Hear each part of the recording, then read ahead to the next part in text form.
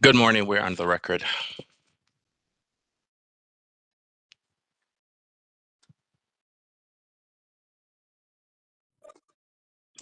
Good morning. As chairperson of the Alcoholic Beverage and Cannabis Board for the District of Columbia, in accordance with DC Code Section 2571(c) of the Open Meetings Act, OMA, I'm welcoming you to the regular scheduled meeting of the Alcoholic Beverage and Cannabis Board. This meeting is being conducted pursuant to guidance made available by the District of Columbia's Office of Open Government regarding electronic meetings held by public bodies. Electronic meetings by the ABC Board are authorized pursuant to Section 2577A of the DC Code. Pursuant to the OMA requirements, notice of today's meeting was provided 48 hours in advance of the meeting on ABCA's website and on the District Central Meeting calendar. The notice included the time, date, agenda, and call-in or login information for public participation. This electronic meeting has been hosted by a WebEx account provided by the District of Columbia government. Please address any questions or complaints to the OOG at opengovoffice@dc.gov. My name is Donovan Anderson. I'm chairperson of the board. I would like to introduce the other members of the ABC board who are also participating electronically. Please respond when I announce your name. Mr. James Short. Mr. James Short, present. Mr. Silas Grant. Silas Grant, present. The board has 3 members in attendance for the conduct of business today, and that constitutes a quorum. Before we get underway with today's hearing calendar, I need to make a few instructions very clear so that the conduct of these hearings is understood by everyone. There are 9 cases on this morning's calendar. Once your case is called, I will take a moment for IT specialists to elevate the rights for each party to enable their camera and microphone. Then and only then will you have the ability to enable your equipment. If your case has not been heard, you will remain mute and your camera will be disabled. At the conclusion of each case, the parties will have the option to leave. If the party chooses to stay, all cameras and microphones for the concluded case will be disabled. Should you have any questions or require technical assistance during the hearing, please submit them using the question and answer feature. Our first case this morning, it's a protest hearing status, case number 23 PRO 00096 DC Food Market, license number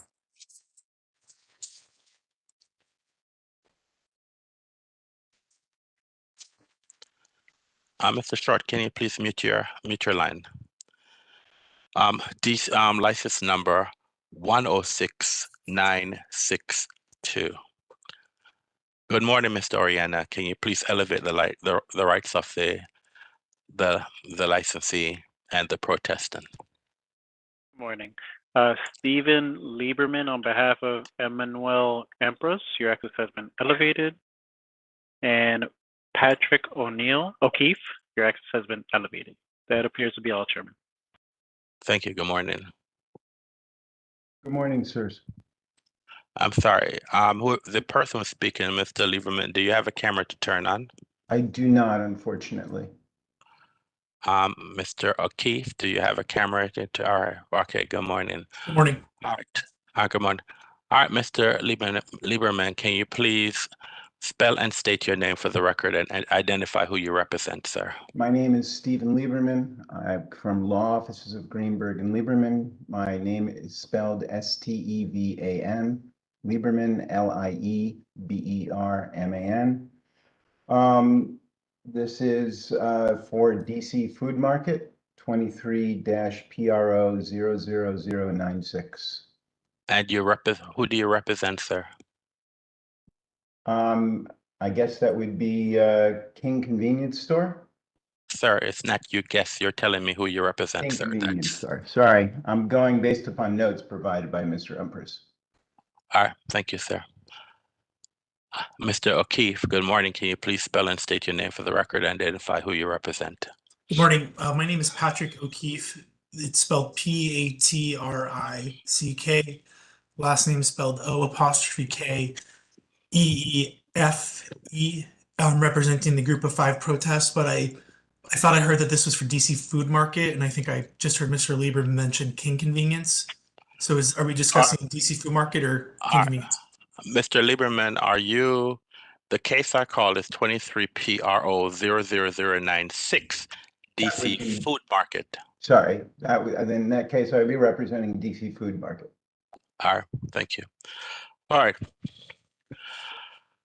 All right, Mr. Lieberman, are there any preliminary matters that you need to bring to the attention of the board? Just that there's nothing to report at this time. Thank you. And Mr. O'Keefe, is there any preliminary matters you want to report to the board? Nothing to report at this time. All right, thank you. This matter is scheduled for if this matter goes to a hearing, it's scheduled for a protest hearing on March 21st at 10 a.m. Now that we have scheduled this matter for a protest hearing, there are a few things that I would like to instruct the applicant and the protest about so that the protest hearing is focused and addresses only those issues that are being protested. The board does not intend to hear testimony on matters that are not relevant to this case. You should have received by electronic or regular mail a letter explaining the protest process, a copy of the protest information form, and a copy of the exhibit form. If you do not have these documents, please contact our legal office following this hearing. It is imperative that you review the rules closely and adhere to them before and during the protest hearing. You're also required to complete and submit the protest information form PIP and the exhibit form 7 days before the date of the hearing. These two forms and accompanying documents need to be submitted to ABCA's legal division and to all opposing parties in this matter. If we do not receive a copy of your PIP, your application, or your protest, whichever side you're representing, may be subject to dismissal. Likewise, if we do not receive a copy of the exhibit form and the exhibits themselves, your exhibits may be excluded from the record upon a finding that the opposing party has been prejudiced or no good cause for failure to submit has been shown. Likewise, witnesses other than a party may also be subject to exclusion if not identified on the PIP. Accordingly, these forms are very important. They greatly assist the board in narrowing the protest issues, facilitating the process, and keeping the parties on point during the hearing. They likewise provide notice to opposing parties, enabling them to better prepare for the hearing. Also, as you're aware, all our hearings are now conducted virtually. You will have 1 hour to present your case, and you'll only be allowed to call 5 witnesses. If you require more time, you are welcome to file a motion with the board to request more time. We thank you greatly for your cooperation. If you have any questions today or any time leading up to the hearing, please do not hesitate to contact ABCA's legal division. Thank you. It's mine. Good luck with your negotiations, and if this matter is not settled, we will see you on March 21st at 10 a.m. That should be, I'm sorry, that should be not 10 a.m. That should be 10:30 because we start at 10:30. So it's March 21st at 10:30. Okay? All right. Thank you. Thank you, sir. All right. The next case on our calendar is case number 23, PRO 00097, King Convenience Store, license number 89932. Are these the same parties in this case? Yes. All right. Are you there, Mr. Lieberman? Yes, sir. Good morning. Can you please identify yourself for the record? Stephen Lieberman, Greenberg and Lieberman, on behalf of Emmanuel Empress, representing King Convenience Store, 23 PRO 00097. Good morning, sir. Mr. O'Keefe, can you please identify yourself for the record? Good morning. My name is Patrick O'Keefe, spelled Patrick, last name O''K''EEFE, representing the Group of 5 protest. Good morning. All right. I just want to correct the record for the previous case. I did not realize that this case was that March 21st is a Thursday. So 10 o'clock is correct. All right. On March 21st is a Thursday. I didn't realize. I know that we normally meet on Wednesdays, but this case is scheduled for Thursday. So the time of 10 o'clock is correct. All right. But going back to, yeah, so, and I believe, all right. So, good morning, everyone. Are there any preliminary matters in this case that need to be brought to the attention of the board? Mr. Lieberman, Nothing to report, sir. Mr. O'Keefe? Nothing to report at this time. Yeah. All right, and this case is scheduled for a protest hearing for also March 21st, but this matter is scheduled for 1:30 p.m. So the first case is scheduled for 10 a.m. and this matter is scheduled for 1:30 p.m. because it's a protest hearing. I previously, it was the same parties in the previous case, but the only thing I just want to remind the parties is that the same instructions are for that I read for the previous case. It's the same instruction in this case, but I just want to advise again the parties one more time that you are required to do a PIP 7 days before the hearing. Failure on either side to provide a PIP, the board can prevent you from relying on documents and witnesses that have not been disclosed previously. So it's the same instructions, but I just want to highlight that, remind the parties that 7 days before the hearing, you must do the PIP. If you have any questions, please reach out to our agency, and our agency will provide you with whatever guidance you might require to move forward. So if this matter is not settled, I will see you then on March 21st at 1:30 p.m. Any questions by anybody? Anyone? Nope. All right. Thank you very much. Have a great day. You too. Bye. All right.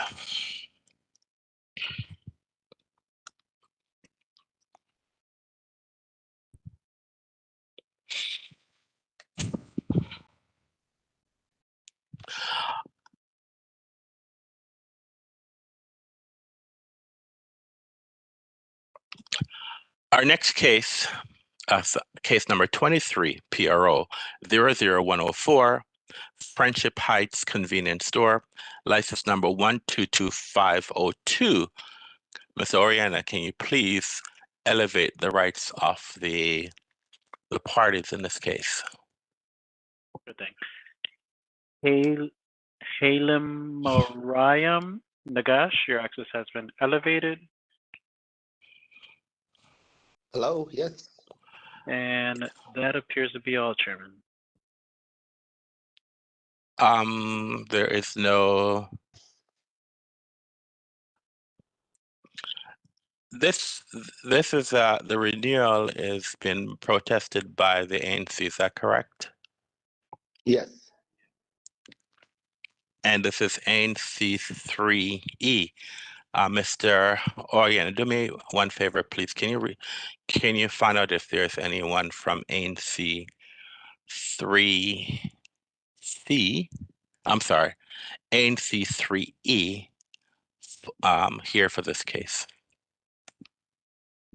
Sure thing. Thank you.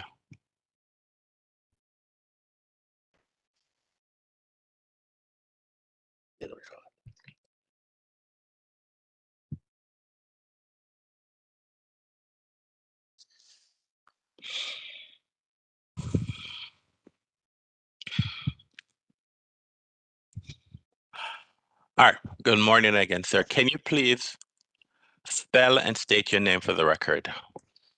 My first name is Haile Mariam. My last name is Nagash. I need you to spell it, sir, there's a court reporter so the person can identify you properly for the record, sir. HAILEMARYAM. Last name is NEGASH. And what is your role with this establishment, sir? I'm the owner. Thank you. This is an application for a renewal of the license, and it was protested by ANC 3E. This matter was scheduled for a protest hearing status at 10:30. The case was called. It's 10:47, and the ANC who has protested the renewal of the license is not here. So it is once a protest of a license, the parties are required to show up. In order to protest a license, the parties are required to show up at the roll call, and that is where status is granted. And the parties are also required, both parties are also required to show up at the protest hearing status. Seeing that the ANC is not here today at the protest hearing status, I therefore make a motion that the ANC be dismissed, that the protest be dismissed. Is there a second? Mr. Short, I second. Mr. Short has seconded the motion. We'll have a roll call vote. Mr. Short. Mr. Short, I agree. Mr. Grant. Mr. Grant, I agree. And Mr. Anderson, I agree. The matter passed 3-0. What this means, Mr. Nagash, is that the ANC, the board will issue an order dismissing the protest. The ANC will be provided 10 days to give us reasonable notice why it failed to appear at the protest hearing status today. If the ANC fails to respond to our notice, or if they provide us notice that the board considers it's not good cause, the protest will be dismissed formally in 10 days. And what this means is that the agency will be instructed by the board to move forward to renew your license without any further restrictions. Do you understand, sir? Yes, please. All right.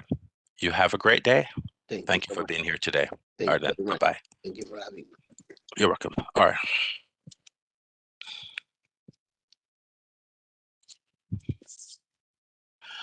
All right. The next case on our calendar is case number 23, PRO 00094, Marte Bar and Lounge, license number 125774. Mr. Oriana, can you please elevate the Amharic interpreter, the licensee, and also the protester for this case? Thanks. Mescarum Balku, your access has been elevated. Roxanne Kerr, your access has been elevated. Ms. Rock and Carl Kerr, your access has been elevated. Commissioner Cornelius, your access has been elevated. And I believe that's all, Chairman. Who is the interpreter? Mescarum Balku. All right, Ms. Balku, can you turn your camera on, please? All right. Can you spell and state your name for the record, ma'am? Meskerem, first name, Mescarum, last name, Balkew. All right, can you raise your right hand, ma'am? Do you solemnly affirm that you will faithfully and accurately interpret the proceedings in this matter from English to Amharic and from Amharic to English to the best of your ability? I do. All right, thank you. I need everyone, if I guess Miss and Miss Kerr, if you have I see it appears that I see Roxanne Kerr, and then I see another Miss Karen Carl Kerr. Is that who's on that other line? Can you be on camera? I don't think they have camera capability. All right, but I hear them talking, and I don't want to say if the person is not. If you're not speaking, I need you to mute your line. All right. Okay. Who's the owner? Who's the licensee? This is Roxanne Kerr speaking. The owner is Ms. Rock and Carl Kerr. And I'm counsel, Roxanne Kerr. Oh, I apologize, ma'am. I was not aware. All right. And so we need an Amharic interpreter, is that correct? Well, we will for the hearing, but I think today, since there's nothing to report, we probably won't need her for today. So you're saying that I just want to make sure that's on the record, you are counsel, and you're stating that we do not need an interpreter for this protest hearing status today. Is that correct, ma'am? That is correct. All right, thank you, Ms. Belko. Thank you very much for your appearance today. You're free to go. Thank All right. you. All right, thank you. All right, good morning, Ms. Kerr. Can you please spell and state your name for the record and your representation? Yes, good morning. My name is Roxanne Kerr, and the spelling first name Roxan, last name is Kerr, and I'm counsel to Mizrak and Carl Kerr, Martyrs Bar and Lounge. All right, good morning. Are they here? Can they spell and state their name for the record? Yes. Yes, it's Ms. Rockford for the Kerr. It's MISRAKVEKELE. Kerr, KERR. Good morning, ma'am. Good morning. And Carl Kerr, KARLKERR. Good morning. And you both are the owners of the establishment. Is that correct? That's correct. Miss Conotes, I apologize if can you please spell and state It's fine. It's a Can you Greek spell name. I'm Commissioner Chrysanthi Corniotis, CHRYSANTHE and I'm Commissioner for 4D04, and I'm representing our 4D Commission today. Good morning, ma'am. Good morning. All right. Ms. Kerr, are there any preliminary matters you want to bring to the attention of the board? No, sir, there's not. Ms. Corrientes, are there any preliminary matters you want to bring to the attention of the board? No, there are not. Thank you. All right, thank you. This matter is scheduled for a protest hearing on April 10th at 1:30 p.m. And let me just read the instructions for a protest hearing. Now that we have scheduled this matter for a protest hearing, there are a few things that I would like to instruct the applicant and the protestants about so that the protest hearing is focused and addresses only those issues that are being protested. The board does not intend to hear testimony and matters that are not relevant to this case. You should have received by electronic or regular mail a letter explaining the protest process, a copy of the protest information form, and a copy of the exhibit form.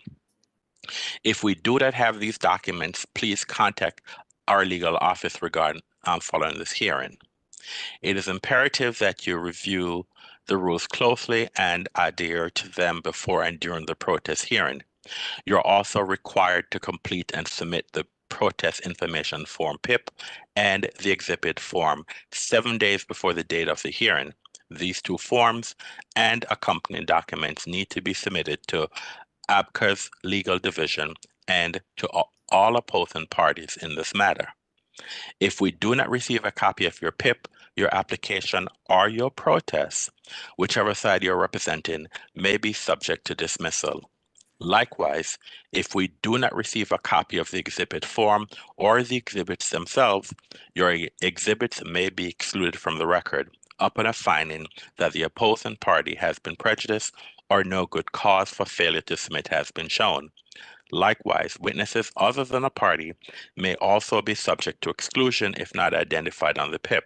Accordingly, these forms are very important. They greatly assist the board in narrowing the protest issues, facilitating the process, and keeping the parties on point during the hearing. They likewise provide notice to opposing parties, enabling them to better prepare for the hearing. As you are aware, all our hearings are now conducted virtually. You will have 1 hour to present your case, and you will only be allowed to call 5 witnesses. If you require more time to present your case and require more than 5 witnesses, please file a motion with the ABC board requesting additional time and/or additional witnesses. All right, we thank you greatly for your cooperation. If you have any questions today or any time leading up to the hearing, please do not hesitate to contact ABCA's legal division. Any questions before I bring this hearing to a closure?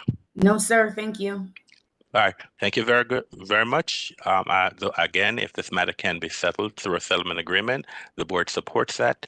If not, we will see you on April 10th at 1:30 p.m. Sir, one Yes, quick ma'am. question. Sorry. If a settlement agreement can be reached prior to, is there a deadline to submit that?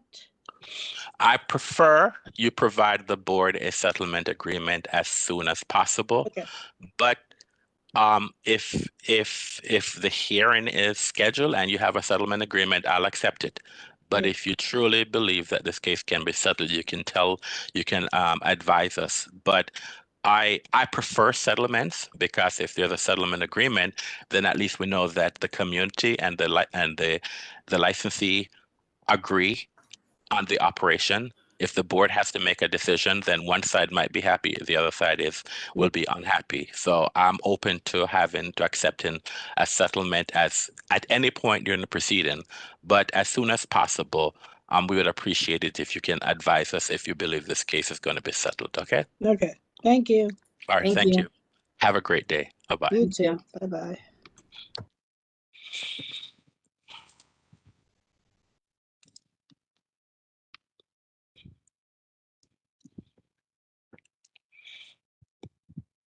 We now move to a show cause hearing status calendar.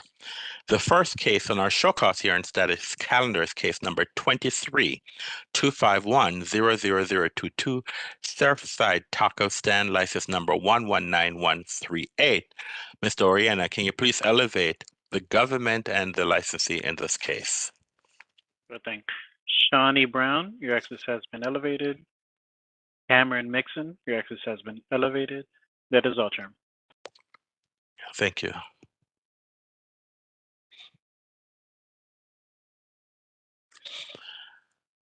Good morning, Ms. Brown. Can you please spell and state your name for the record? You're on mute, Ms. Brown. Good morning. This is Assistant Attorney General Shani Brown here on behalf of the district. That's spelled SHANIBROWN. Good morning, ma'am. Mr. Mixon, good morning. Can you please identify yourself for the record? Good morning, Chairman Anderson. It's Cameron Mixon with the Veritas Law Firm. That's CAMERON MIXON. Good morning, sir. Are there any preliminary matters in this case? Yes, it is my understanding that the parties have reached an agreement. And what is that agreement? On charge 1, allowing the establishment to be used for unlawful purposes. The fine would be for $1,000 payable within 30 days, or its license shall be suspended indefinitely until the fine is paid. And on charge 2, failure to surrender license into safekeeping, and a warning would be issued. Thank you. Mr. Mixon, it's my understanding that there's an offer in compromise, and the offer in compromise is that for charge 1, there's a fine of $1,000 payable within 30 days. If the fine is not payable in 30 days, the license will be suspended until the fine has been paid. And for charge 2, a written warning will be issued. Is this your understanding, sir, of the offer in compromise? Yes, we've received the offer in compromise, and it's under review with our client. What does it mean it's under review? Is it accepted or is it not accepted? The client's not prepared to accept it at this time, but is going to reach a decision in a couple days between now and the hearing. Well, okay, then I thought that there was an offer in compromise. I thought the parties had reached an agreement. Then, with that said, this matter then is scheduled for a show cause hearing on April 3rd at 1. I'm sorry. The matter is scheduled for a show cause hearing on April 3rd at 1:30 p.m. I would like to remind the parties that if this matter goes to a show cause hearing 7 days prior to the hearing, the parties are required to exchange documents and witnesses. Failure by either side to exchange documents or witness, the board is empowered to prevent that side from moving forward unless good cause is shown. Any questions? No, sir. No. All right, then if this matter is now settled, I will see you on April 3rd at 1:30 p.m. All right, thank you. Thank you. All right.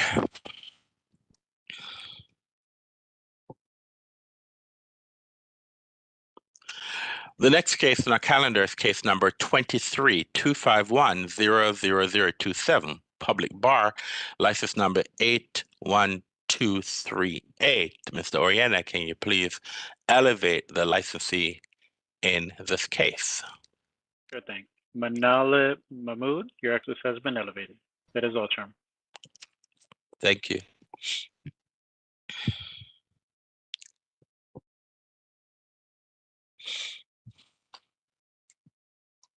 Good morning. Excuse me, Ms. Brown, can you please identify yourself for the record? Yes, good morning. This is Assistant Attorney General Shani Brown here on behalf of the district. That's spelled SHANIBROWN. Thank you. Ms. Mahmood, can you identify yourself? Good morning. Can you spell and state your name and identify yourself for the record? Hi, good morning, Mr. Chair. Manal Mahmood with Malleus O'Brien Sandground, MANALLE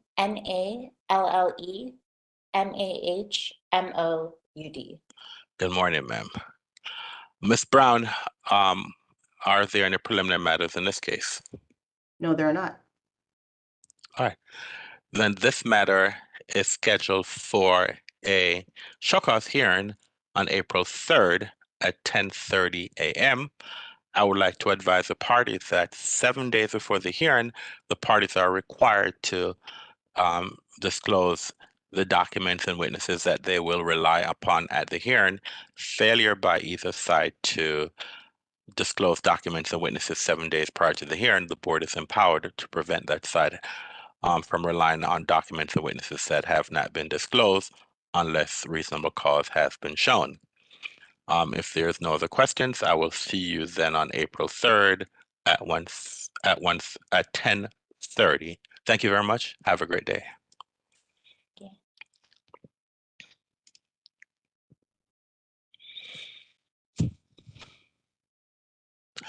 The next case on our calendar is case number 23 CMP 00087, red light, license number 90488. Mr. Oriana, can you please elevate the licensee in this case?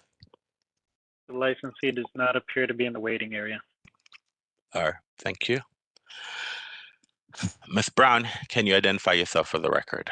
Yes, good morning. This is Assistant Attorney General Shani Brown here on behalf of the district. That is spelled SHANIBROWN. Good morning, ma'am.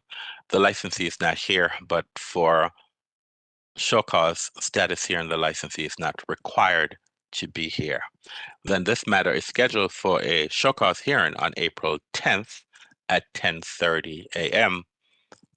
Once again, I would like to remind you, Ms. Brown, that 7 days prior to the hearing, the parties are required to exchange documents and witnesses.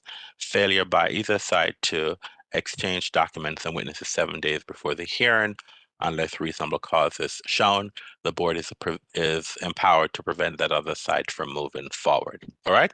Thank you very much. Have a great day, ma'am. You too. Thank you. All right. Bye-bye.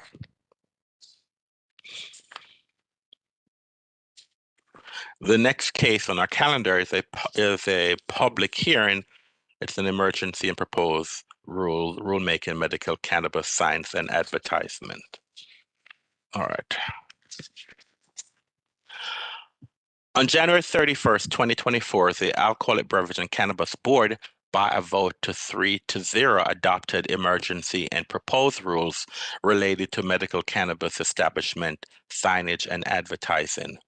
The basis of this action was the passage of the Medical Cannabis Program Enforcement Emergency Amendment Act of 2024, which became effective January 25th, 2024, and which modified various medical cannabis advertising rules.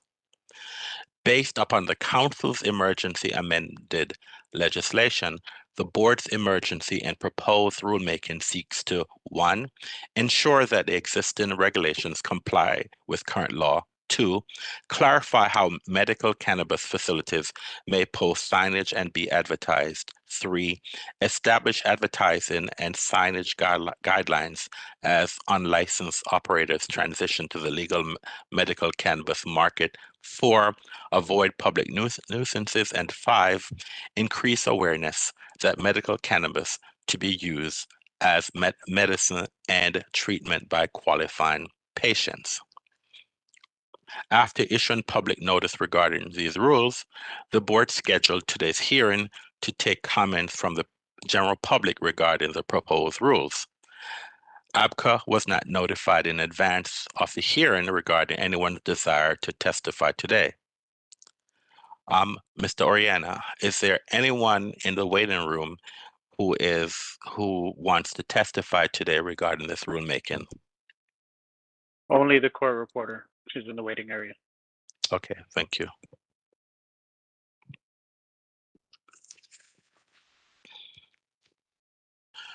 This matter was scheduled for a hearing at 10:30. It is now 11:08, and there's no one. No one had signed up in advance to testify at the hearing, and there is no one here today to testify. And so we will close this public hearing, and the board will move forward with its proposed notice. Thank you very much. For the record, so we've closed the record on the public hearing. All right.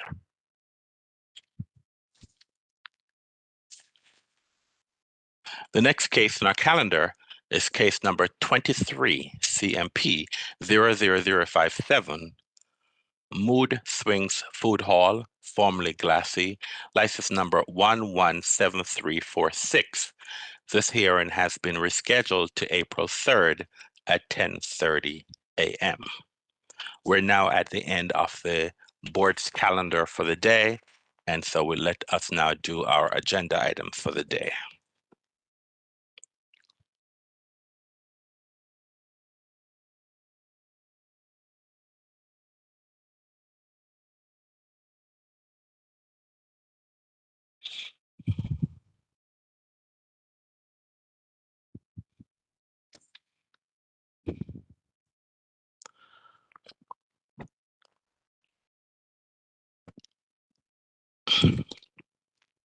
All right.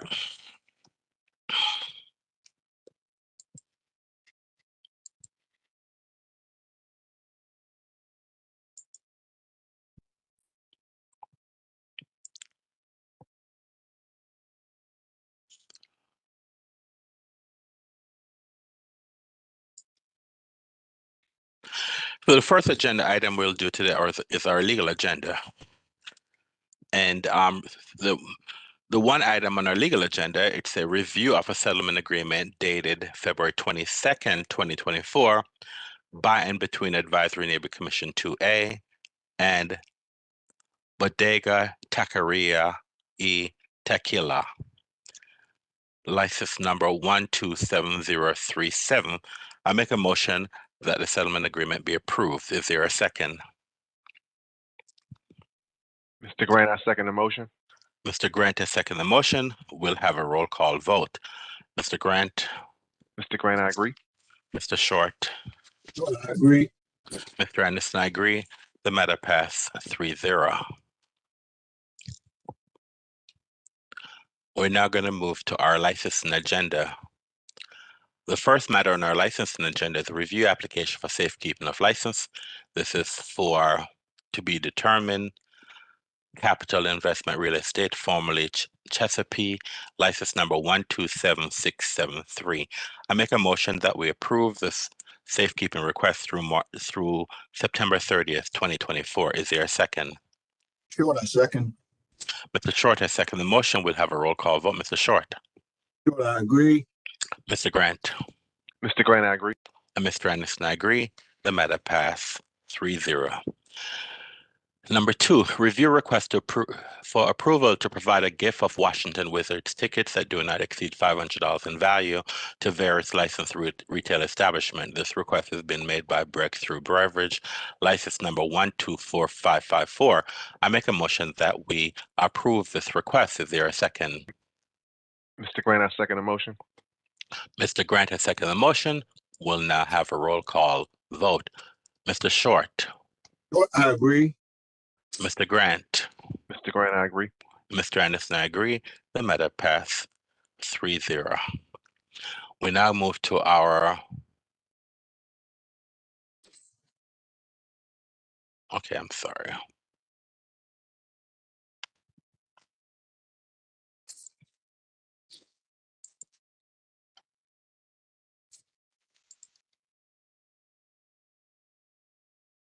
Okay.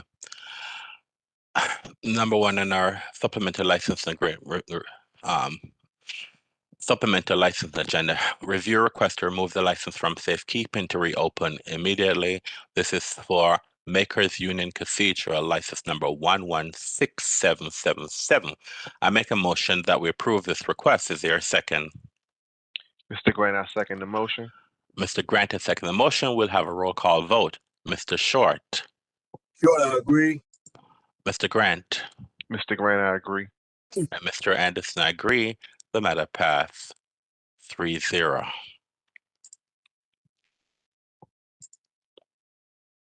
Let's move to our cancellation agenda.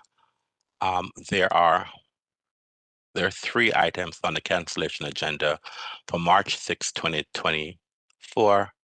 And without objection, I make a motion that the board approves the actions on our cancellation agenda for March 6, 2024. Is there a second? Short, I second. Mr. Short, I second the motion. We'll have a roll call vote. Mr. Short. Mr. Short, I agree. Mr. Grant. My apologies, Mr. Grant, I agree. And Mr. Anderson, I agree. The matter passed 3-0. Let us move to our medical cannabis licensing agenda for today. The one licensee on that agenda is a review of transfer application for current retailer license. This is Herbal Alternatives license number 117377. I make a motion that we approve this request. Is there a second? Short, I second. Mr. Short has seconded the motion. We'll have a roll call vote. Mr. Short. Short, I agree. Mr. Grant. Mr. Grant, I agree. And Mr. Anderson, I agree. The matter passed 3-0. Let us move then to the board's temporary license and one-day substantial docket. The first request, I'm going to go through. There are 27 licensee applicants on this agenda. So I need to read all the licensees. So what I will do, I will read the name of the licensee, the class, the event, the date, the license number, and the attendees. And there are a couple of cases where I will make recommendations for the capacity. And at the end of the list, I'll make a motion that the board approve the agenda as read in the record by the chair. So the first request, a request from Lana Mahmoud for one-day license class F. This is for a concert live music performance. This is on March 7th. The license number is 127759500 attendees, 10 security guards. Number 2 is also another request from Lana Mahmoud for a concert. This is on March 9th. The license number is 127762800 attendees, 10 security guards. Number 3, another request from Lana Mahmoud for one-day license class F for concert. This is on March 11th. The license number is 127765350 attendees, 6 security guards. Number 4 is another request from Lana Mahmoud for concert, Miracle Theater. This is on March 12th. The license number is 127766350 attendees, 6 security guards. Number 5, another request from Lana Mahmoud, a one-day license class F concert, Miracle Theater, March 15th. The license number is 127767350 attendees, 6 security guards. Number 6, another request from Lana Mamoto, a concert. This is on March 15th.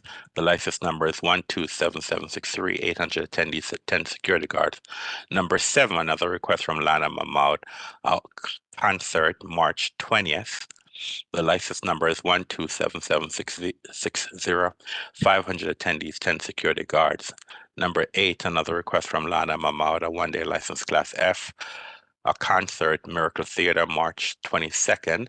The license number is 127768350 attendees, 6 security guards. Number 9, another request from Lana Mahmoud, a one-day license class F concert, March 23rd. The license number is 127769350 attendees, 6 security guards. Number 10, another request from Lana Mahmoud concert. It's again a one-day license class F, a concert, March 23rd. The license number is 127764, 800 attendees, 10 security guards. Number 11, another request from Lana Mamouda, concert, March 28th. The license number is 127761, 500 attendees, 10 security guards.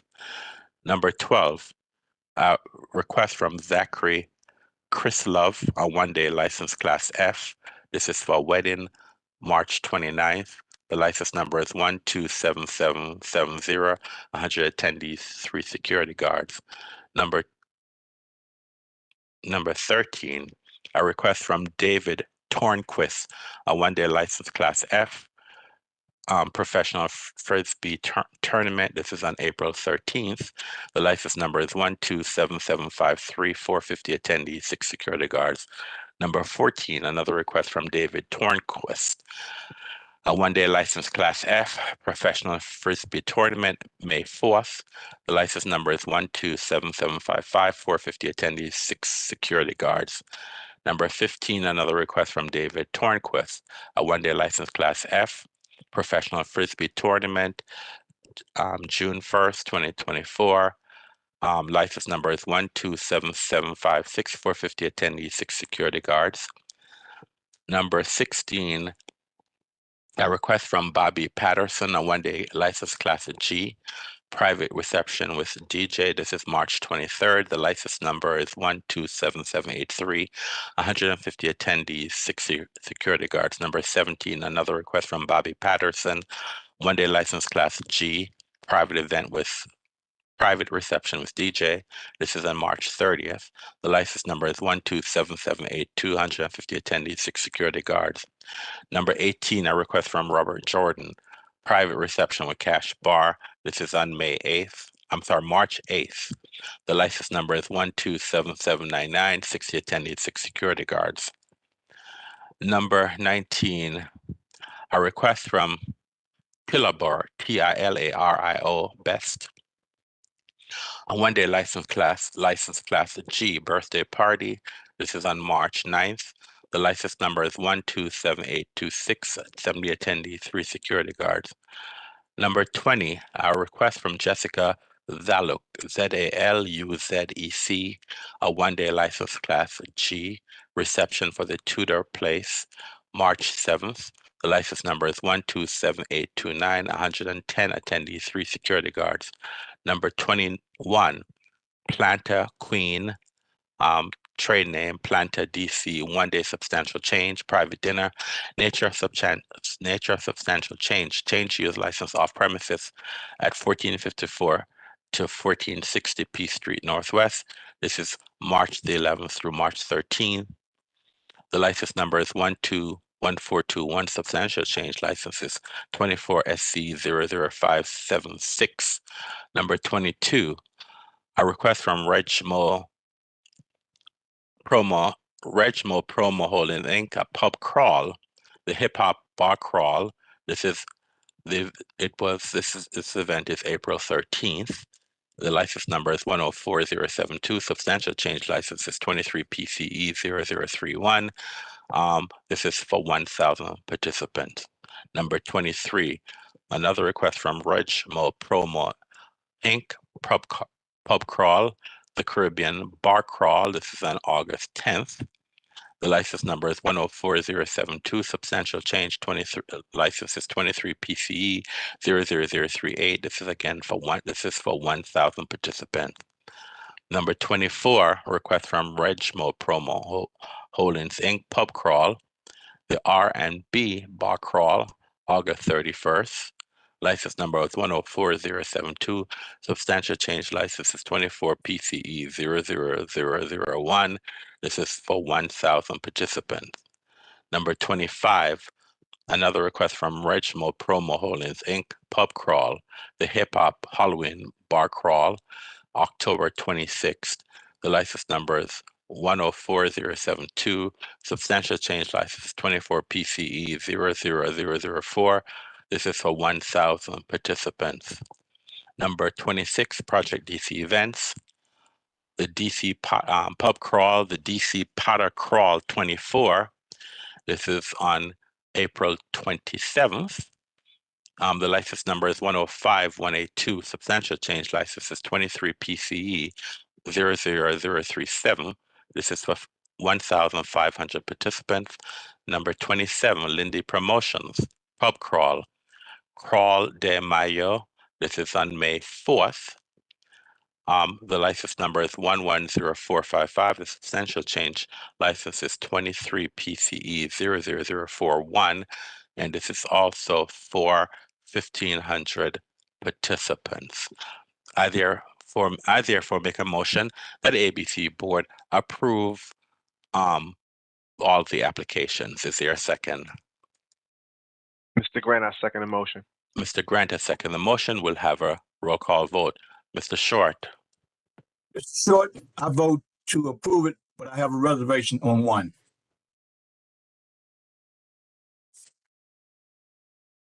you vote to approve what, Mr. Short, and what is it that you have a reservation on? So what is it that you are voting on, sir? One pub crawl for October 26th is on a Saturday, and I thought we had said Halloween would not be celebrated when pub crawls from this board on weekends. And this is a weekend. This is a Saturday. October 26th is a Saturday for a Halloween pub crawl. I'm sorry I didn't catch it this morning, but I just looked at my calendar again and reminded myself that we had, as a board, voted that we would not have Halloween events on weekends on Connecticut Avenue, Northwest. That is not my understanding, Mr. Short, and it's my understanding the board had agreed not to approve Halloween events. This is not Halloween, but so are you?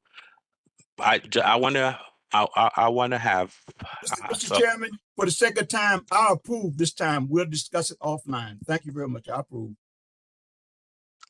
All right. So, all right. And Mr. Grant? Mr. Grant, I agree.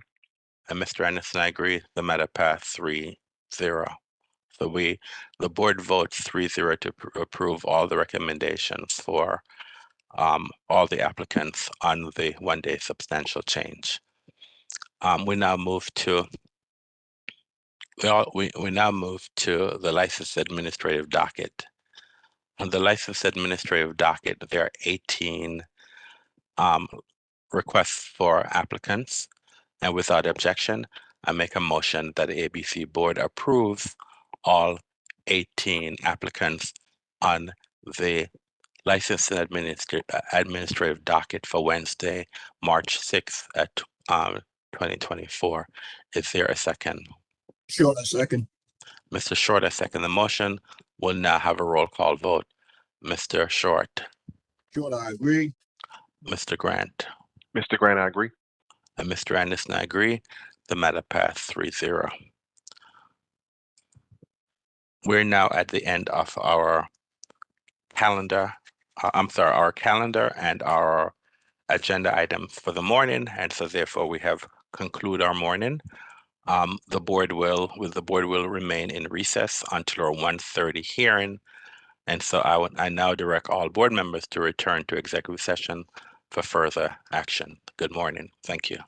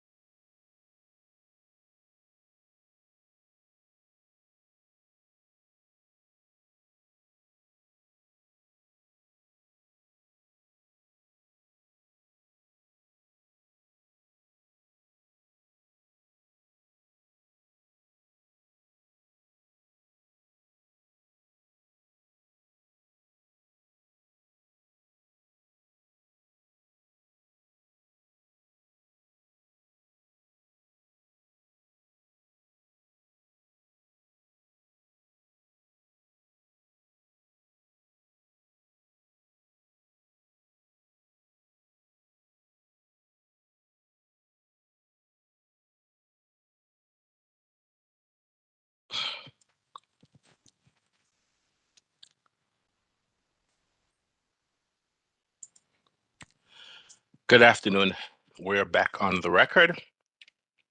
Good afternoon, everyone, and welcome to the afternoon session of the ABC board. My name is Donovan Anderson. I'm chairman of the board.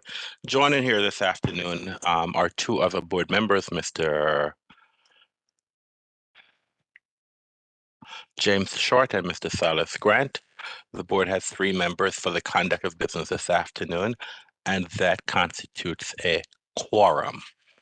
If you have any questions or any concerns this afternoon with IT issues, please address those in the chat. And we have one case this afternoon. It's a continuation. And so the case I will be calling is case number 23 PRO 00078, Iraq line, license number 116082. Good morning, Mr. Oriana. Can you please elevate the parties in this case? Good afternoon. Jessica Farmer, your access has been elevated. John Fiorito, your access has been elevated. Lauren, your access has been elevated. Mr. Blanchard, your access has been elevated. Richard Bianco, your access has been elevated. Spencer B. Ritchie, Esquire, your access has been elevated. And Terry Lynch, your access has been elevated. There's also Christopher Cohen, your access has been elevated. That is all, Chair. Thank you, sir.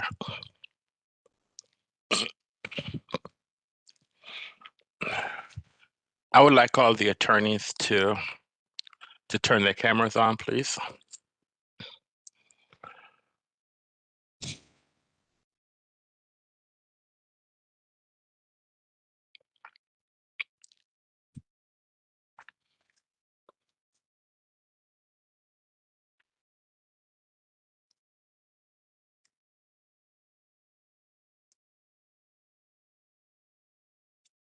All right, this is a continuation of the protest hearing that was started 2 weeks ago, and the licensee the licensee had presented his case, so we are about to start the protestant's presentation. And prior to start the protestant's case in chief, Mr. Bianco, it's my understanding, I saw that you had filed a motion. Is that a motion that's still active? I know that the protestant had not responded, but is that a motion that the board needs to make a determination on, sir? So I'm hoping not, actually. Since I filed the motion, I've had occasion to speak with Protestants Council, and I now understand that what's being proposed is that Mr. Ritchie will be appearing in place of Ms. Smith, who's not available today for reasons that have been disclosed to me, but I don't necessarily need to put on the record. And so I do not object to Mr. Ritchie, I guess, filling the shoes of Ms. Smith. So, you know, provided that's the case, I don't have a problem. If there was some notion or there was going to be some major change on the side of the Protestants where he was going to be coming in and standing as lead counsel, I think then I would have a problem. But provided that it's going to be in the same capacity as the attorney they're losing, I'm okay with it. All right, thank you. So you're withdrawing your motion? Provided that we have from Protestants that representation that Mr. Ritchie is filling the shoes of Ms. Smith, who is unavailable. Mr. Blanchard? Do you, I'm sorry, who's what's it, which, Mr. Blanchard, is Mr. Ritchie on your team, or is Mr. Ritchie with Ms. Farmer? Good afternoon, Mr. Anderson. Yes, Mr. Ritchie is an attorney in my firm. He's on my team replacing Alexandria Smith.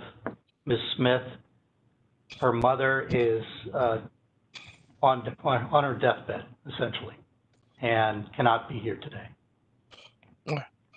So I don't have a problem with the substitution. So I believe that what Councilor stated, he doesn't have an objection, and so we'll move on. All right. This is as I previously advised the parties 2 weeks ago. It is my intent that this hearing will be over at 5 o'clock today. That's what I want everyone to shoot toward. So therefore, I want everyone to shoot for us to we're going to complete this case today, okay? No matter how long it takes, this case will be completed today. However, I'm hoping we can conclude it by 5 o'clock. But all right, so the only thing we're going to do, I will take a break every 2 hours. So I will look to see where we are, and in approximately every 2 hours, I'll try to take a break. So if one needs to use the restroom or whatever it needs to do. So that's the only thing I'm going to do. We're all attorneys. I do not. The board does not require redundant or repetitive testimony. So let's call our witnesses. Let's get to the point that needs to be made, and let's move on. All right. So who's the first witness we're calling? Thank you, Mr. Chairman. The first witness for today is going to be Dewan O'Donnell of JP Morgan. All right, Dewan O'Donnell from JP. I'm sorry. He's present with me here, so we're going to switch out Mr. Cohen. And just if Mr. Cohen could be granted access to share his screen, he is going to be the one who shares our exhibits. Okay, that's fine. Mr. So access has been granted. So Mr. I said O'Donnell? You said Mr. O'Donnell? Yes. All right, Mr. O'Donnell, you're far away from me, sir, but I understand how we're trying to have this done. But can you raise your right hand, please, sir? Do you swear or affirm to tell the truth and nothing but the truth? I do. Thank you. Your witness. Thank you. Mr. O'Donnell, could you please state your name for the record? Dewan O'Donnell. And are you currently employed by the protestant JP Morgan? Yes. What is your job title? Executive Director. And what are some of your job responsibilities? Assessing, analyzing, sourcing, closing on real estate transactions commercially, globally, as well as disposing, selling, and spearheading redevelopment. And do any of your job responsibilities involve property in the District of Columbia? Yes. Where are JP Morgan's headquarters located within Washington, D.C.? JP Morgan's Mid-Atlantic headquarters, regional bases, are located at 875 15th Street Northwest, between or the corner of 15th Street and High Street. When did JP Morgan purchase that building? Approximately May of 2018. And can you tell me a little bit about the building? Sure, it's a 12-story building, has a below grade. There are a number of conferencing facilities and community centers at the ground floor and throughout the building. There's a terrace, outdoor terrace on the 11th floor, and there's also a pretty expansive rooftop penthouse area that oversees unobstructed to Washington Monument. Do you know why JP Morgan chose this particular location for its DC office? Yes, it was a time where JP Morgan had leased two separate locations, one located sort of in this central business district area at 800 Connecticut and another at 601 Pennsylvania, which is closer to the Capitol building. And the goal was to consolidate its employee base under one roof. And so purchasing this asset was the culmination of those efforts and strategy. Approximately how many employees are located in the DC office? Approximately range over 600 people. Okay. And can you explain a little bit for the board the proximity to the applicant's proposed location to the JP Morgan building? Sure. It is located connected to an alleyway directly behind our building through a loading dock area, which I believe is less than 10 or 12 feet potentially from us. I'm gonna show our first exhibit here. This is a photograph that was included in Exhibit 10 of the PIF, but we will call it Protestants 1, I suppose. Could you tell me what we're looking at here? Sure. So we are located off of the 11th floor terrace, looking eastward behind the building to some of the neighboring properties, including which below appears to be this building in question. Okay, so, and I just want to clarify for the record here, the building that appears to be much lower than the other buildings, is that what you're referring to? That's correct. Okay. And that's the proposed site of the applicant's location? Yes, that's my understanding. And do all of the terraces overlook the applicant's rooftop? So there's one terrace on the 11th floor that wraps around the building that you're able to see the building in question. There's a in-house rooftop open area that you can also look to the neighboring building in question. Okay, I will now move to admit Protestants 1. Objection. I'm sorry. Just to Art. So what is you Art? Let me do it this way. Sure. You're saying that just to keep the record, so at least we will know where the documents are. So you're saying that was initially Exhibit 10? That's correct. So why don't we just have it as Exhibit 10? So when if for anyone who, if they're going through your exhibits that's in the record, then it's easier to identify what the document was. All right. Mr. Anderson, I have just a point of clarification.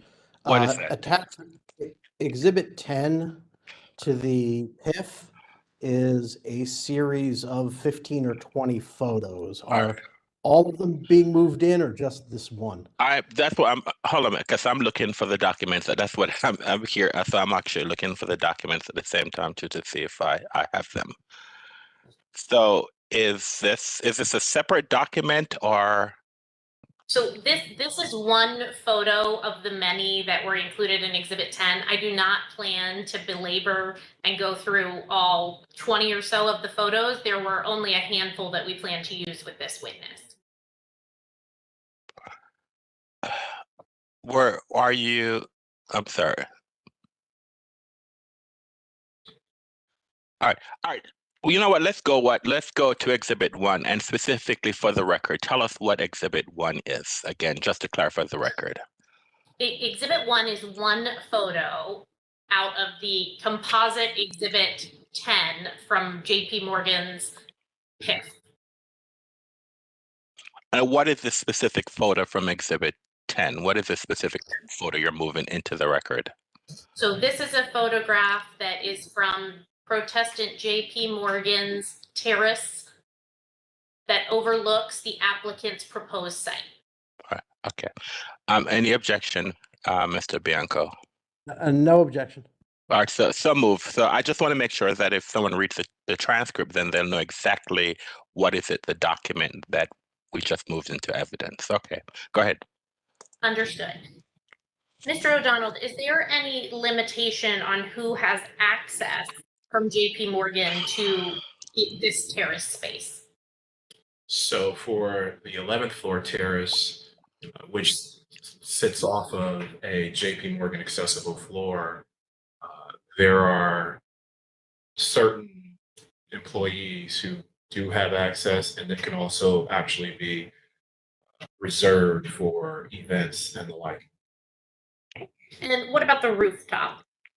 The rooftop is accessible to all tenants and employees of companies who lease space or own space in the building, which are a few firms even outside of JP Morgan. And there's fully accessible rooftop access, which again can also be reserved for private use and events.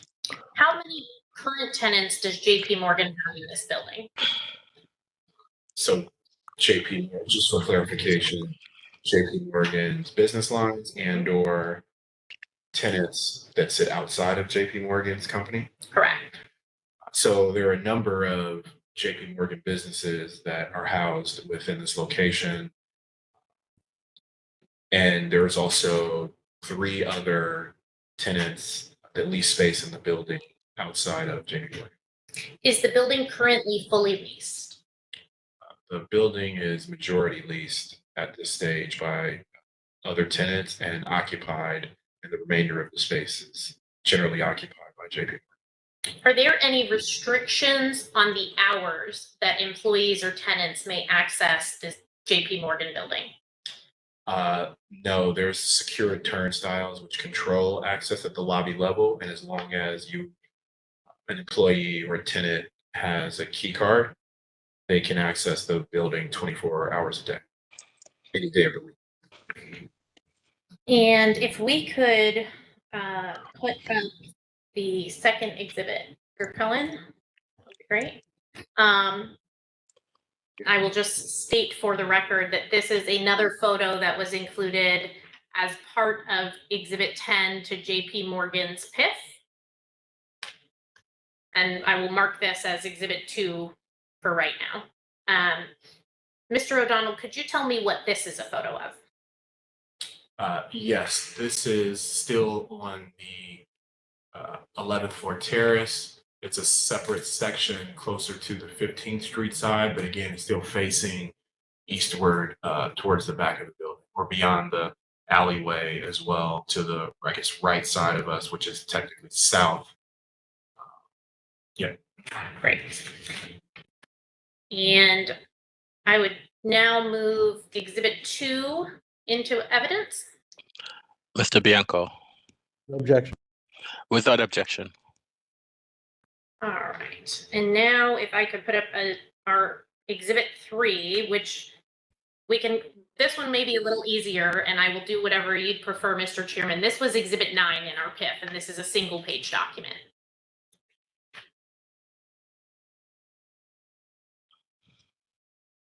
You're having testimony, so why don't you have some testimony, and then once you try to move it in evidence, then we'll just get some clarification. Understood. Could you take a look at this document and let me know what this represents? Yes, this is an aerial view above Bowen Building, as well as premises in question, which depicts 15th Street to the west, I Street to the north, I believe 14th Street to the east, and shows an arrow through Say Alley, which is artery through from 14 through 15 to pass through our completely freestanding building. And you just mentioned the Bowen building. Is that the JP Morgan building? That's correct. Okay. And here there's a teal section that says abutting property. Is that the Bowen building that you were referencing? That's correct. And then in orange, there's a section that says premises. Is that the proposed location for this nightclub? To my understanding, yes. Do you know if the traffic in Z Alley runs one way or two ways? I believe there is no one-way traffic guidance. Therefore, cars, air pedestrians can travel both ways through the alley. And you mentioned loading access. Where does JP Morgan do loading? Is it in this Z Alley? Off of Z Alley, that's correct. Does JP Morgan and its employees have to use the alley to enter its parking garage? It potentially could, yes. The parking garage is located off of I Street. However, there's nothing that precludes a employee or someone accessing the garage to enter from a different street or access area. I would now move in our PIF Exhibit 9 to evidence. Mr. Bianco, Objection. without objection.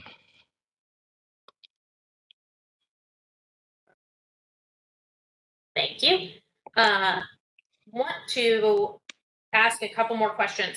How many, do you know approximately how many parking spots there are in the garage? Approximately 100 or so. And is the garage open to the public?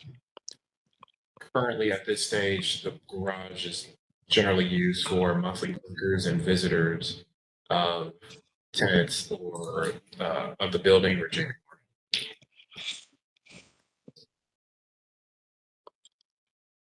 Does JP Morgan own the alleyway that we just saw in Exhibit 9? Yes. Okay. And does it have a public use easement? Yes. Okay. Want to draw your attention. This is going to be another photo that was included in our PIF. Exhibit, what was Exhibit 5?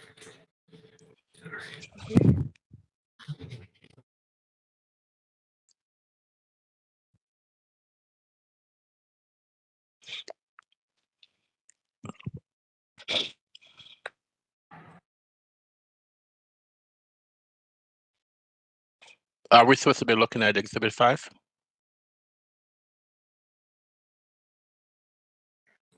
Yes, he's apologized. He's putting it Okay. up. Okay, all right.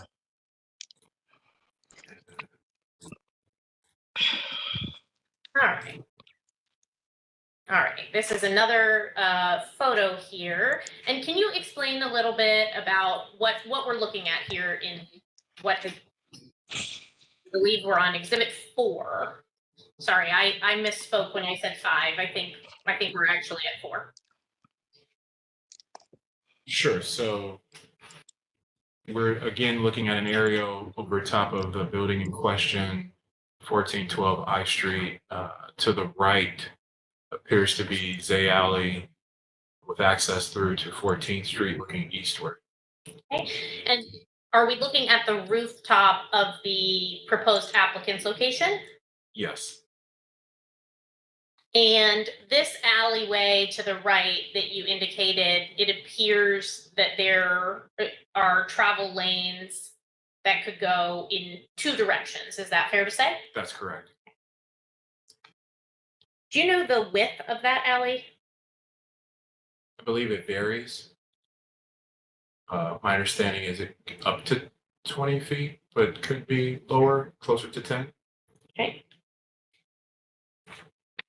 And I am going to move Exhibit 4 into evidence at this time. Mr. Bianco, Objection. without objection. All right. Now, moving along, I want to show as Exhibit 5, JP Morgan's protest in this case. We can. And if we go to the second page, is that your signature? Yes. Right. And JP Morgan is protesting the applicant's proposed use as a nightclub with nude dancing and performances on 3 bases. Is that right? That's correct. Okay. So for the first basis, it indicates that JP Morgan is protesting because it will have a negative impact on its real property value of its property located at 875 15th Street. Do you see that? Yes. What is the basis for JP Morgan's argument that it will impact its real property values? I'm going to object at this point.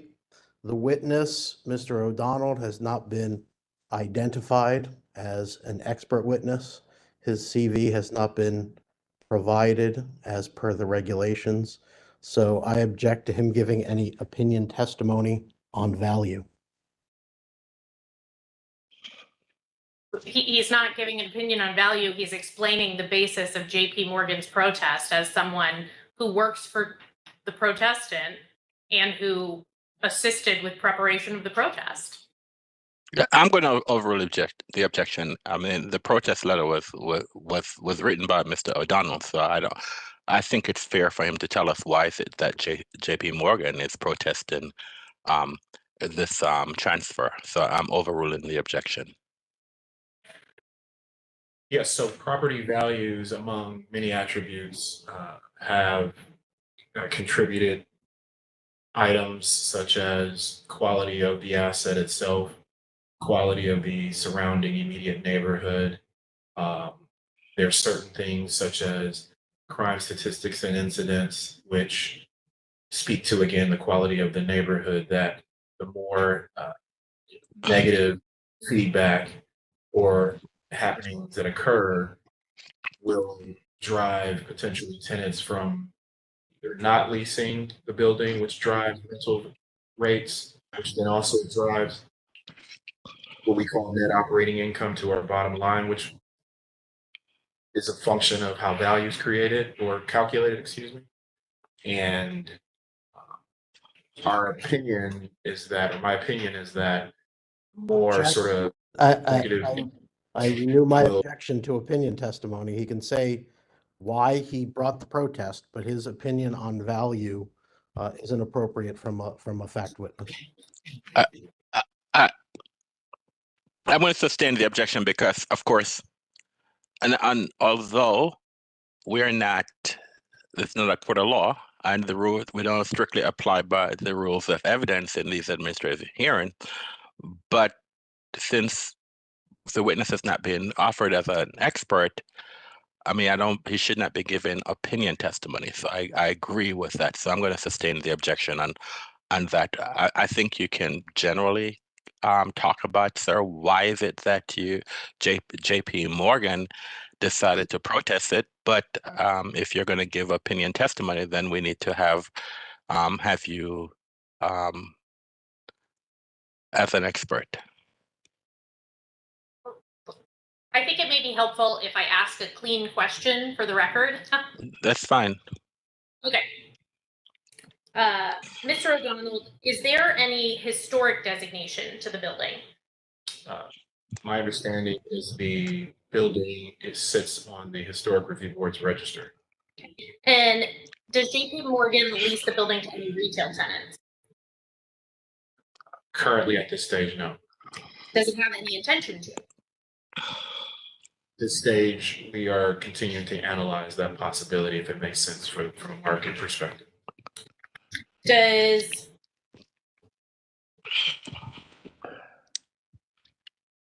I want to move on. Does JP Morgan have any concern about the use of the shared alley? Yes. What is that? That from a perspective of disrupting peace, order, vehicular safety, traffic, negative things may occur and creates unwanted or unneeded liability, given that we own the alleyway, or the firm owns the alleyway, JP Morgan owns the alleyway. Does JP Morgan have any concerns with noise and litter from the proposed establishment? Yes. What are those? That, again, speaking to what we described earlier, potential negative value proposition would lower the quality of the asset and or surrounding area, could also degrade value. Does JP Morgan have any concern that use of the outdoor spaces by the applicant at JP Morgan's building? Yes. How so? Unwanted or higher noise levels could disturb and disrupt. Hold on one minute, Mr. O'Donnell. Mr. Ariana, can you please mute Mr. Lynch and just mute his phone? If he needs to testify, you can elevate him at that time. All right. And I'm asking everyone, if you're not speaking, to mute your line. If not, I will have, and better yet, yes, go ahead. I apologize, sir. Sure. So unwanted noise levels could disrupt employees and tenants enjoying space and or working and or hosting guests either inside of the building or one of the outdoor spaces like the 11th floor terrace and the open rooftop. And you also began to mention that you had concerns about the use of the shared alley. Are there any concerns with particular to vehicular or pedestrian safety? Yes. What are those? That given the width of the alleyways, they are public access streets, and so the ability for cars traversing in opposite directions and or pedestrians being in such a tight space could cause, again, accidents or unwanted liability in an area connected to or that the firm JP Morgan owns. Then I want to show you another exhibit here.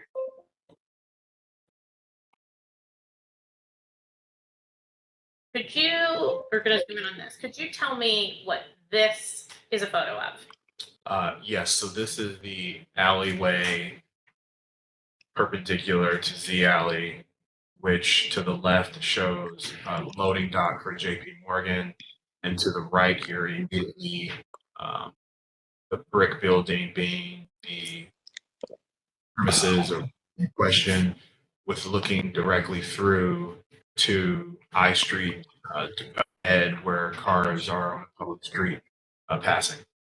So if we're looking at this, the garage that we can see vehicles in, is that JP Morgan's garage? Not garage, but loading dock area. Okay. And then there. I'm sorry. What are we looking at? I looked in Exhibit 10. I don't see it there. Can you point me to where we are here? Sure. So this is actually a photograph that was in our opposition to the motion to dismiss our protest about how we are an abutting property owner. Is this a document that is this a document that was included in your PIP? Do you know, Chris? Yes, Exhibit 4. It was Exhibit 4 in our PIP. Thank you. Yep. So if you see that there's a building that has what appears to be like a bumper or some sort of protection around the building, if we're looking straight ahead. Yes. Do you know what building that is? Do not. And where would the applicant's building be with respect to this photo? Can we see it here? Yes, immediately to the right, the brick building closest to us in view. So the brick building before we get to the building with the bumper. Yes. Okay. I would move Exhibit 4 from our PIF, Exhibit 5 to this hearing into evidence at this time. Mr. Bianco. I think it's already in the record, but to the extent they want to move it separately, I have no objection. Without objection. Okay, and then I believe this is going to be our final exhibit. If we can put up what has been marked as exhibit. What number? 16. All right, exhibit 16 from our PIF. And I'll give you a chance to look at this. All right. Mr. O'Donnell, are you familiar with this letter? Yes. And did JP Morgan reach out to their council member regarding this application? Yes. And who is that council member? Brooke Pinto. And why did you contact Councilmember Pinto? With concerns over the protest. And did Councilmember Pinto provide JP Morgan with a copy of the letter that she wrote to the board?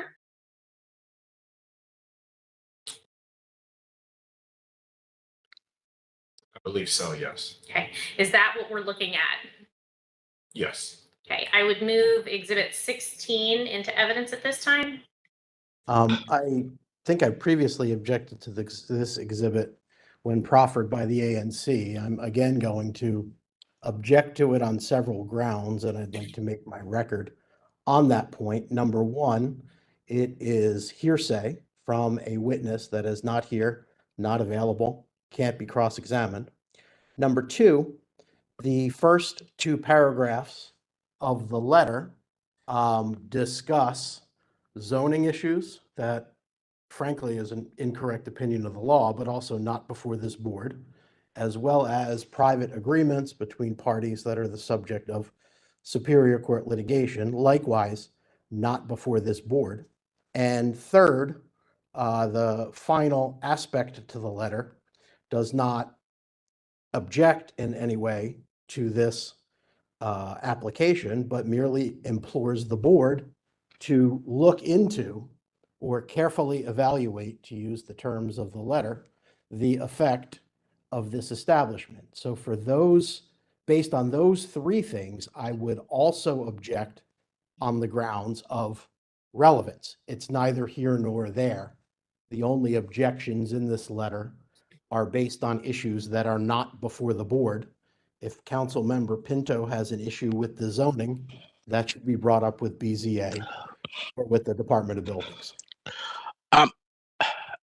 This is a letter, Mr. Bianca, that was sent to the board. This is a letter that was on the board's public calendar as an FYI. And so the board acknowledged the receipt of the letter from the council member. So for what it's worth, as stated before, it was a letter sent to the board, and the board acknowledged on its on our legal agenda, after the letter was submitted, that we were in receipt of the letter, and it was an FYI. So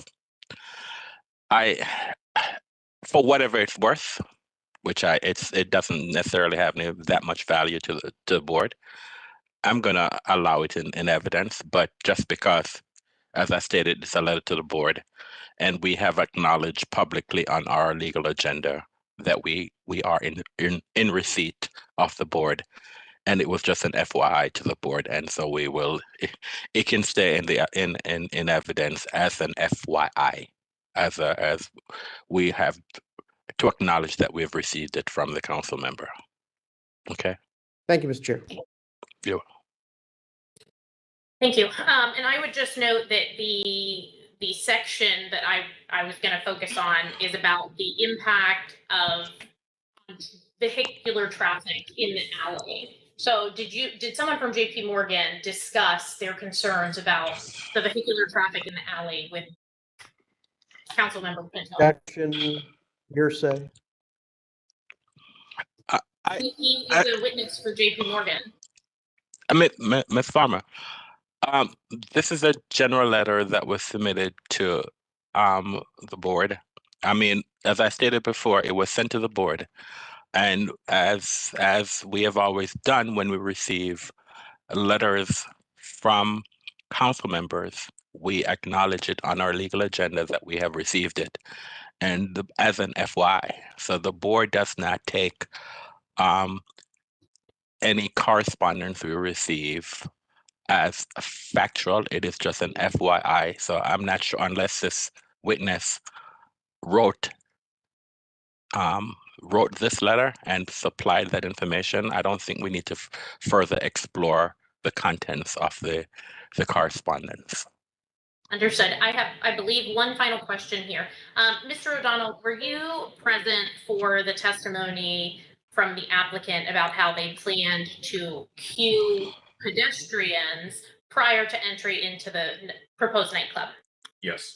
And does JP Morgan have any concerns about pedestrians queuing in the alleyway? Yes. What are they? That, again, without proper protocols that we have not seen or to be able to understand yet, in a non-public area with lighting issues and not adequate space for vehicles as well as pedestrians to pass and or stay. Again, it could create unnecessary liability and or issues, injuries, etc. Understood. No further questions. Thank you. Mr. Bianco. Yes, sir. Okay, Mr. O'Donnell. So you testified that this property was purchased in May of 18. The JP Morgan property was purchased in May of 18. Is that correct? That's correct. Okay. Did you work on the transaction? Yes, I did. And what was your role in working on the transaction? Objection, this is outside of the scope of direct. I'm going to overrule the objection. I just think that it's a fair. He's just asking the witness to further explain his position. So I'm going to overrule the objection. So I was responsible. Oh, sorry. Go ahead. I was saying you could answer the question, sir. Okay, great. I was responsible for locating, analyzing, negotiating, and closing the transaction. Okay, and as part of your analysis, did you consider neighboring retail uses?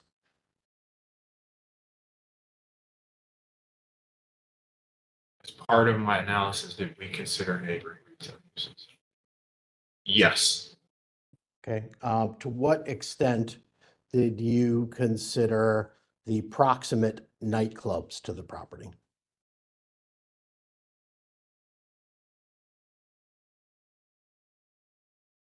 We are aware, or we're aware that there were nightclubs already existing and operating within the local neighborhood and area. Okay, and even in light of those nightclubs existing and operating, you opted to go forward with the purchase, correct? Correct.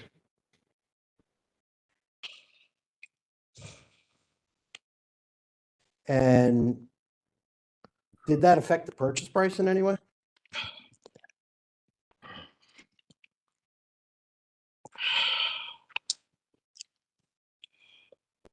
Yes, it was a factor like many others in the purchase price of the asset.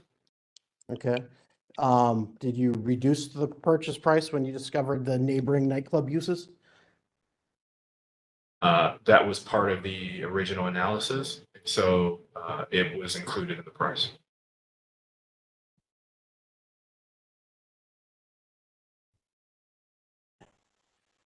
And in your testimony, you talked about your concerns for noise escape from the proposed nightclub, correct?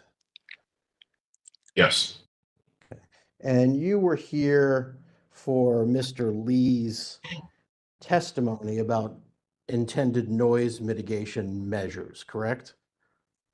Yes.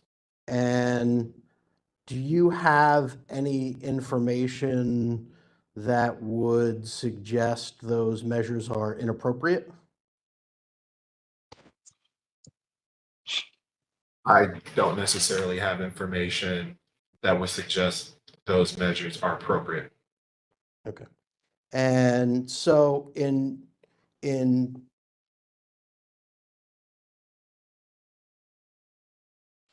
what did you consider in determining that noise escape from the premises is potentially problematic?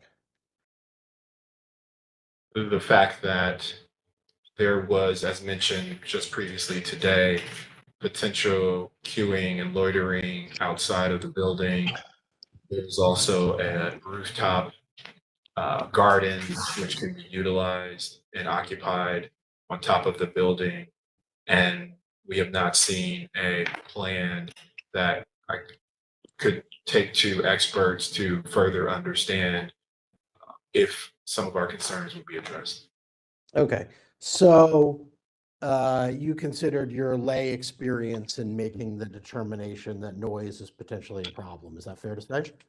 Objection, argumentative. It's cross-examination. I understand that I have not offered him as a witness, and it was an argumentative question. All right. As an expert witness. I'm going to overrule the objection. It's cross-examination. I'm not necessarily in agreement. So let's, okay. If you answer the question, sir, answer the question if you can. Can you repeat the question? Sure.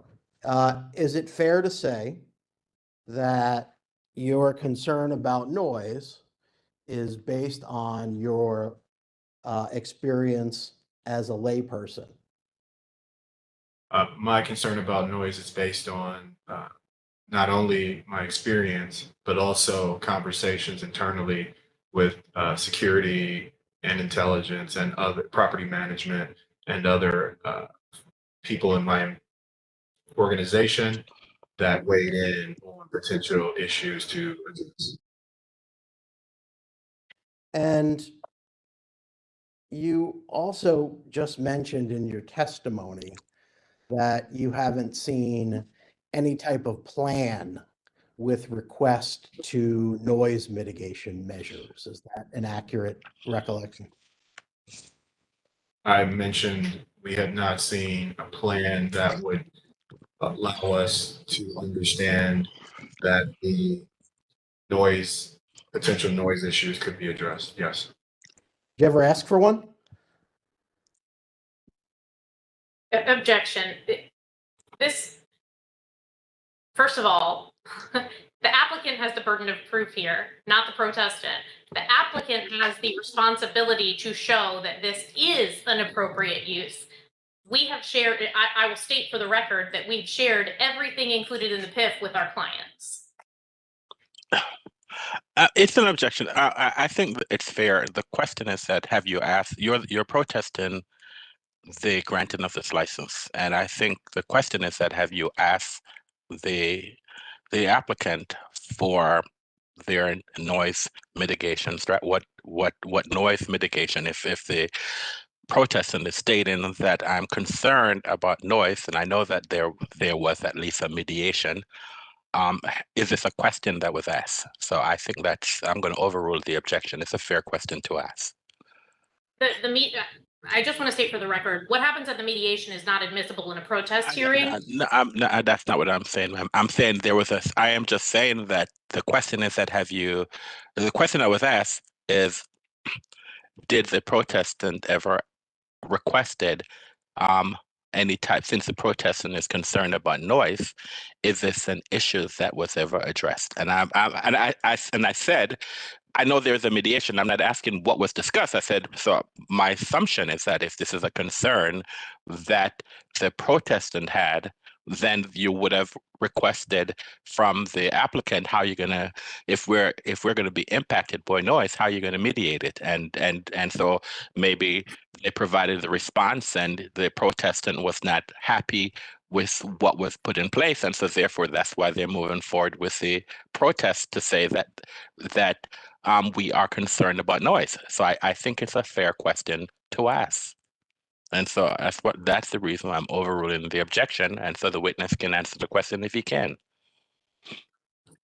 Yeah, I do believe we did ask for additional detail around operations for the building and the club in question. Who did you ask? Directly myself, I did not ask, but it's part of our conversations. We had asked for additional plans or information around the operation. Okay, who's the person that asked in your organization for additional information? I believe counsel. Okay, and do you know who counsel asked? I'm going to object to the extent that we're getting into attorney-client privilege information here. This is a question about who counsel supposedly contacted. I mean, she could proffer on the record that she did not request such information, and I'll move on. Mr. Bianco, I'm not a witness. You're asking what counsel has told their client. That is an inappropriate line of question. I'm asking what counsel communicated with opposing counsel. All right. I don't. We shouldn't be having conversation about what was communicated between counsel. The question is that, did this witness discussed it with the applicant? The witness can answer the question yes or no. Whether or not what information was shared between counsel, that is not relevant here. So the question is for this witness. If the witness says, I don't know, or yes, conversations was held, then let's move on from there. But regarding conversations were held with what counsel, that's not information that I need to hear. So let's move on from there. If the witness can answer the question, the original question, answer the question. If not, let's move on. Answer the question again. I'm just saying there was question about communication with counsel, and I'm saying that I'm going to sustain the portion of the objection. So is there another question you wish to ask, Mr. Bianco? Sure. Have you ever seen any written communications from anyone on the protestant side requesting additional information about noise mitigation from the applicant side?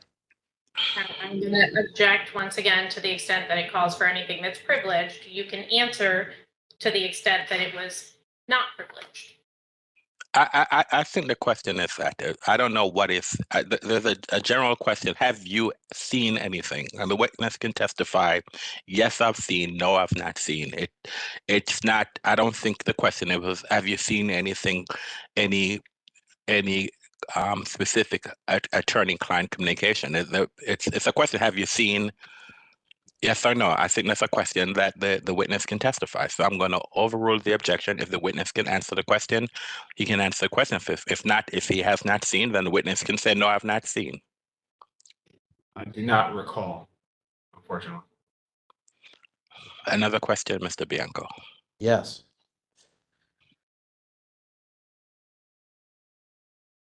You gave some testimony about the garage located in your building on the alley. Do you recall that? Yes. Okay. Now, does JP Morgan run that garage, or is it contracted out to a third party? So just to be clear, the garage is located off I Street and you access it through the alley. What was questioned in the past was the car sitting in the loading dock area. So are you describing the loading dock area or the actual garage? Because I don't believe we saw pictures of the garage earlier. I'm referring to the garage that you testified could accommodate approximately 100 cars. Okay. Yes, so we contract a third party to manage, but it's completely owned, obviously, by JP Morgan. Okay. And are there any limitations on the hours of operation of that garage? Not, it's controlled access before and after hours. So that's the only limitations. And we also close it off to public outside of reserved guests who are entering the building, approved guests, and or monthly pass holders. And is the contractor restricted in any way as to whether or not they're allowed to offer daily parking? Currently, the contractor does not offer, is restricted from offering daily parking for the public. Are they restricted in any other way from offering parking to folks outside of monthly parkers and tenants of the building? They are restricted outside of those two elements you mentioned, just allowing for approved guests or passes that generally are guests of tenants or employees in the building.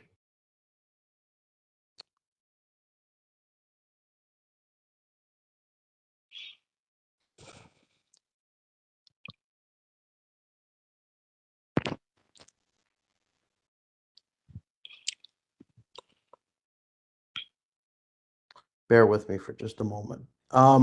Okay. So in your testimony, you had some discussion of leasing space in the building. Are you involved in those leasing transactions? Yes, I have. involvement. Okay. Are there any representations or warranties in those leases that you're aware of with respect to uses of neighboring properties? Objection. This is far outside of the scope of direct at this point, and it's getting into JP Morgan's contracts with people who are not parties to this. They opened the door by asking about the leases in the property and the issues with neighboring uses. All I asked him was if the building was fully occupied with respect to any issue with respect to property value. I did not ask if they had contracts with those people or who they were with. Where are we going with this, Mr. Bianco? Where are we going with this? As I stated, I want this hearing to move along. I want information that's relevant, that's going to help the sport. So where are we going? So where we're going is to the extent that JP Morgan is claiming that neighboring uses are impacting either their ability to lease or leasing values, we're entitled to explore that. If that's not their position, then I'm very happy to move on. Do you have a response, Ms. Farmer? Yeah, that wasn't the question. The question was, what kind of limitations do you have in a contractual document that is not before this witness at this hearing? Let's. All right, I'm going to sustain the objection. Let's move on.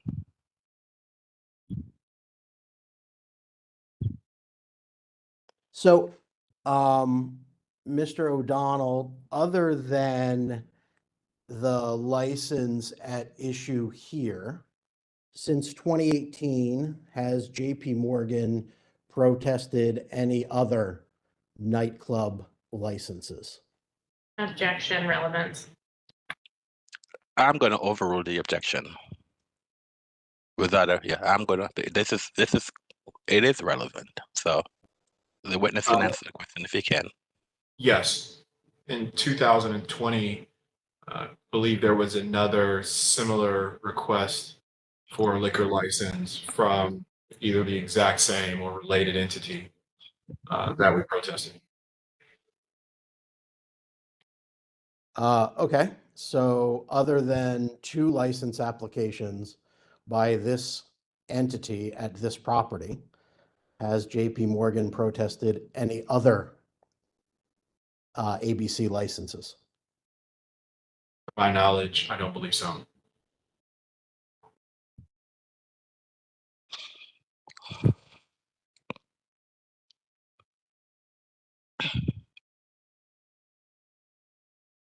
Brief indulgence. I just want to see if I have anything else, Mr. Chair.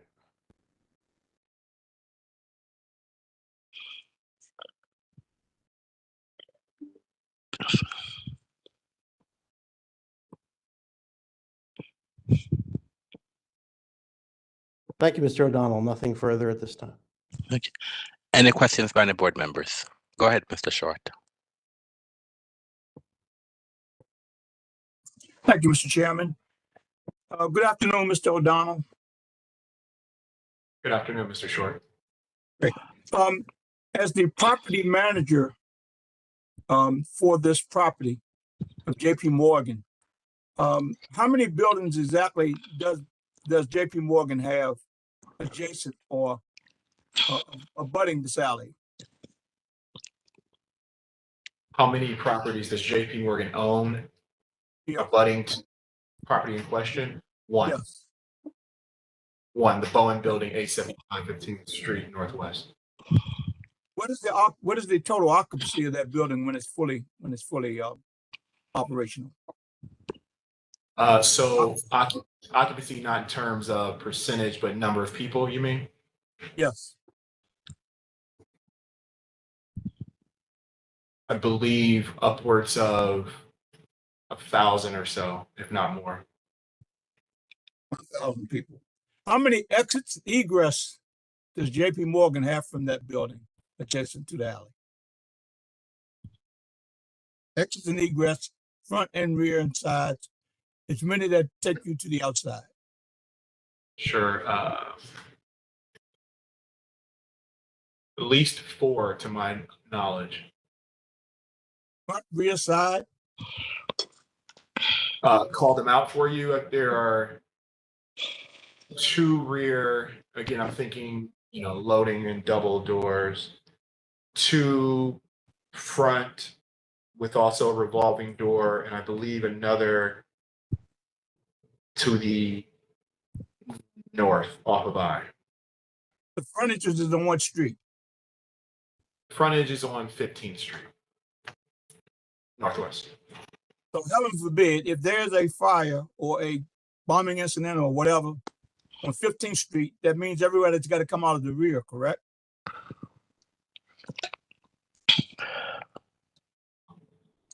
I If the believe front, so. if 15th Street becomes involved in an emergency and you Sure. cannot use the exits on the front, how would the people get out? 1,000 people get out of the building? Sure, through the rear and or side. Yep. Yes.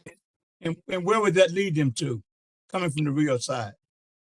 It would lead them to the alleyway directly in back of the building, which abuts the building in question. Okay.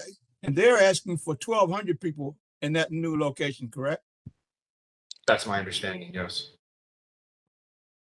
So how wide is the alley again? Varies between 10 to 20 feet, depending on where you are along the alleyway. I know you're not a public safety official, and I know by being a building person in real estate for this type of commercial properties, you'd have to have a good idea of assuring people when they purchase property or rent property in that building that they could get out safely. So you're saying there are only 2 ways out the rear to the alley? That's my understanding, yes. Okay. Have since you've been leasing this building for JP Morgan, have there been any incidents of emergency types in the building, to your knowledge? Not to my knowledge, outside of drills, not actual emergencies, to my knowledge. And how have the drills gone?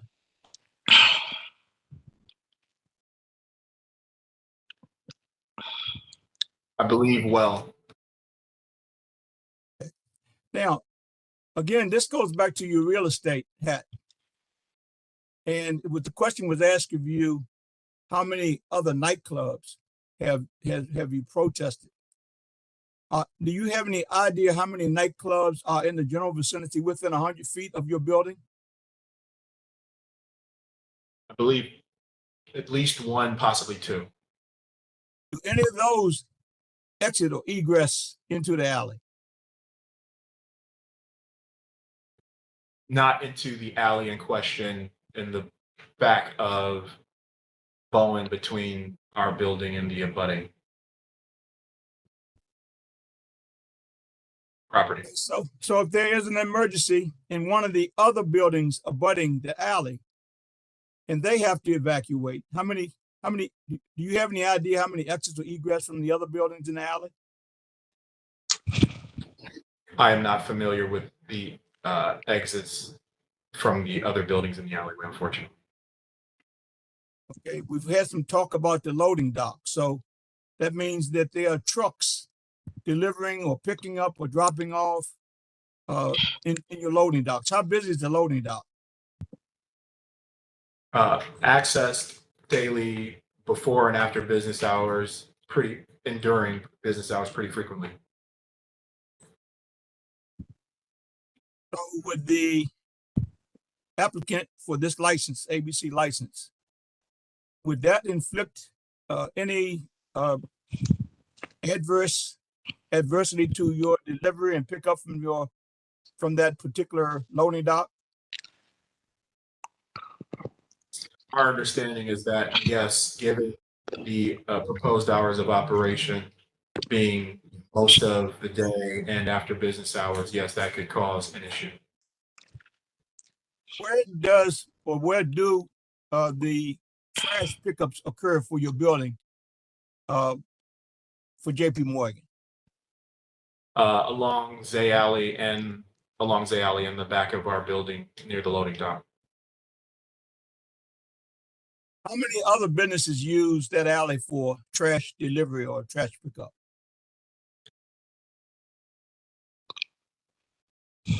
Unfortunately, I'm not 100% sure, given that there are 4 buildings along the alleyway. However, trucks, again, doesn't preclude, because you can traverse between 14, 15, and I Street.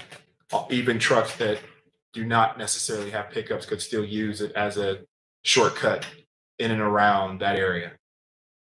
Have you seen trucks in and out of that alley? And what size Yes. have you seen? What's the largest truck you've seen? A dumpster and/or delivery truck that was over the normal size of width of a car, beyond, let's say, the typical 6 to 7 feet for cars, well beyond that for a dumpster truck and/or delivery truck. There have been testimony by a fire department person at the last hearing we had. And the question I asked that person was, could a fire truck possibly navigate the alley? In which he answered he didn't think so. Or if it did, it would not be conducive for people evacuating from your building at the same time the emergency vehicles are trying to get there. But here's a question I'd like to ask you. You say you have the fire drills. So you have a fire plan for the building, correct? That's correct. And so how often, and who's responsible for the fire drills in your building? Property manager on site.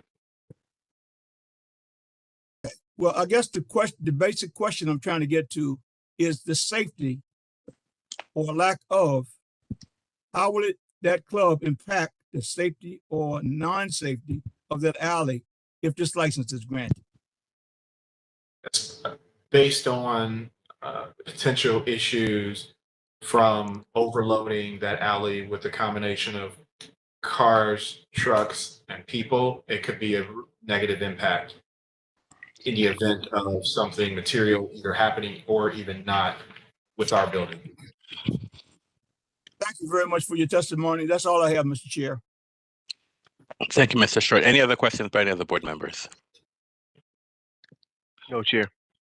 I just want to ask one question. Mr. O'Donnell, what do you consider business hours for the bank?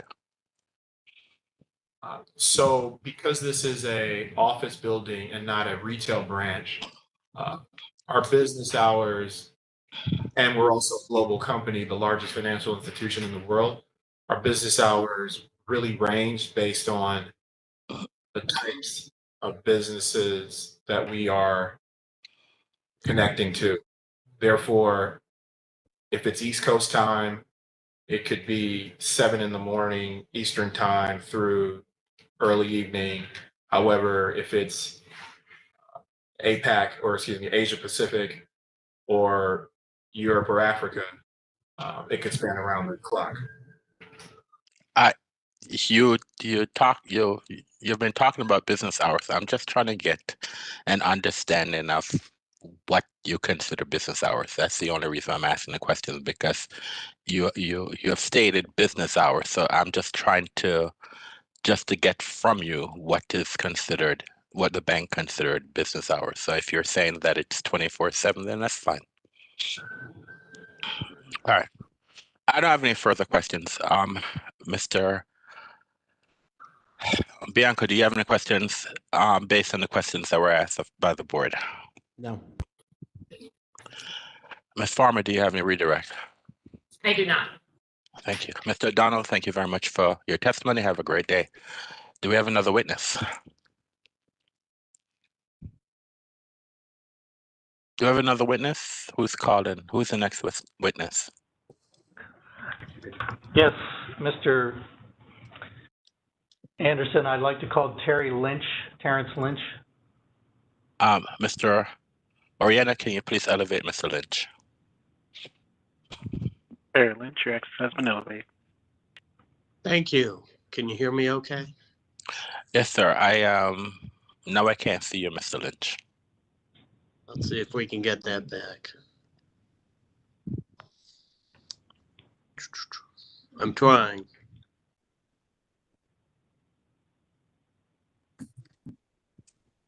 Can All you right. see me now? Yes, sir. You can just pull your camera down a little bit so your face, your entire face is in. Yes, sir. Can you raise your right hand, sir? Yes, sir. Do you swear or affirm to tell the truth and nothing but the truth? I do. Your witness. Good afternoon, Mr. Lynch. Would you please state your name for the record? Terrence Justin Lynch. And what is your profession and where are you employed? I'm the executive director at the Downtown Cluster of Congregations.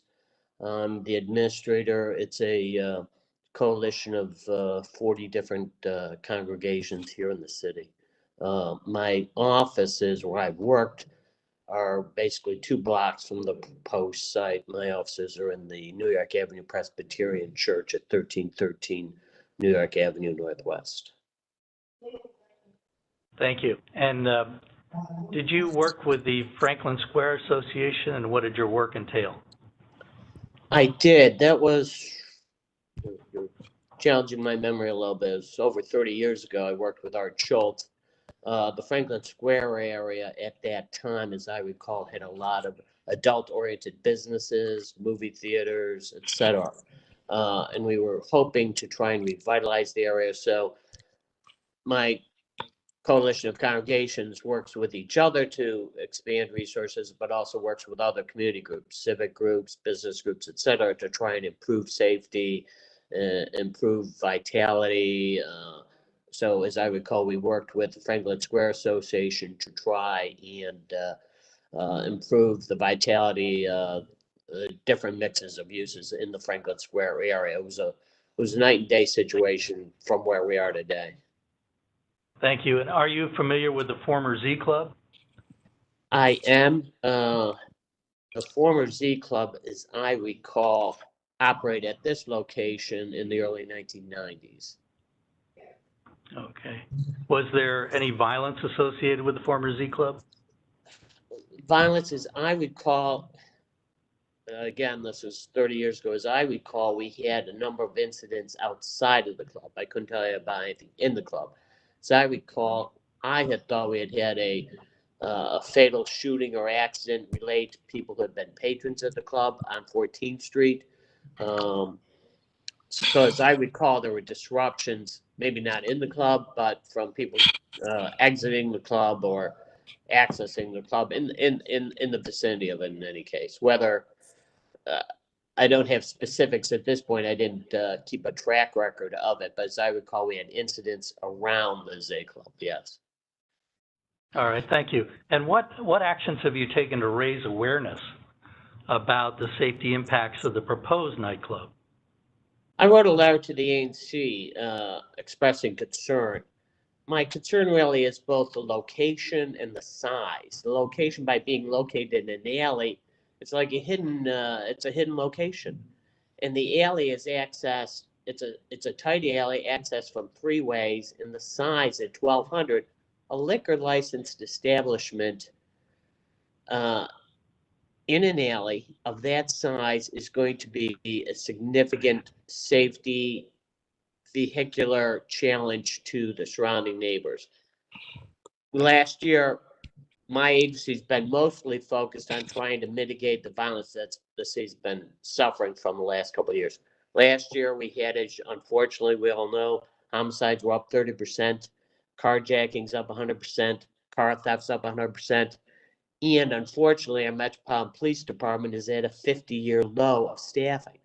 So my thought is adding a club of 1,200 seats in an alley is going to add a tremendous burden of safety effort on an already overstretched Metropolitan Police Department in that location, given the location, the uniquely, in my opinion, uniquely bad location for such an establishment.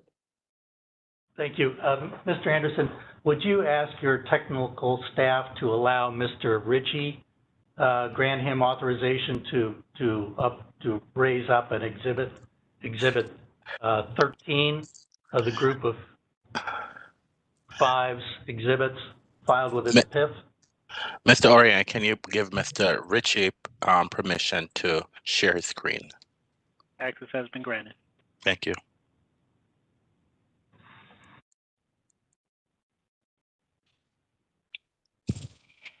Mr. Lynch, can you see this exhibit? Do you recognize it? I believe it's the email I sent to the ANC. My eyesight's not as good as it used to be. I gotta enlarge it. I believe it's the correspondence I sent to the ANC. Yes, that's what it is. And I move to enter Exhibit 13 into the record. Mr. So I object, and I object on grounds of relevance.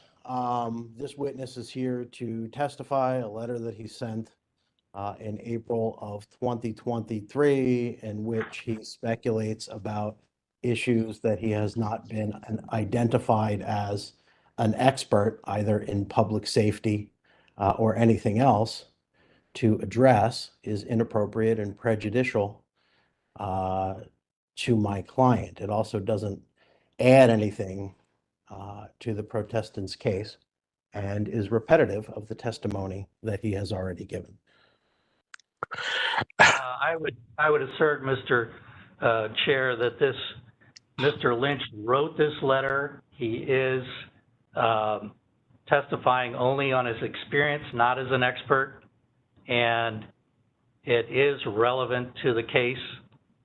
It is not, if it's just an email, it's really not, its probative value outweighs any prejudice to the applicant.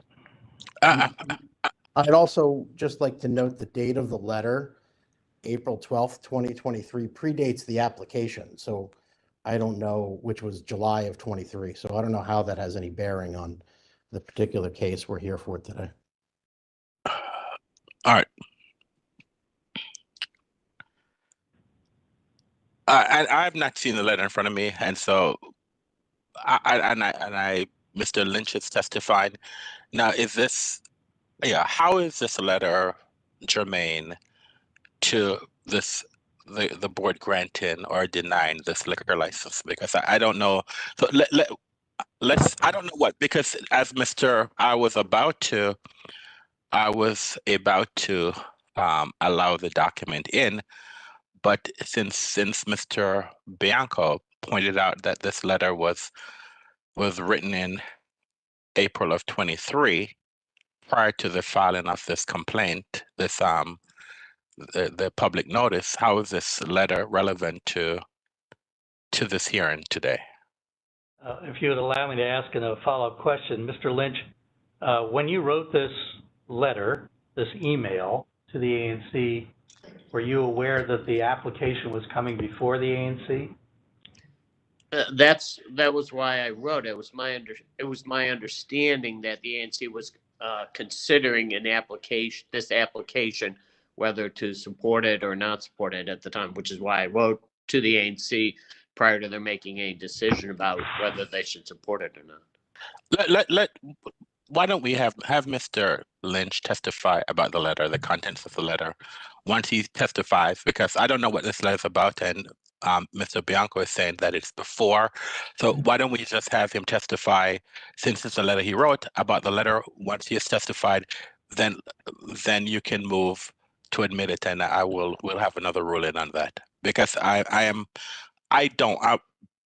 based on what counsel stated about, he said that it was written prior to the filing of this application. So I don't know that. Although I'm trying to look at the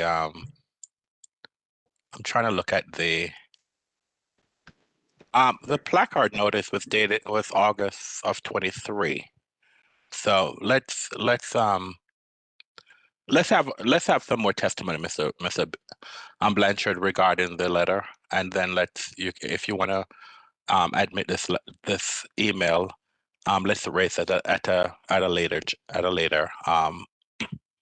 point. You can, I mean, of course, you can use this letter to refresh the witness's recollection, but let's revisit it later on after he further testifies about the letter. All right. Mr. Lynch, would you please review the letter and then tell the board any concerns you may have that are in your letter that you haven't already testified to a few minutes ago? Let me ask a question, Mr. Blanchard, and I think let's establish this before, because and I just want the record to be clear. Council stated that this is before the placard notice was issued, and I'm looking at the placard notice, and I think the placard notice was dated August 18th, 2023, and it appears the letter is written April of 23. So maybe we can start there. Why did he write this letter? Okay, because of course the letter is written before the placard. So if the letter was written before the placard, then it's not addressing, then I would say it's not relevant. But can we have the witness testify about the letter? Why is it that this letter was written? Yes, Mr. Lynch, if you look at would you please look at the top of the letter and tell us the date you sent your letter to the ANC? I believe I sent it to the ANC on April 12th, 2023, with the understanding that the ANC was to be considering a transfer of license to this location. Let me try again, Mr. Lynch. Can you look at excuse me. I may have miswrote. I think it was on 9/12, September 12th, not April 12th. I may have. My guess is I believe I sent it on September 12th, not April 12th. I probably typed in April instead of September for some reason. I make mistakes. We all make mistakes when we try to type emails. Thank you, Mr. Lynch. So just to confirm, you're saying that this was sent in September after the August placarding date? I'm going to object as asked and answered, and it mischaracterizes the testimony in which Mr. Lynch stated he didn't know for sure when it was sent. Well, I think the bottom line is that we can always provide a witness their own correspondence to refresh their recollection. And this is an email that he sent, and so I don't think he can testify about his email and when the email was sent. And I think the bottom line is that I can hardly see the first line of the email, but it appears to me that this email is about this application. So if the email is I'm sorry, was this Mr. Ritchie? Mr. Ritchie, can you please magnify this so at least I can see what this letter is about, since I don't believe I have it in front of me? I'm trying to read the magnification is not helping. Can someone tell me what's the first paragraph in this letter?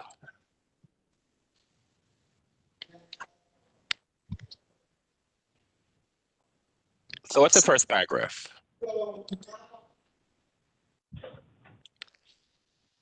Mr. Lynch, would you read the first paragraph, please? Yes. First paragraph is, Dear Commissioners, I'm writing to express my strong opposition to the application for a transfer of license for the intended use of a nightclub at 1412 I Street Northwest. All right, fine. What is it that the witness wants to testify to? I don't. This is a letter that is on point, although the date is irrelevant. But this is a letter that was written clearly to address the situation at hand. So I'm going to allow this document in evidence. If whatever the witness needs to testify, he can go ahead and testify.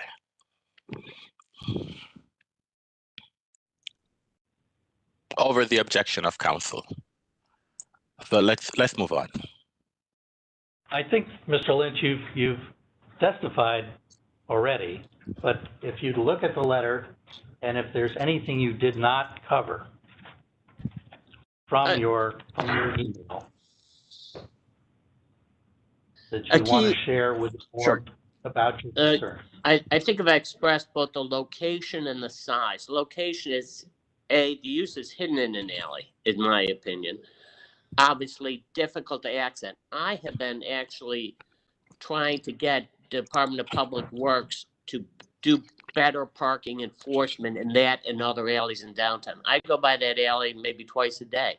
There are cars parked in that alley now.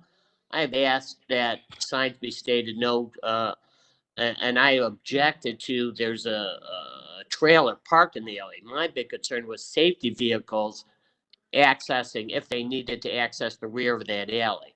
Could a fire truck get through? Could an ambulance get through? I don't think they could, given the parking, the illegal, I think it's illegal parking that's already occurring there. So that was one of my concerns. The other was the size, adding 1,200 potential patrons of a liquor license establishment. I know the city is having tremendous difficulty with our clubs in U Street, Adams Morgan, close to where I live, elsewhere. And it just seems to me we are overstretching our safety and emergency staffing if you add an establishment of this size and that type of location. That was the purpose of my letter to the ANC, which I do believe I sent in September, that this would be an inappropriate use at that site and make things more difficult at a time when the mayor and the police chief have stated clearly we have a crime emergency situation, a safety emergency situation in the city. We need to be doing all we can to lessen the burden, not increase it on our public safety staff. Thank you, Mr. Lynch. No further questions. Can you please close the screen? Mr. Bianca, do you have any questions?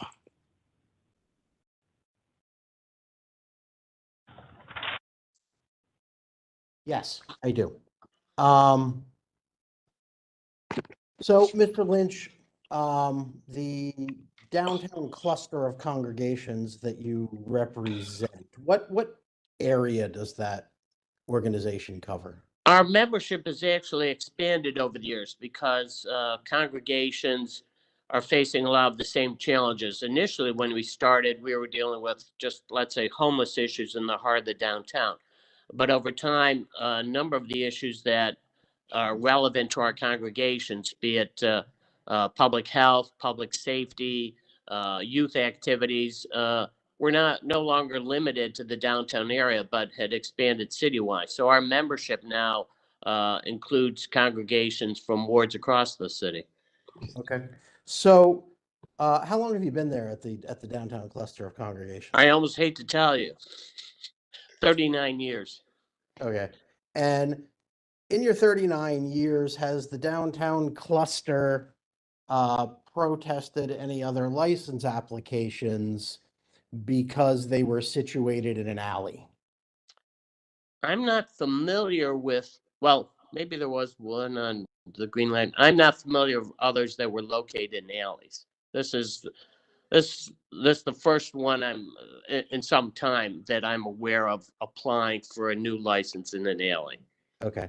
And did you, when formulating your objections as to the location of this establishment, did you do anything to ascertain whether there were other licensees located in alleys? I did not. And I apologize, I'm not familiar with your particular organization. Sorry. It sounds to me like it is a religious organization of some kind. Is that fair to say? It's a coalition of congregations, yes, sir. Okay. And we try to identify what resources our members have. Some may have volunteers, some may have space, some may have financial assets, and we try to figure out how can we coordinate those to meet community needs, and then also how can we join with other groups that are trying to address community needs, such as public safety, affordable housing. Can we work with other groups in the community successfully to address needs in the community? Great. Sounds like it's a lot of valuable work that you do. Specifically with respect to this establishment, does the organization have any position that it takes on nude dancing establishments? Not really. No, not, I don't, no, not at the moment. I wouldn't say adult uses. I wouldn't say that per se, no. Okay, did it Some ever? of our member congregations may, some of our faith denominations may. But we as a whole, we don't have a position per se. Okay, and did any of those congregations who may have such an objection weigh in this particular case? No, not that I know of. I'm not sure how familiar they are with that application. We're coming out of COVID. A lot of our congregations are working, frankly, just to survive in a changing city. A lot of our congregations are, how do they manage aging buildings, aging membership, coming out of COVID. So I'm not sure how many of our members are engaged with specific license applications. Okay. Did you inform them of this application before writing the ANC? I did my officers. I alerted my officers, and they were concerned about the size and the location. Okay.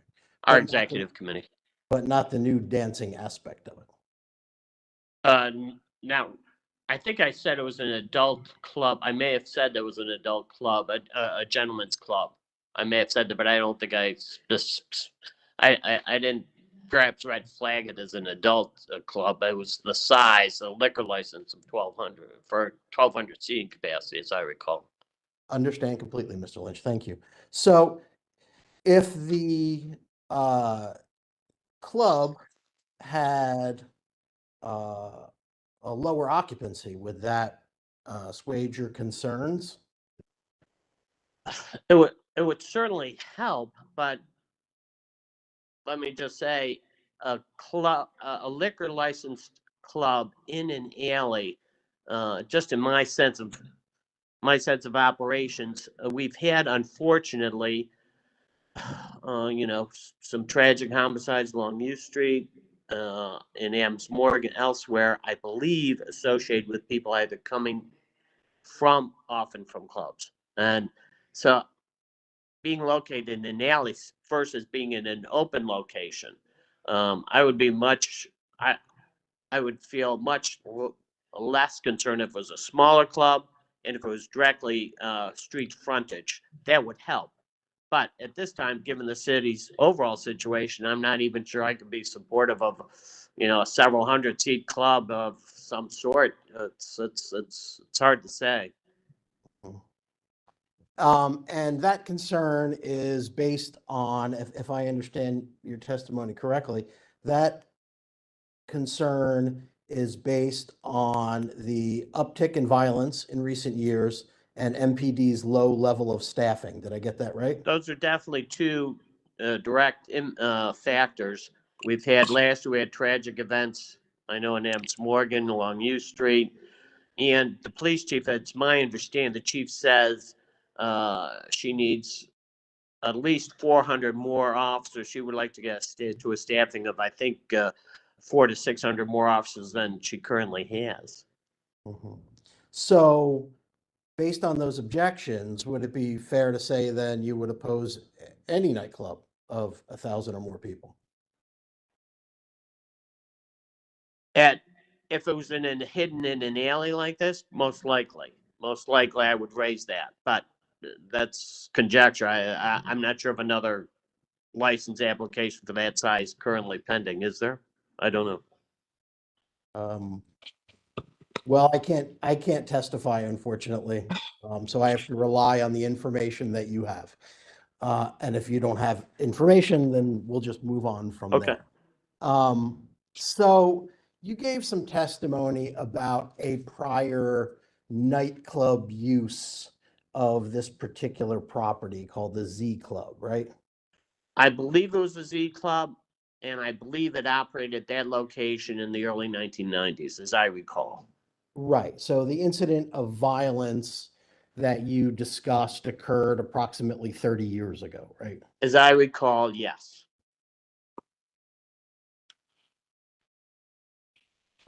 I'm not familiar with it being I don't think it's operated as a liquor license establishment in 25 years or so, I don't think.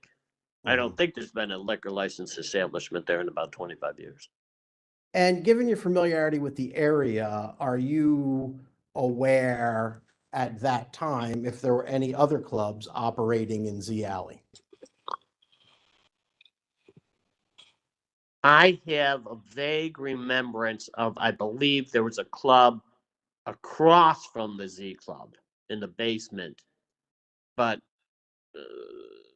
it's a vague remembrance. Okay. Was that called the Spy Club? I don't recall. And do you know if there were any other establishments in that alley at that time? Not that I'm fully aware of. Okay. And if I recall your testimony correctly, the incident of violence that you were talking about occurred outside and not inside of the clubs, right? As I recall, it occurred on 14th Street. Okay. I thought there was press around, as I recall, but again, I can always be wrong. But as I recall, I thought it was a shooting related to, who knows what exactly at this point. I'd be conjecturing because I don't have an exact remembrance. Okay. And it was your testimony, was it not, that the area was a night and day difference from how it looks today? Is that correct? I would say so. It was back then. There was unfortunately a lot of prostitution, a lot more loitering. Not that we don't still have problems now, and actually something of a resurgence. I think there's now some more drug activity in the area than there had been over a number of years ago. I'm very concerned about cars illegally parked. I've been pushing DPW to do better enforcement around the illegal parking that I think is occurring there now in the 900 block of 14th Street and in the alleys off of 14th Street. So I've been pushing. So I think we've been actually going backwards a little bit in terms of safety over the last couple of years. Right. And are you familiar with Platinum Nightclub at 9th and F? Platinum, like, is it currently operating? I'm not familiar with it over the last number of years. I remember, I think, a number of years ago, but I'm not familiar with it currently. The witness said it's. Let's move on. The witness said that he's not relevant. He's not familiar with it, with that establishment. So let's move on.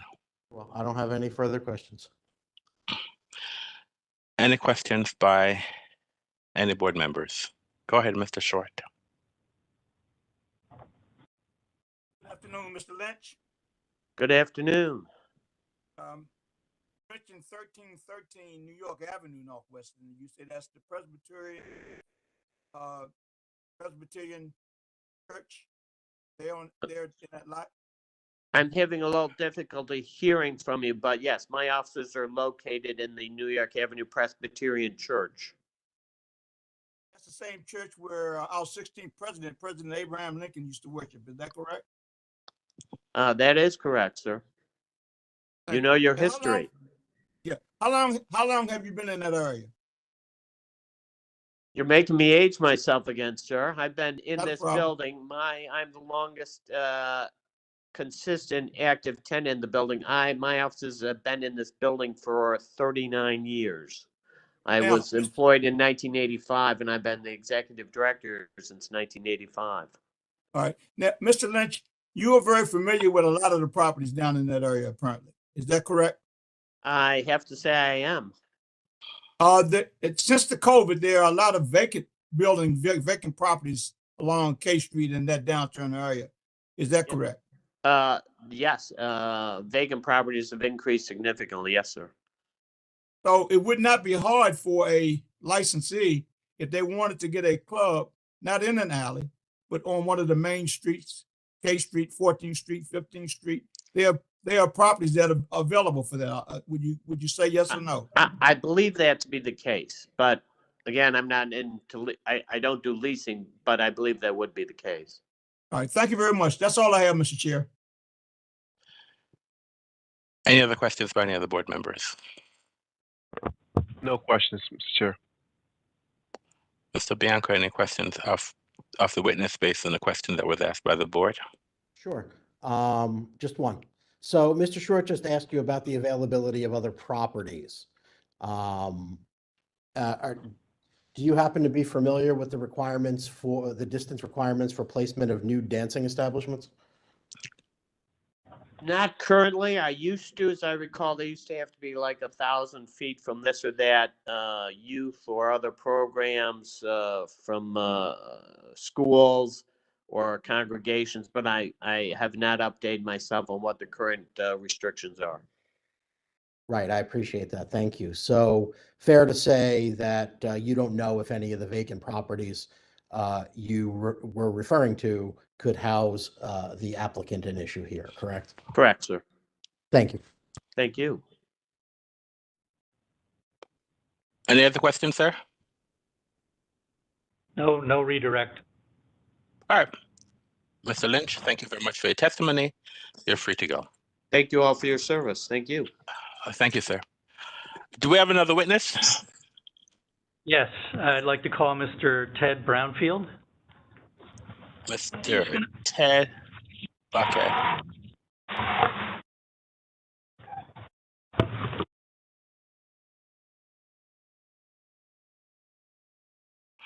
Mr. Ted Bromfield. Mr. Bromfield, can you raise your right hand, please? Do you swear or affirm to tell the truth and nothing but the truth? I do. All right, thank you. Your witness. Mr. Brownfield, please state your name for the board. Ted Brownfield, Brownfield. And what is your profession and where are you employed? I'm a property manager at the Woodward Building at 733 15th Street Northwest in Washington, D.C. And how long have you worked in that position? Since 2007, when the building was reopened as an apartment building. Hold on a minute, Mr. Blanchard. I think maybe you need to move the microphone away from your paperwork. There's a lot of noise in the background, so when you turn in your page, the microphone is picking that up, okay? Thanks. I apologize. Thank you. And how long have you worked in this profession, Mr. Brownfield? Approximately 23 years. Thank you. And what is your current title?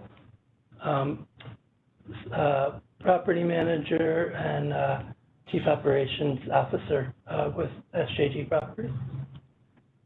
And does that include the Woodward Building? It does. And what is your role with the Woodward Building? I'm responsible for all aspects of leasing, marketing, maintenance, and operations of the building. And what is the address of the Woodward Building? Where is it located in proximity to the proposed nightclub? So it's at 733 15th Street Northwest on the corner of 15th and 8th Street, and it's approximately between 250 and 300 feet from 1412 I Street. And Mr. Ritchie, would you raise Protestants Exhibit number 12?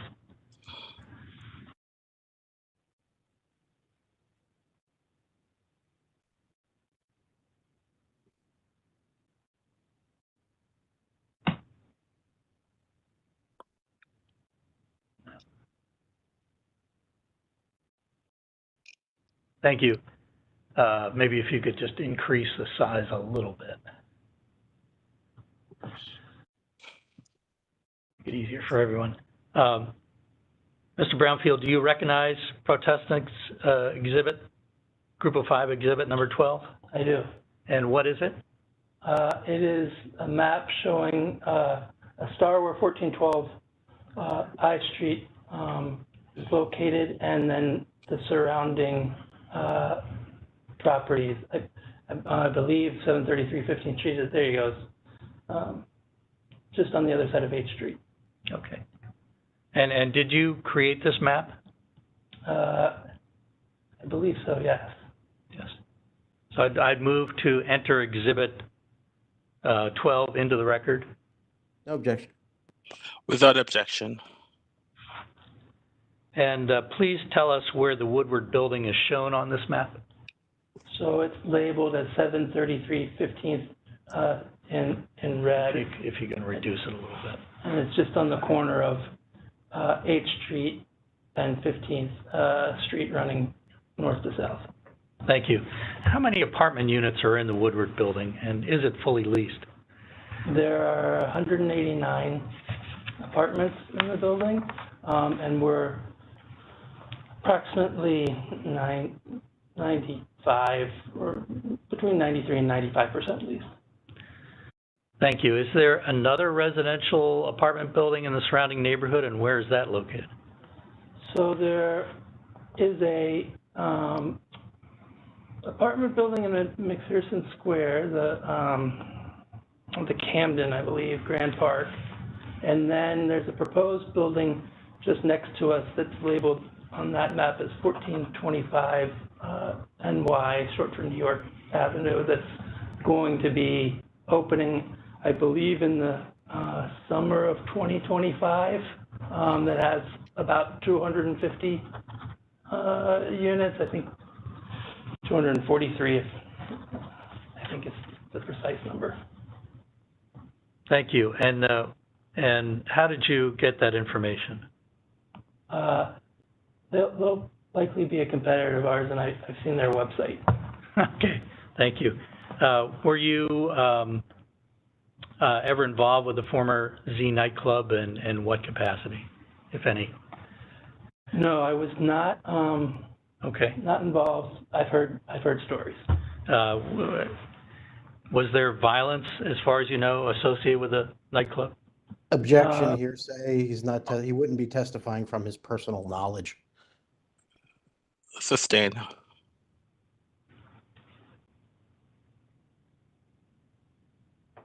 You need to give a little bit more basis, Mr.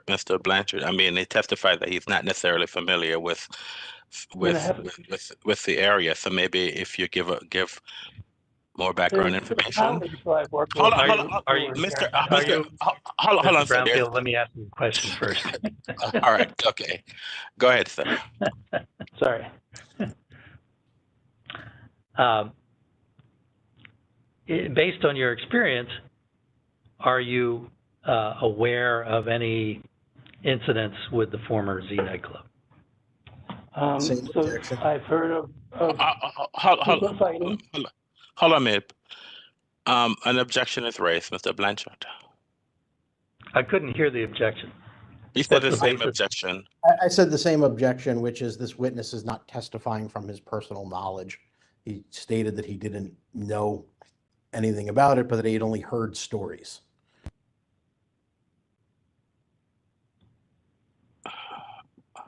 So Mr. Brownfield, have you had any experience with Z nightclub from anyone else? Objection asked and answered. Yeah. Hearsay. All right, hold on. All right. I'm going to sustain the objection. I think the witness has testified that he does not have any direct knowledge of the Z nightclub. So if he doesn't have any direct knowledge, and I'm not sure if he's testifying that he's familiar. I'm not quite sure what's the basis of his testimony then about this establishment. Are you familiar with the alley system around the proposed nightclub? I am. And what's the basis of your familiarity? I've worked down here for since 2007. I frequently walk down the alley to sometimes get to the metro. There was a restaurant that I used to frequent at the other end of the alley where it met 14th Street, just at the top of the escalators for the McPherson Square Metro, and just walking around the neighborhood in general. And did you document alley traffic? I did. I took some photos showing how narrow the alley is, how difficult it is for more than one car or truck to pass down the alley at the same time, especially if there are any sort of pedestrians present. Mr. Ritchie, would you raise protestants exhibit number 1?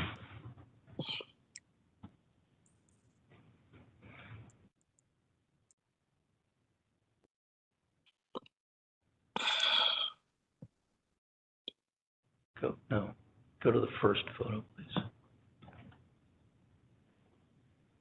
Yes. Mr. Brownfield, is this one of the photos you are familiar with? Yes.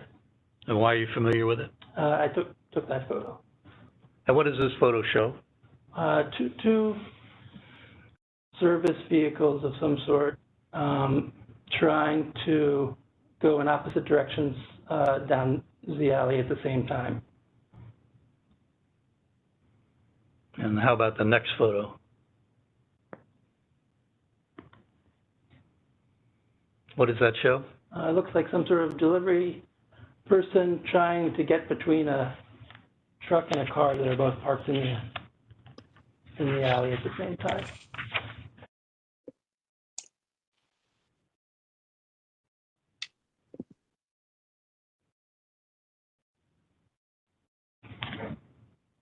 And the last photo, Mr. Ritchie. Yes. What does this photo show? Looks like the corner of the 1412 I Street building, if you're coming from 15th Street. It shows cars parked in the alley, making it hard to for anyone to get by. Looks like there's a corner guard, like maybe that building is frequently hit by cars and trucks trying to navigate the alley. And how wide would you say the alley is there? Depends on which alley, I guess. The alley it looks like it's approximately 20 feet, maybe less with the bumper guard there, and then the alley to the left is much narrower. I'd say around 10 feet. Thank you. We'd like to move those 3 photos, the first, second, and 5th. Mr. Bianco. 6th photo. No objection. I just want to make sure which ones we're talking about. Okay, so the first is the one with the 2 trucks passing. The Correct. Second one is a truck and a car and a delivery guy. Correct. And then 5 is, it looks like a green tractor trailer and a woman on the right-hand side in a red jacket. No, Is actually, the one beyond that, one right after that. Okay, yeah. It's got like a man lift equipment and a panel van and a pickup truck. If you blow up, Mr. Ritchie, I don't know if you can expand that photo so yeah, there we go. I didn't see the man lift before. Yeah. Okay, I see. Yeah, I have no objection to that. That's perfectly fine. Without objection. Thank you.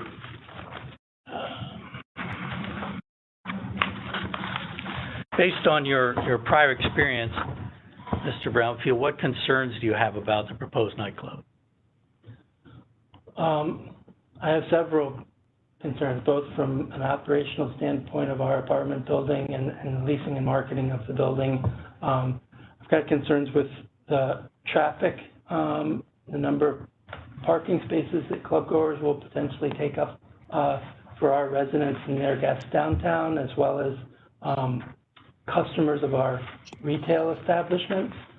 We've lost a lot of street parking downtown because of bike lanes and buses over the years, and it's gotten more and more difficult for anyone to be able to come visit the building downtown, especially on nights and weekends. A lot of the garages in the area are closed after 8 p.m. On the weekdays, and closed entirely on the weekends. You know, the garage directly next to this club is closed at night and weekends. And so it's difficult for whether it's food delivery drivers or guests of our tenants or customers for our retailers, there's not a lot of places to park on the street anymore, and the garages are closed, and that's going to, this number of people going to this club would potentially severely limit how many parking spaces are left once these club goers can park there. We've also had problems with parking from club goers in the past. We have a garage in our building, and when we first opened, we had it open in the evenings, and because of the number of issues we had, including people just leaving their car and blocking the garage entrance, becoming belligerent with our valets after a night of drinking and coming back to get their car, we've just opted to close our garage at night as well, even though that's a loss of money to us. Thank you. And what actions have you taken to raise awareness about the safety impacts of the proposed nightclub? I sent a letter to the ANC outlining some of my concerns. Mr. Ritchie, would you raise Exhibit 10, please? I think it's 10. And if you could enlarge it. Mr. Brownfield, do you recognize this letter? I do. And what is it? A letter that I wrote to Becky Strauss and other members of the ANC outlining some of my concerns with the nightclub. Mr. Chair, I'm going to object at this point. This exhibit had been previously tendered by council, and I objected to it. I'm going to renew and add on to my objection. One, the date of this letter is January 3rd, 2024, which is actually after the originally scheduled protest hearing date by approximately a month. So it could not have weighed into the ANC's decision-making process. Second, and perhaps more importantly, this letter contains statements that are attributed to people who are unidentified, speculation, opinion, and it amounts to essentially a brief by Mr. Brownfield, who was here to testify, and one of the group of five. So if it's their desire to submit a brief, they certainly can, but it doesn't contain any factual accounts. And given the timing of it, it has no relevance here. Mr. Brownfield, you signed this letter, is that correct? Yeah. And why did you send it to the ANC in January? Yeah. Let me hear. Why was this letter? Because this is in the middle of litigation. This is in the middle of litigation. So, what's the purpose of this letter?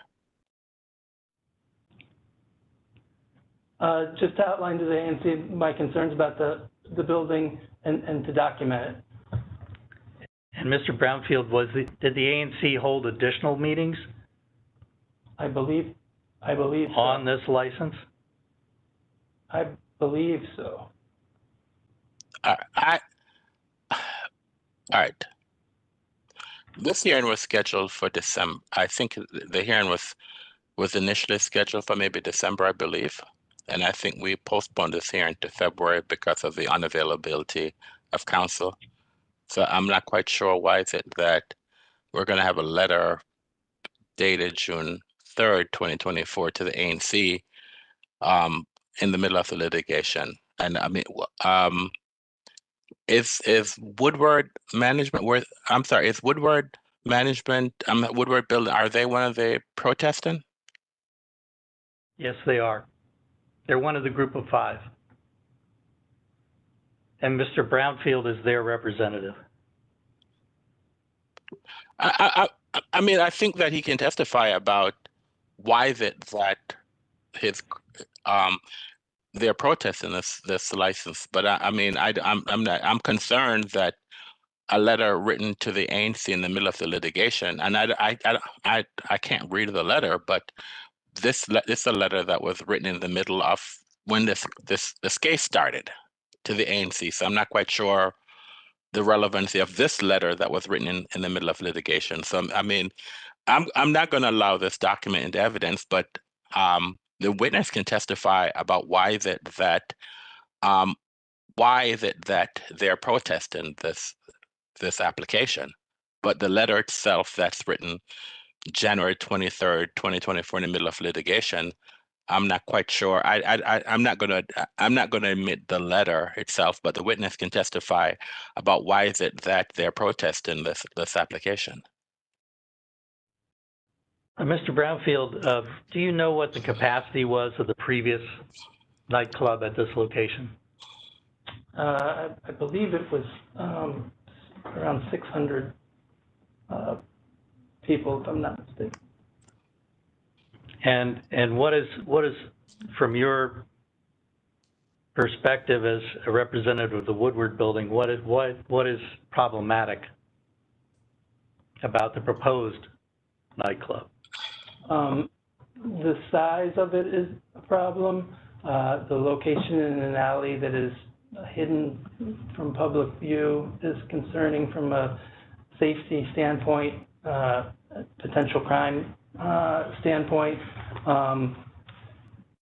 Noise is a concern from a club of this size. As a residential building downtown, we're often forgotten about from a noise standpoint. The allowed noise downtown is more than you would find in most residential neighborhoods. And yet our tenants, you know, they want a good night's sleep just like anybody else. And I'm concerned about them being disturbed by noise from traffic, patrons exiting the club late at night, broken bottles, fights, the type of thing I've seen at lots and lots of nightclubs around apartment buildings that I've managed. Thank you. Have any of your tenants come from other areas of the city? Yes, we've got tenants from all over, from out of town, but also from other parts of the city. We have a lot of people who like our building because it's close to their office. We have a lot of professionals who work there. They work long hours, and they want a quiet place to come home and sleep at night. We've gotten some people from the Gallery Place neighborhood who are fed up with the crime and problems that they've seen in that part of town, and they expressly have told us that they have moved to our building in order to get away from that, and we don't want to see that sort of thing happen in our neighborhood. Thank you. Bear with me for 1 minute. I want to go back.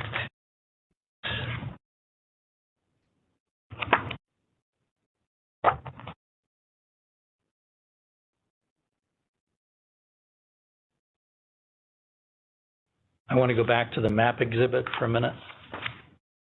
A moment.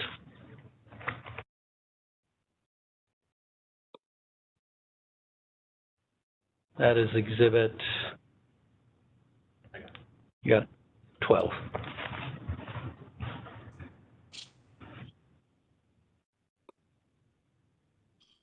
And Mr. Brownfield, based on your experience, what is the policing of the area near your building now, and what concerns do you have going forward? I mean, the police are doing a great job with what they have. I am in contact with members of the police force who have expressed some frustrations with being understaffed and having less manpower to do the job that they had previously had, that they previously had to work with. But other than that, I mean, the policing seems to be fine. My concern is when this club with 1,200 some odd people that's out early in the morning, 3 or 4 o'clock in the morning, and they may try to clear the alley, and that's just going to push those people, that noise, those disturbances towards us and towards the surrounding properties. Thank you. And one last question. The applicant's witnesses at the last portion of this hearing testified about reaching out to people in the neighborhood about the club. Has Mr. Fiorito contacted you at all? No, not that I'm aware of. So you haven't seen any other than what was discussed at the hearing, at the last hearing, about security or noise abatement. You haven't been given anything from the applicant? No. Thank you. That's all my questions. Thank you. Close the screen, please. Mr. Bianco, any questions? Yes, sir. Okay, Mr. Brownfield. So you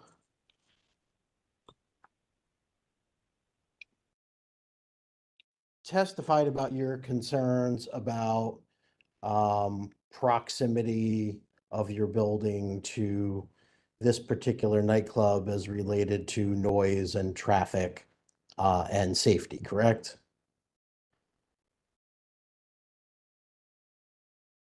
Sir, Mr. Bromfield, you need to look at us and respond to the question that's been asked by counsel, sir. Yes, that's correct. Okay. And I believe you also testified that you've had folks move into your building from Gallery Place because they wanted to be in a place that's quieter. Is that an accurate recollection of your testimony? Wasn't so much quieter as they expressed concern over the crime in the Gallery Place area, and that it had gotten worse since they had moved there. Okay. Are you familiar with an establishment called Sashi Nightclub? Yeah. And where's that located?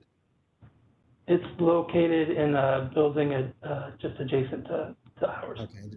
It's Does in it share a the wall? basement of a building next to us.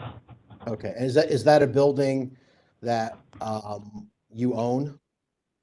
It is not. And does the building share a common wall, or is there space in between the buildings? The building shares a common wall. I don't know that the nightclub does, but I'm not 100% certain. Okay.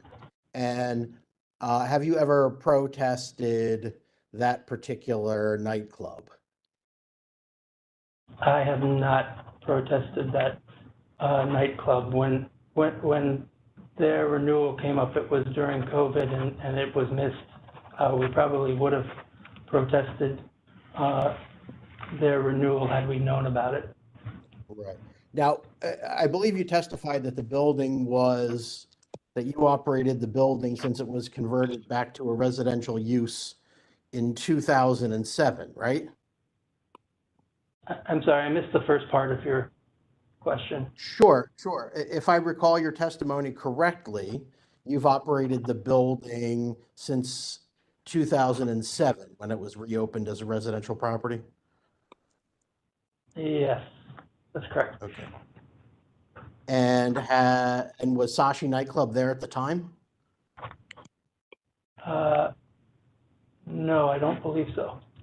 Okay. Did you protest it when it was a new application? We did not. I did not. Did you ever protest any of the renewals for that nightclub? I don't know. I don't know how many renewals there have been or when. Do you recall ever protesting Sashi Nightclub? No, I do not recall ever protesting their renewals. And there is another licensee located within your building, is that correct? Nightclub licensee? No, no. a licensee, an alcohol licensee. An alcohol license? Yes. Yeah, restaurant. Okay, what restaurant is that? Cheesecake Factory? Okay. Do you know what the occupancy is of Cheesecake Factory? I don't know off the top of my head. I guess, I don't know, 300 or so. And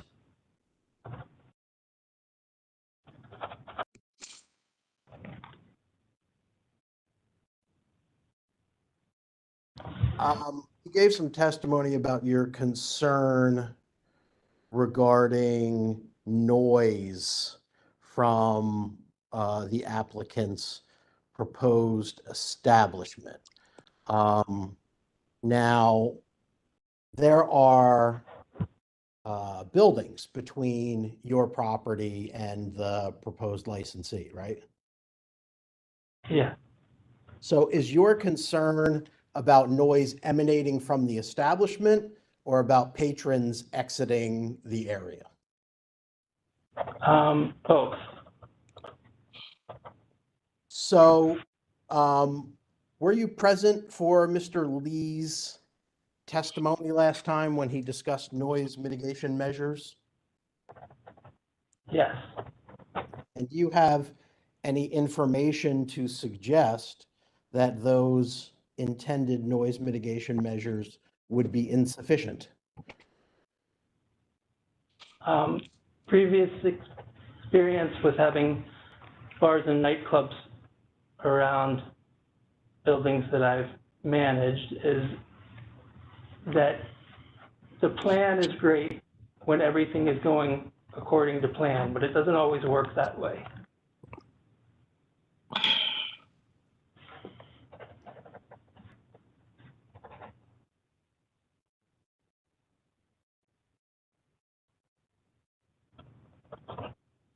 Okay, that's fine.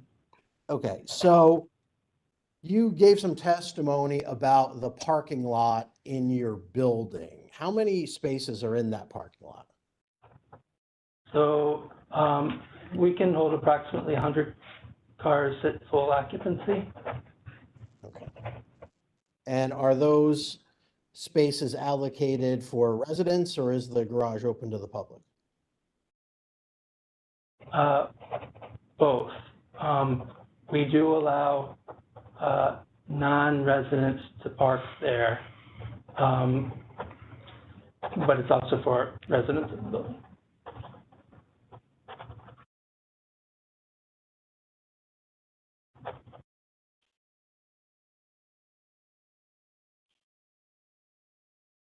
Now, you gave some testimony about the alley and you identified some photographs that you took there. Do you recall that?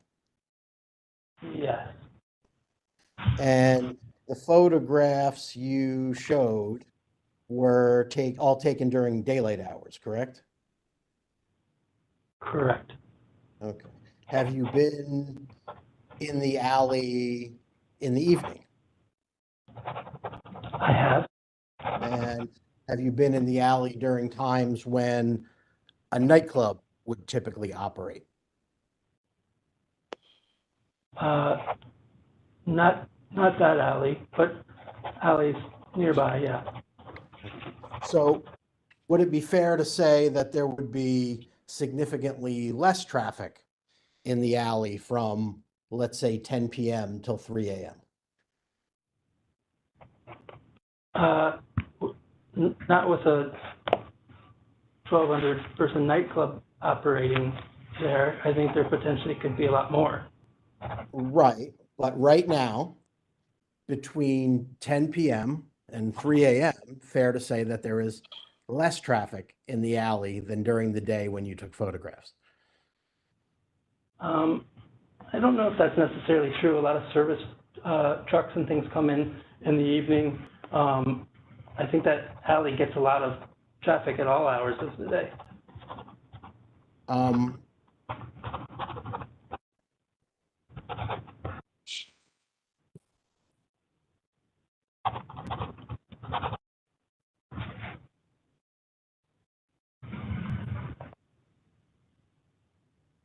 Bear with me for 1 second. I need to check and see if I have what else I have.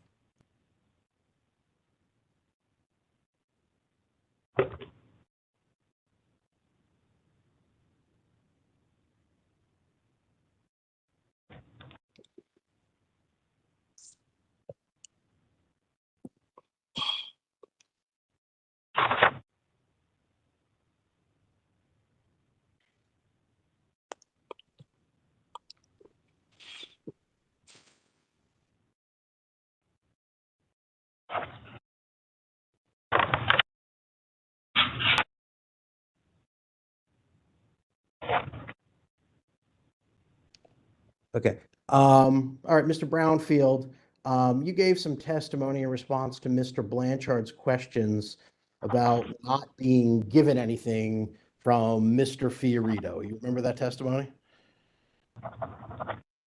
Yes. Did you ask for anything from Mr. Fiorito? I'm sorry, I couldn't hear the first part of your question again. Did you ask Mr. Fiorito for any information? I asked the ABCA for information, not John Fiorito. Okay, and by ABCA, you mean the agency, right? Correct. And what did you ask for specifically? I think I asked for the application, and I believe I asked for a security plan, but I'm not 100% certain. And did you receive that information from the agency? Yes. So fair to say that all of the information you asked for, you received?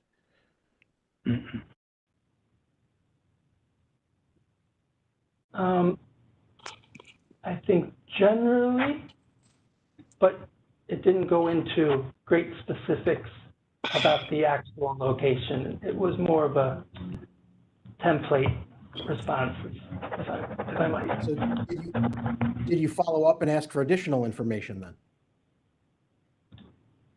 I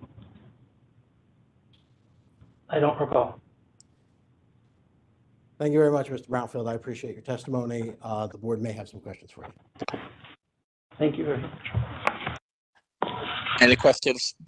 Any questions by any board members? Not from me, Mr. Chair. All right. Any redirect? Yes, just a few questions, Mr. Anderson, Chairman Anderson. Mr. Brownfield, you testified about the Sashi nightclub. Do you know what the capacity of Sashi is? I don't know exactly. It's much lower. It's like 200. I think it's like 200 or so people, but I'm not 100% certain. And they're also, I should add, they're closed all week long. They only open 2 days out of the week. Thank you. And then the Cheesecake Factory tenant, what time do they close? Oof. I want to say around 10, I think 10 p.m. 10 p.m. Thank you. And then you testified that in your experience, the noise mitigation doesn't always work the way the plan is. What did you mean by that? I mean, doors get propped open, or it doesn't necessarily carry over to what's happening directly outside of the establishment, whether it's unruly customers who have left the establishment and are in the alley or close by making noise, or there's just a lot of different circumstances that come into play. Our building, for example, is a historic building. We have historic windows that we were not allowed to remove. They don't allow for as much noise mediation as contemporary windows might. So it's I'm a little bit more sensitive about noise outside than other people might be. And I've managed buildings in the U Street corridor, Logan Circle, and the operators of the clubs change, the managers change, and with them, things don't always get followed exactly the plan, even with the best of intentions. And I've just had a lot of problems. Thank you. And then finally, on information from Mr. Fiorito, or the lack thereof, did you participate in the mediation? I did not. And why was that? I was not asked to be involved in the mediation. Thank you. No further questions. All right. Thank you, Mr. Brumfield. Thank you very much for your testimony today. You're free to go. All right. Thank you. It is 3:53. We are going to take a 10-minute break. Well, I'll say I would like everyone to be back at 4:05. So we'll be back on the record at 5 minutes after 4. Thank you.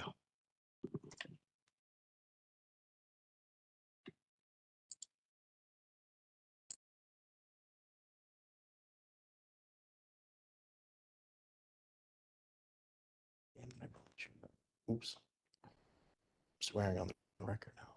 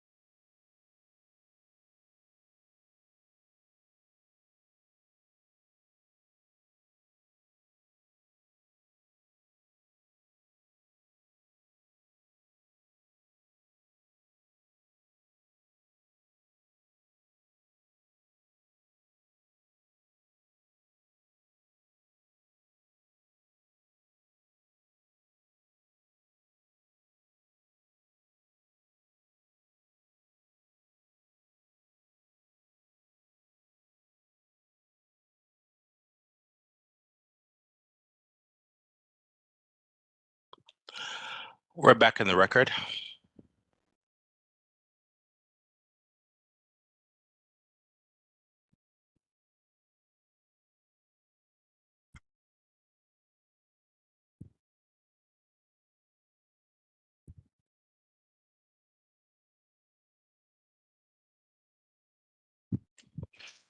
Just some housekeeping. How many more witnesses do you have, Mr. Blanchard? I have 3 more witnesses. You have 3 more witnesses. Ms. Farmer, do you have any other witnesses? We do not. All right, so 3 more witnesses. I stated that I wanted to end this by 5 o'clock today. It doesn't appear we're going to end it by 5 o'clock, but we are ending this case today. So I just want everyone to be mindful of the time. So therefore, I'm not trying to rush anyone along, but I just want to advise folks that we're going to go beyond 5. But I just want to make sure that we keep this, we have moved orderly through the day. And so we'll try to move forward quickly with the remaining witnesses. All right, so who's the next witness? I'm calling John Branch. Mr. Branch, can you raise your right hand, please? Do you swear or affirm to tell the truth and nothing but the truth? I do. Thank you, sir. Your witness. Thank you. Mr. Branch, would you state your name for the record? Yes, my name is John Branch. That's B-R-A-N-C-H. Thank you.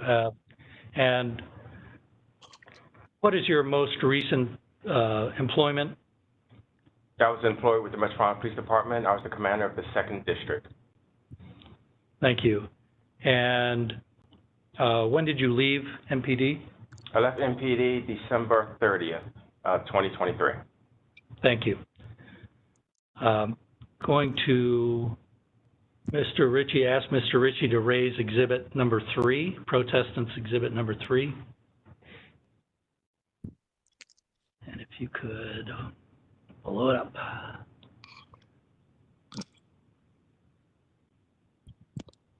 Mr. Branch, do you recognize this? I do. It's my resume.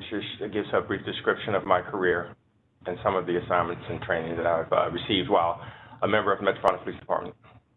And is this a true and accurate copy? It is. I would move exhibit 3 into evidence. Mr. Bianco? I guess I would object, but because on relevance, because Mr. Branch was not identified on the PIF as an expert witness, but rather a fact witness. So, if he's going to testify as an expert, I'd object, but if this is for purpose of factual testimony, then I will not. All right, this is his resume. All right, hold on. I'm sorry. Go ahead. Is the commander been put on as an expert? No, he is not. All right, this is his resume, and so without objection, we will move his resume into evidence. All right. Can you describe where you began your career? Yes, I began my career in the 4th District as an officer. And what did you do after that? While I was an officer in the 4th District in patrol, I then went to the 4th District Gun Unit. After that, I went to the Narcotics and Special Investigations Unit in the 1st Gun Unit, Citywide Gun Unit. After that, I went to the Emergency Response Team, where I was a tactical officer and a sniper. And what did you do after that? After that, I went to the helicopter unit as a helicopter pilot. I was then promoted to a sergeant. Went to the 4th District as a sergeant, went to the Vice Unit, the Crime Suppression Team, went back to the Emergency Response Team as a sergeant, tactical sergeant, and also as a helicopter pilot. And were you promoted? Yes, I was. I was promoted from the helicopter unit and emergency response team as a sergeant. I was acting dual capacity there to a lieutenant in the 7th District. Where I worked there, I was in charge of the crime suppression team in the 7th District. I also worked midnights. I was then promoted to captain in 2018. I went to the 6th District. I worked the Summer Crime Initiative, and then I was transferred to the Narcotics and Special Investigations Division. again after that. And then after the Capitol riot, where were you assigned? Yes, after the Capitol riot, the chief moved me back to the Special Operations Division to take over that position there. And then after that, in 2021, I was promoted to commander and was assigned to the 7th District. And then in March of 2023, I was assigned to the 2nd District as the commander. Thank you. Commander Branch, based on your experience with MPD, what impact do nightclubs have on the surrounding community? Well, the impact usually arises in violence. A lot of the individuals, I noticed the complainants in a lot of robberies are a result of the nightlife activity. When I was commander of the 7th District, usually around 2:30 or so in the morning, may had an occasional shooting, but things got kind of quiet. I was shocked actually when I got here to the 2nd District that I would have robberies up until 4, 4:30, 5 o'clock in the morning. Of course, there's no issues, trash issues, disorderly, fights and things of that nature. Mr. Ritchie, would you raise Exhibit 4?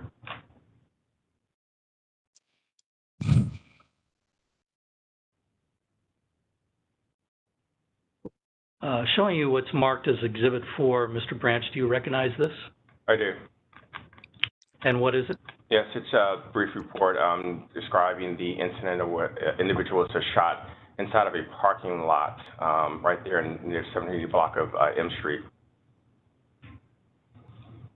Thank you. And what nightclub was this? Don't know specifically, but I believe it was associated with ABCA nightclub. There was some type of dispute that carried out into the street and actually into the parking lot, and it was clearly on video. And the complainant was shot in the eye.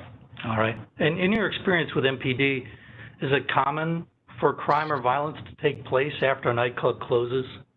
It is. Usually the crimes take place after the clubs. Usually when individuals are inside of a club, they're drinking, having a good time, they're meeting different women. Sometimes they're engaged in verbal disputes or other type of altercations which carry out into the street. We don't really see much gun violence inside the clubs because the clubs are usually restrict firearms from coming inside, but they do keep the weapons inside of their vehicles. And we've recovered actually quite a few weapons here in the 2nd District outside of the clubs, checking the vehicles and finding guns in plain view to be used later on.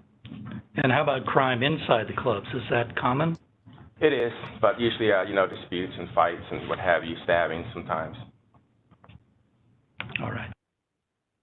And as Commander Branch, are you familiar with where the proposed nightclub is located? I am.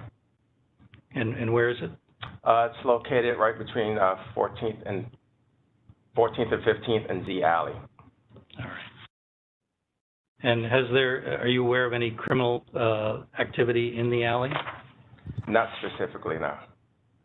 Is there anything about the alley that would give you concern?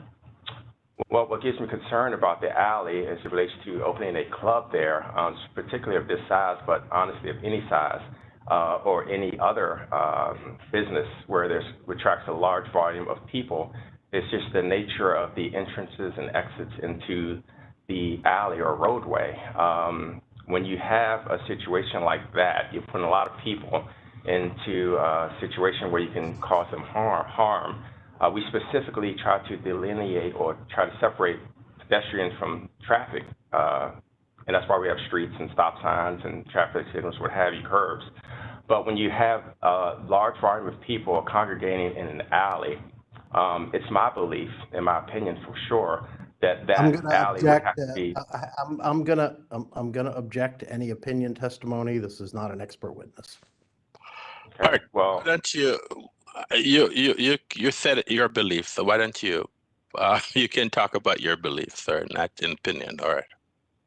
Okay, well, it's a fact, and actually, from my experience on this job, that when you have large numbers of people, you have to shut that area off to vehicular traffic because vehicles can be used as weapons. If there is any type of incident inside that alley, any spontaneous act of violence, such as a shooting, people have a natural tendency of fight or flight, so people are going to run. and they're going to stampede. And when you have that large numbers of people confined in a tight alley, people will definitely get trampled.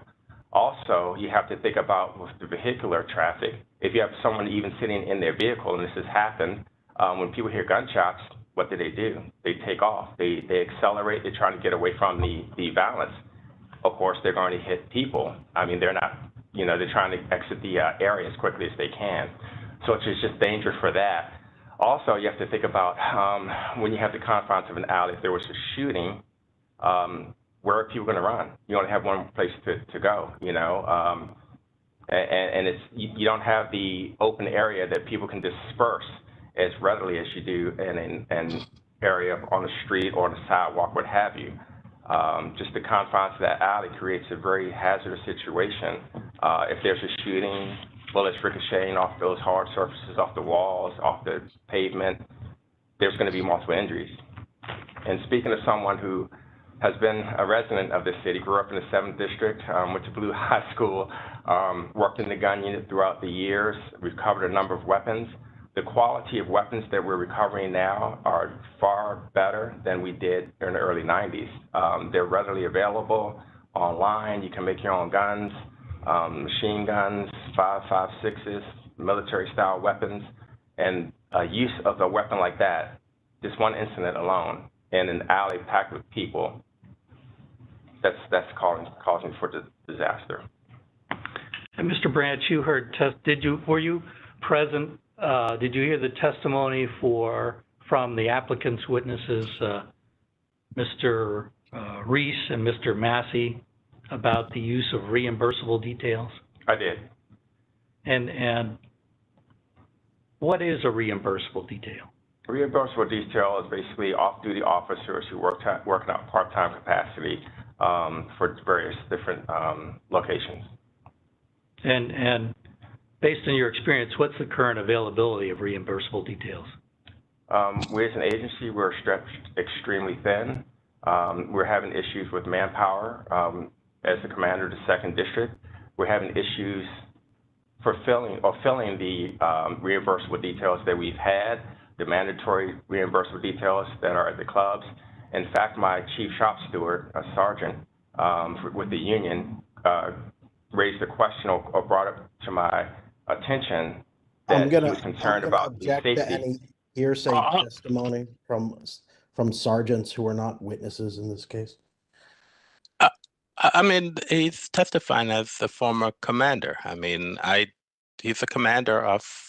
I don't see any reason why he can't testify about what his officers have stated to him. He was the commander, so I'm going to overrule the objection. I'm going to overrule the objection. He's a commander of the second. He was the commander of the 2nd District, and he's just talking about information that was brought to him by the people who are under his command.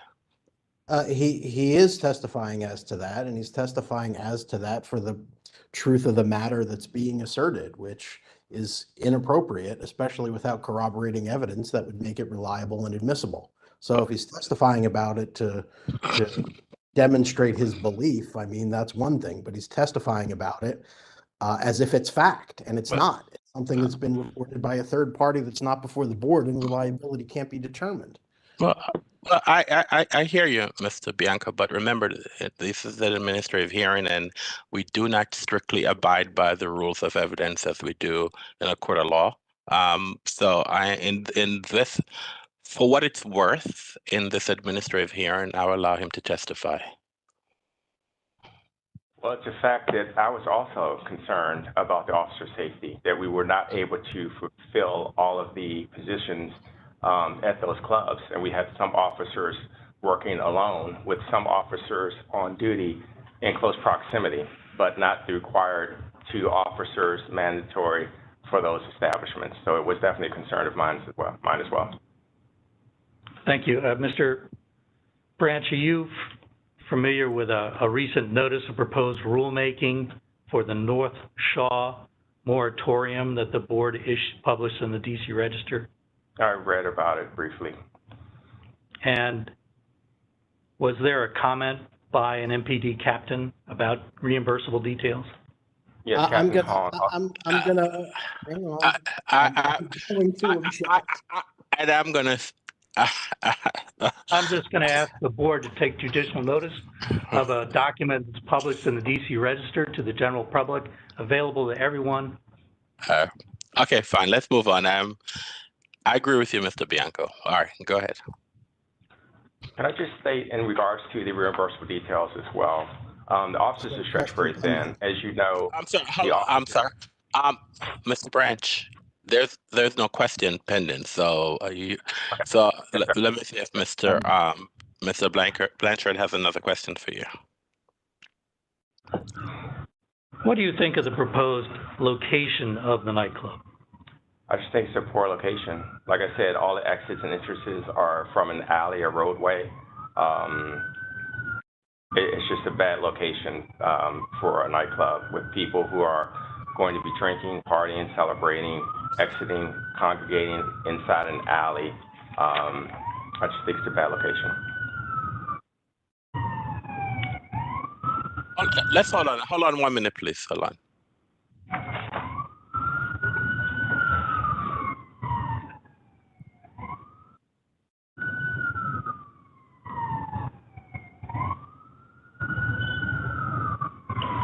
I can't hear anything.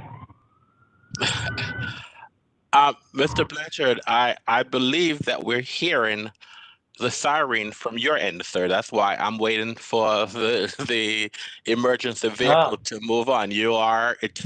I'm wearing headphones, and there's no noise coming from my area, so all the noise is coming from your area, sir. So I'm waiting for that noise to dissipate before we can move on. So go ahead, please. Okay.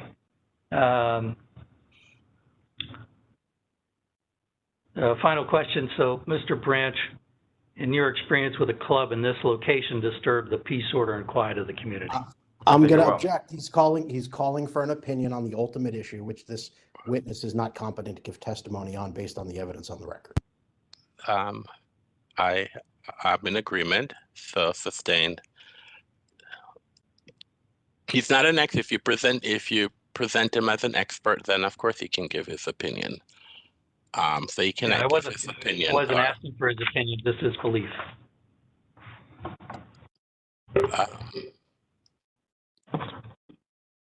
How is he going to answer the question? His belief. I'm just curious.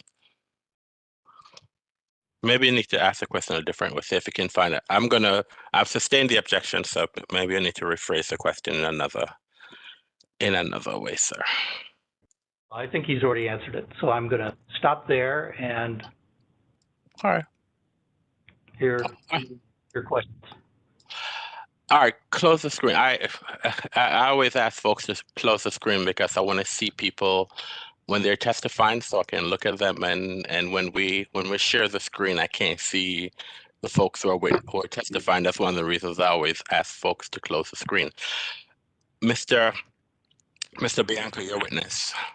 Yes, Commander Branch. Good afternoon. Good afternoon, sir. I listened to your extensive experience, and as I was listening, I wasn't clear on exactly how long you were in 2D. I was in 2D for approximately 8 months. Okay. And 2D is the police district in which this particular establishment is located, right? That's correct. Okay. And so the majority of your experience with MPD was in 7D, right? You referring to as a commander? No, I'm referring to your experience in general. In general? Wow. I believe it may be Special Operations Division. Okay. Now, you gave some testimony about the impact of nightclubs on the community in terms of crime, correct? Correct. And is it fair to say that your position is nightclubs either attract or cause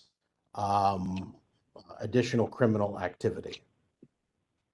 Well, it's my position that when people are out at late hours like that, that unfortunately suspects are preying on citizens exiting these late night establishments and to rob them. That's correct. Okay. And you're familiar with the particular area that we're dealing with in this case, correct? Yes, I'm somewhat familiar.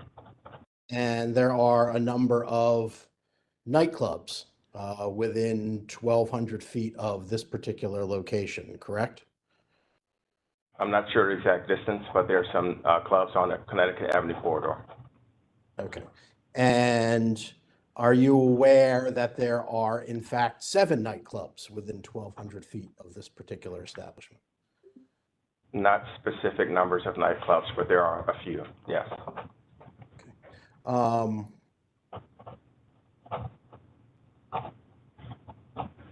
You gave testimony about your safety concerns based on this establishment being situated in the alley, in an alley, right? Yes. Okay. And I believe one of the things you testified about, and please correct me if I'm wrong, that you recommended that the alley should be shut off to traffic. Is that something that you recommended? Yeah. Okay. So if this particular establishment was able to do that, that would assuage some of your concerns, right? As far as vehicular accidents, it would, but not as far as shooting incidents. When you have large numbers of people congregating in a confined space, if there's a shooting, it still exhibits the same hazard, you know. But from vehicular traffic, it definitely poses a better safety response for that, for sure. Okay.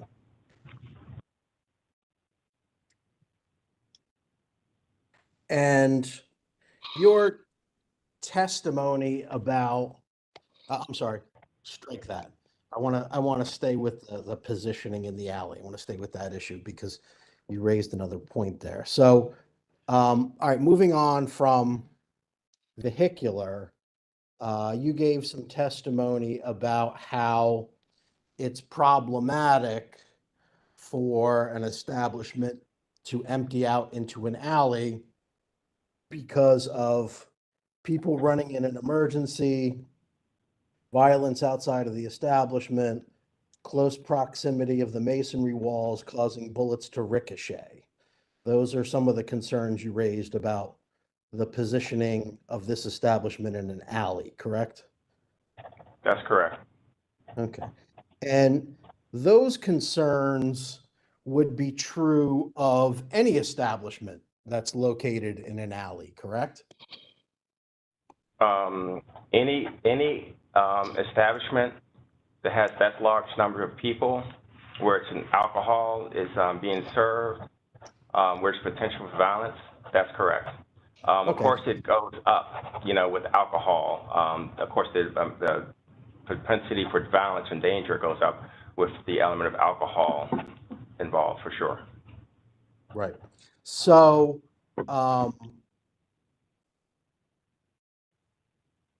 leaving the issue of the size of the establishment aside for a moment, the challenges that I specifically asked you about is people running in an emergency, violence outside of the establishment, bullets ricocheting off of close proximity walls. Those are problems with alley establishments regardless of occupancy. True? It could be, but I don't know if the establishment's inside of an alley.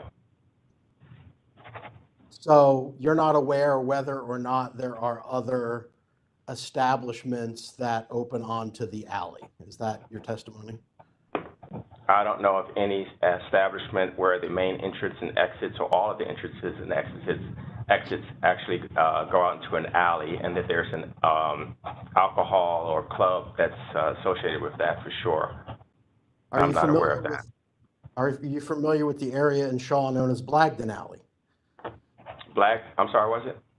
The area in Shaw known as Blagden Alley. I've heard of it, but I'm not that familiar with that, no. Okay.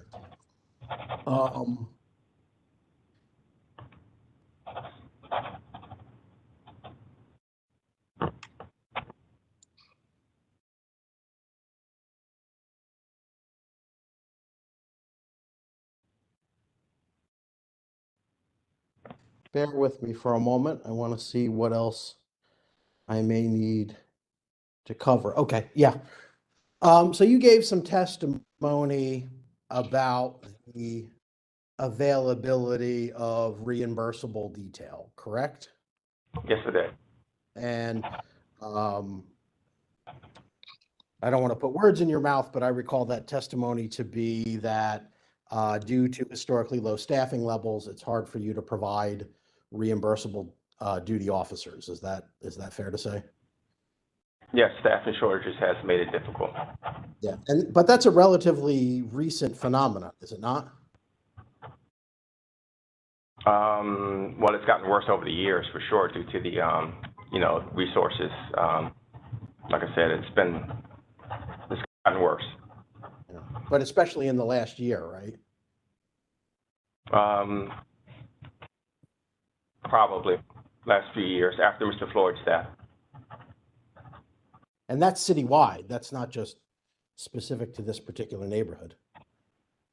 Citywide and nationwide as well. Yes. Yeah. And the same can be said for the uptick in crimes of violence, correct? As far as the increase, as far as recently, yes.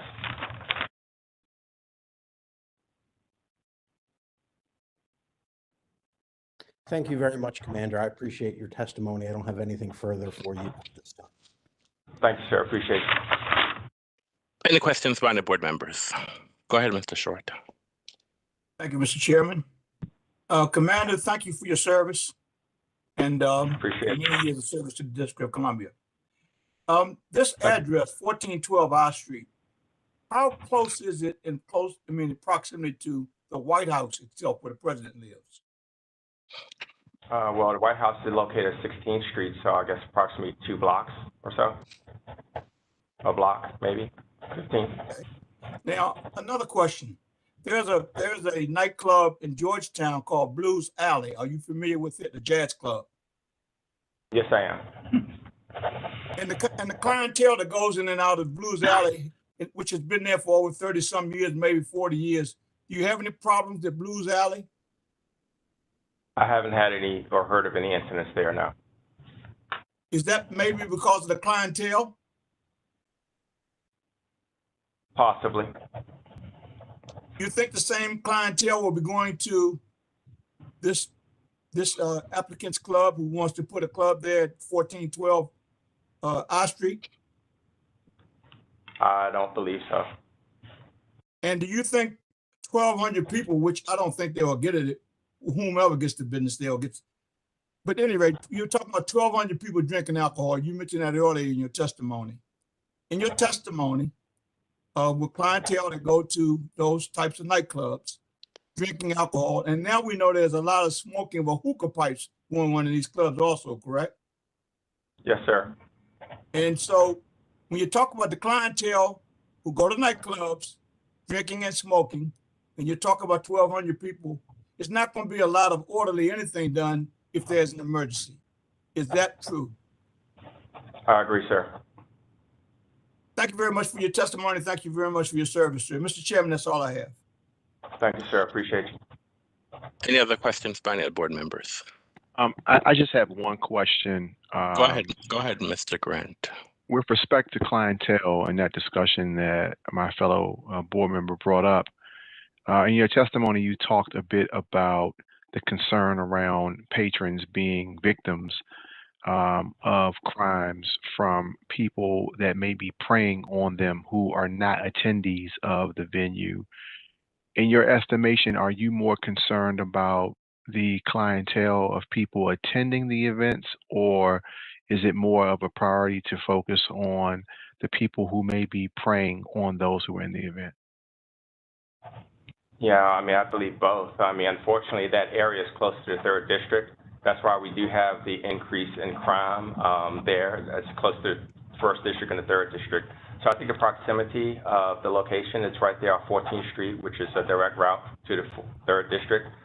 So people, I've noticed that most of the, I would say just about all of them, of the suspects that commit those violent acts are coming from other districts from the second district, meaning 7th district, the 5th district, the 4th district, the 3rd district, the 1st district, what have you. So yes, I'm kind of concerned about both. Okay. Thank you, Mr. Chair, and thank you for your testimony as well. Thank you, Mr. Green. All right. Mr. Bianca, any questions based on the questions asked by the board? No, sir. Mr. Blanchard, any redirect? No redirect. Mr. Branch, thank you very much for your testimony today. Have a great day. Thank you, sir. I appreciate you. Have a great day. All right, thank you. All right, then, bye-bye. Do we have another witness? Yes, I've called Trevor Hewick to the stand.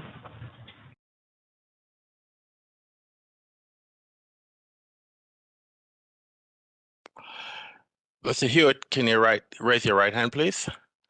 Do you swear or affirm to tell the truth and nothing but the truth? I do. Your witness, sir? Mr. Hewick, would you state your name for the board, please? My name is Trevor Hewitt. Trevor is spelled Trevor. Hewick is spelled Hewick. Mr. Hewick, what is your profession? I'm the owner of Protocol Security Agency. I conduct private investigations, security guard services. I also do consulting and an expert witness testimony, use of force, police procedures, practices, nightclub security, and I'm an adjunct professor at Community College of Baltimore County and associate professor at Notre Dame of University of Maryland, teaching criminology and criminal justice studies. Thank you. And what was your educational background? I have a bachelor's degree in criminal justice. I minored in business management.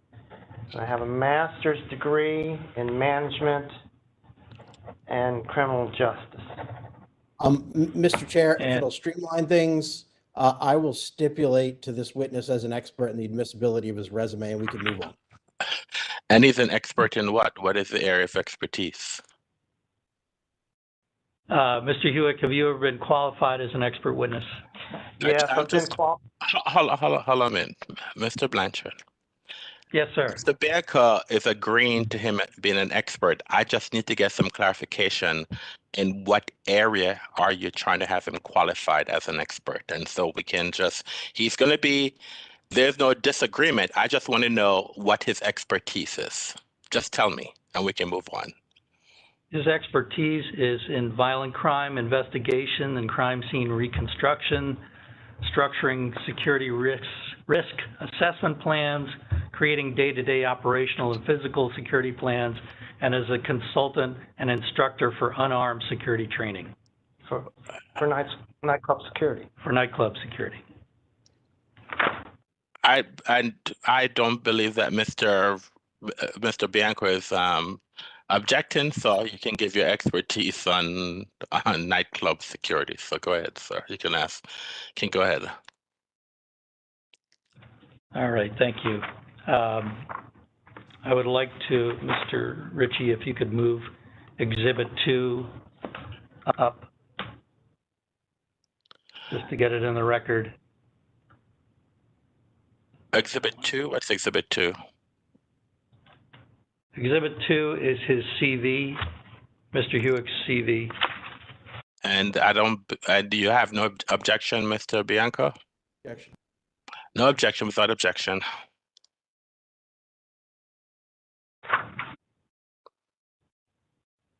Mr. Hewick, can you describe your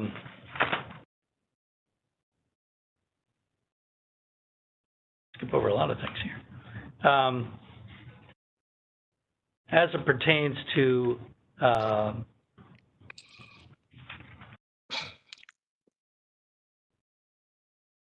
Boy, you made it easy.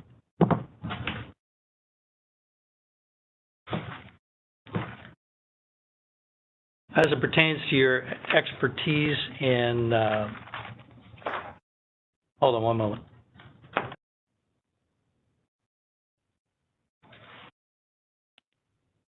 Use of force issues for security personnel, have you provided any training on these issues to the ABRA board or to ABCA, ABRA? Well, I did for ABRA, and that's when they had the hearings at 941 North Capitol Street. So that was in March of 2006, and then I did a use of force continual wheel June of 2006. And do you have experience working with nightclubs on security issues? Yes, sir. I dealt with the mass shooting at Dream Club in 2004. I dealt with Club U when notice of show cause was given in 2005 for a stabbing murder, numerous fights. It was the eve of Valentine's Day. There was a total of 3 murders Club U was charged with. I dealt with Club 55, new dancing club. They're one of my clients. Oh, let me start with, I actually worked for a law firm. It was Brown, Wilmot, and Bagwell. The nightclubs would hire that law firm, and then that law firm took on my services. So Club 55 was on K Street Northeast. I dealt with a shooting inside Club 55, and that was a new dancing, and I continued to work with DC Tunnel. That was a shooting outside of DC Tunnel, and I dealt with the Tacoma Tavern in 4th District, and that had to do with disorderly fighting, neighborhood complaints, and in all of those we structured day-to-day operational and security plans, and I gave testimony. I was recognized as an expert witness in the murders and fights for Club U in June of 2006 in front of the board. And then I was recognized as an expert witness for the shooting inside Club 55 on K Street by the board where I gave testimony. And specifically with Club U, can you summarize some of the issues they have at that nightclub that might be? I'm gonna object to testimony about 20-year-old stabbings. I sustained. I think that I need this witness to testify about current. It's not relevant for us to hear about what happened at Club U over 20 years ago. The city has changed significantly over 20 years ago. So I think what will help us make a decision, we need to have information current about current trends about these type of issues. Okay. That's fine. That's fine. Mr. Hewick, with respect to reimbursable details, secondary employment and club zones, what can you tell the board about these that are not available for new dancing establishments? Well, just like the chairman was saying, it's evolved over the years, but for new dancing, reimbursable details will not be given out for nightclubs with new dancing. Secondary employment for Metropolitan Police Department officers will not be given out to ABC establishments with new dancing. And if it has to be part of a club zone, which is separate from reimbursable details and secondary employment, that's got to be on the basis of the commander and other nightclub establishments and restaurants have to be involved with that. But they can't single out the deployment of MPD personnel for a new dancing establishment. So they won't accept a duty of care for that. Thank you. Did our office contact you and ask you to review materials in this matter? Yes. And what were you asked to do with respect to those materials? Well, I reviewed the materials, and then I went out to the scene of 1412 I Street. I walked the community. I took photographs. I talked to private security. I talked to citizens. I talked to delivery personnel, just to get a feel of what was going on with that community and the location for this club.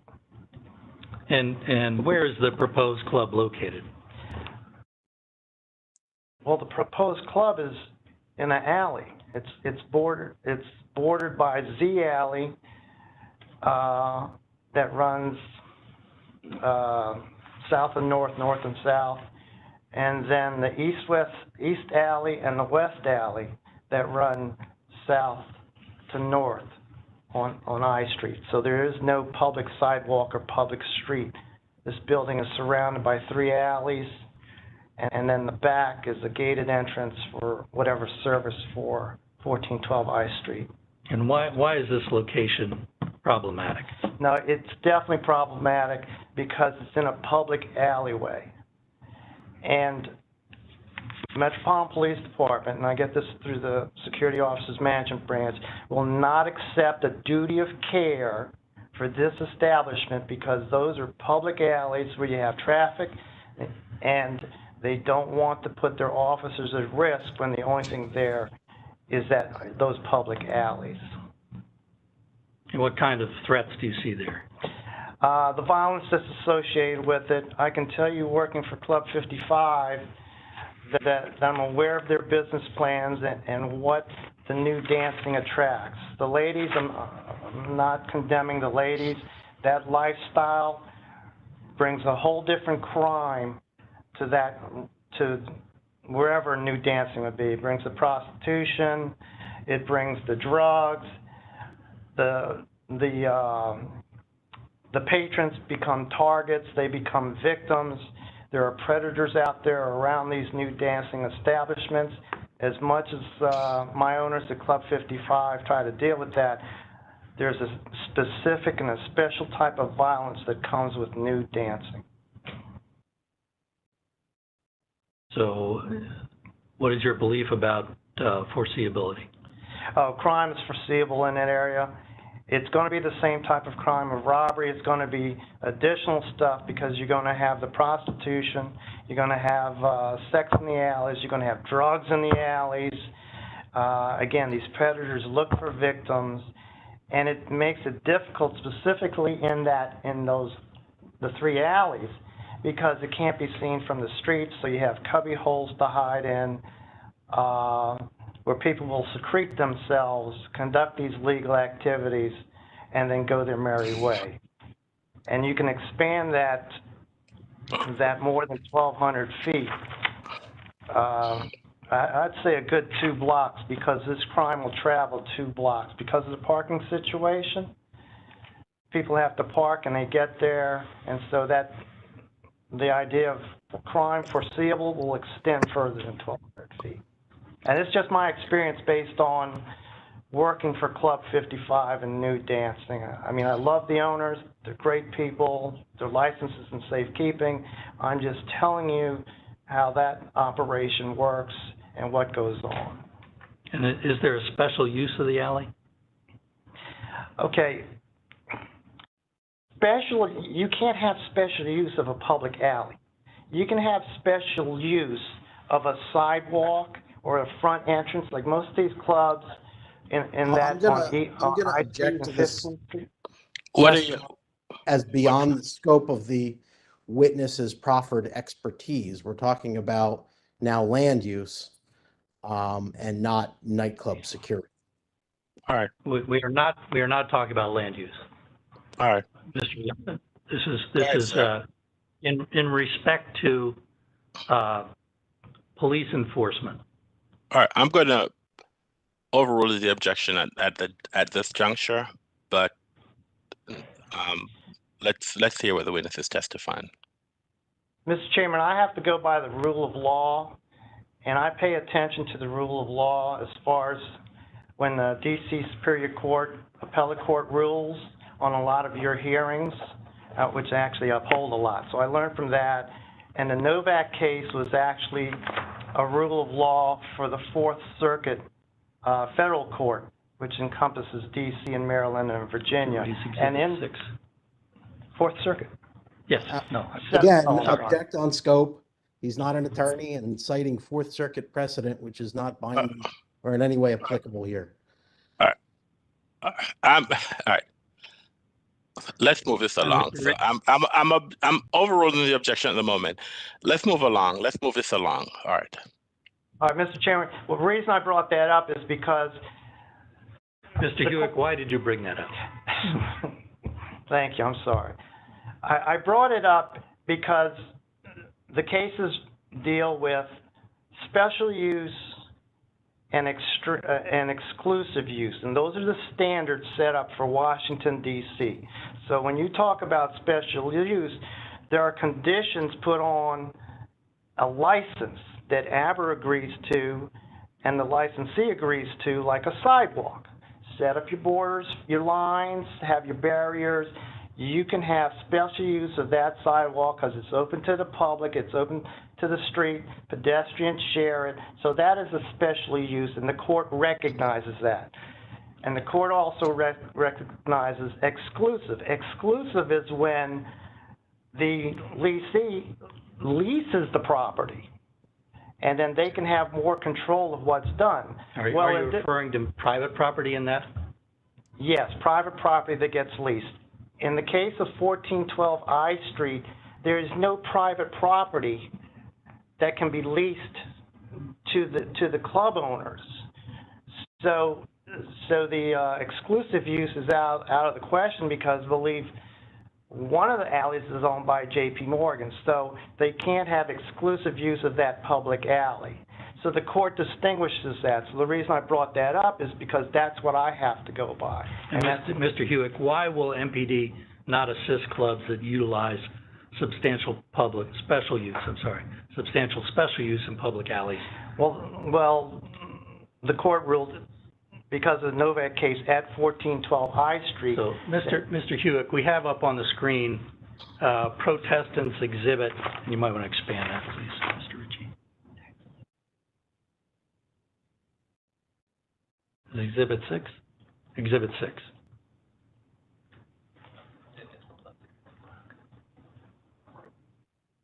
Just expand the first page. Is there a standard duty of care for nightclubs? Yes, and that was the ruling by Attorney General Garland. He was the circuit district court judge at that time. And he ruled that there was a duty of care that was accepted by that club, but they couldn't carry out the duty of care because they didn't have control of the public alleyway. And Mr. Hewitt, is this a fair and accurate copy of the Novak decision?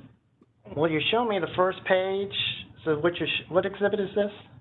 It's exhibit 6.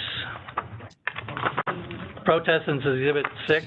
I'd ask the board to take judicial notice of this decision. Mr. Anderson, this is argument. It's not appropriate for a witness who's not an attorney to testify about the negligence standard for licensed establishments. There's no measure of qualification or expertise that this witness has on that subject.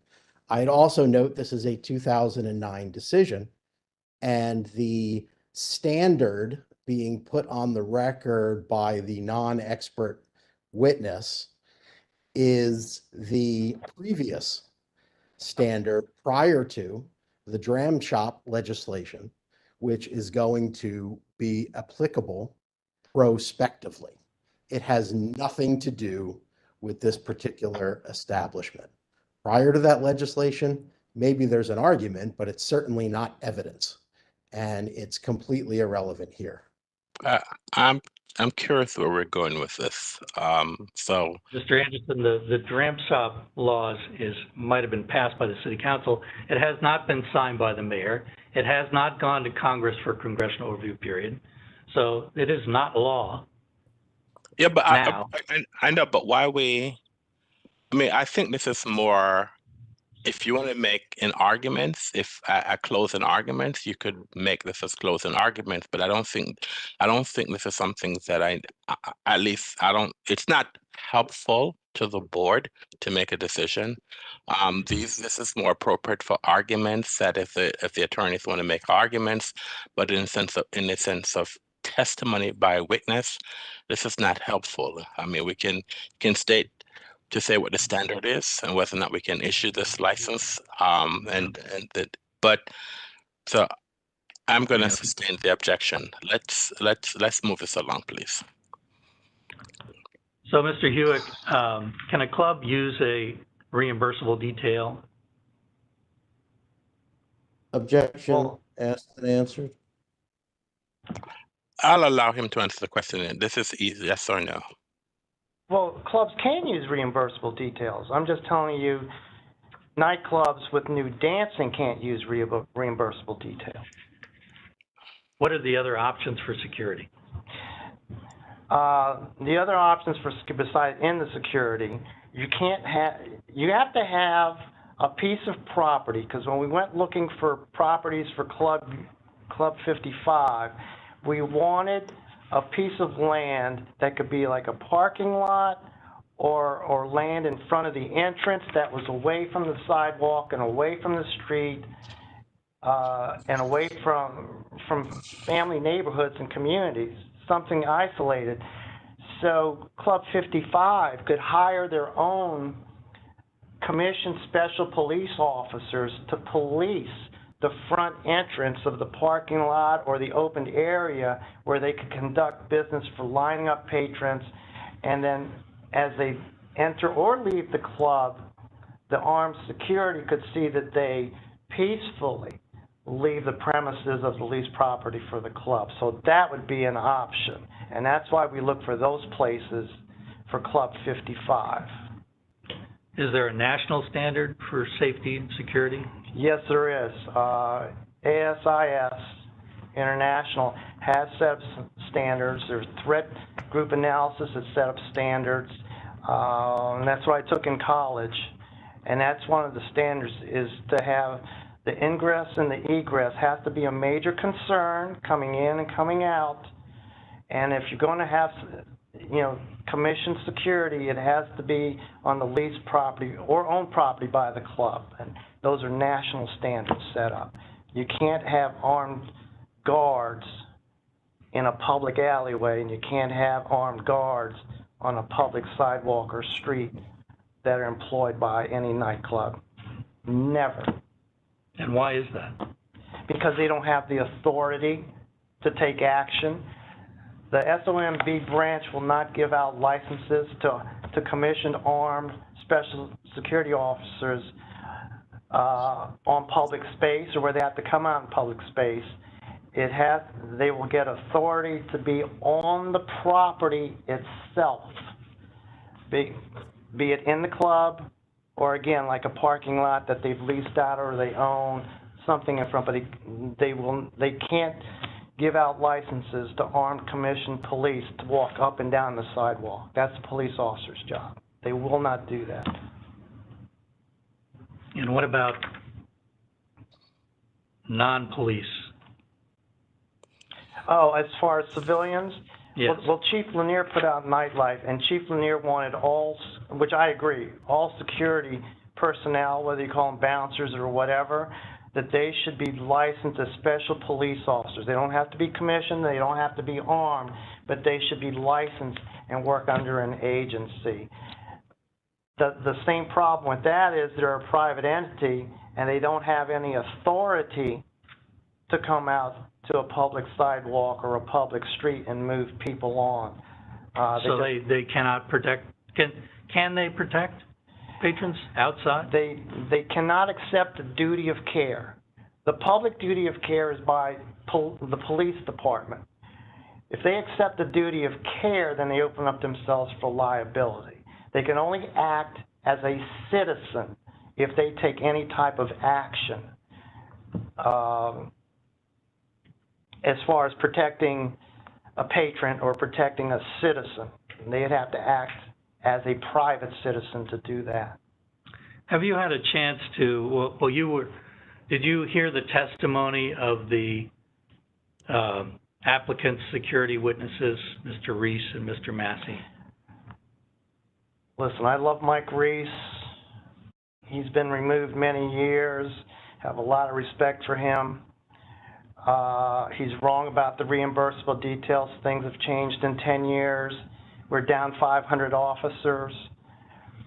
Chief Smith, Mayor Bowser, they want to get up to 4,200. We're at 3,600. Mr. Massey, I think he just gave you template information. I saw what he wrote. That is not a national standard. It wouldn't be accepted by ASIS or the threats analysis group. It just. What's your overall opinion of the security plan? Well, that wasn't even a security plan as far as I'm concerned. It doesn't talk about the assets, which is the businesses of the nightclub. It doesn't talk about the threats. It did mention some of the crime. I think the crime was wrong. It didn't talk about the conceptual problems, threats that might happen, which should include the community. But it didn't talk about crime generators in these conceptuals. It didn't talk about crime attractors. The new dancing is a crime attractor, along with the other nightclubs, and it didn't talk about the crime enablers, because I know nothing about the management of this nightclub, and I didn't hear any testimony to that. Those are just part of the things that you look at when you do a threat analysis or a risk assessment where you have. What is a security risk assessment, Mr. Hewitt? That's when you look at the assets, you look at the threats, you look at the vulnerabilities, and you come up with an assessment to mitigate all the aspects. Your vulnerabilities have to deal with operational, which would be day-to-day, and then the physical. In law that we've dealt with over the years has got the physical aspect down as far as cameras, the egress, ingress, all that's important. Getting in a building, getting out of a building, lining up, IDing people. I'm sorry I'm rushing this because I know I'm on a time limit here. But you have to coordinate all that. It's a holistic approach to really finding out what the business is like, what the business plan is, how are you going to operate this. And it's just not about collecting cash, selling liquor, and putting on entertainment. Because I mean, Club U, we had different dance floors, and we had pool tables.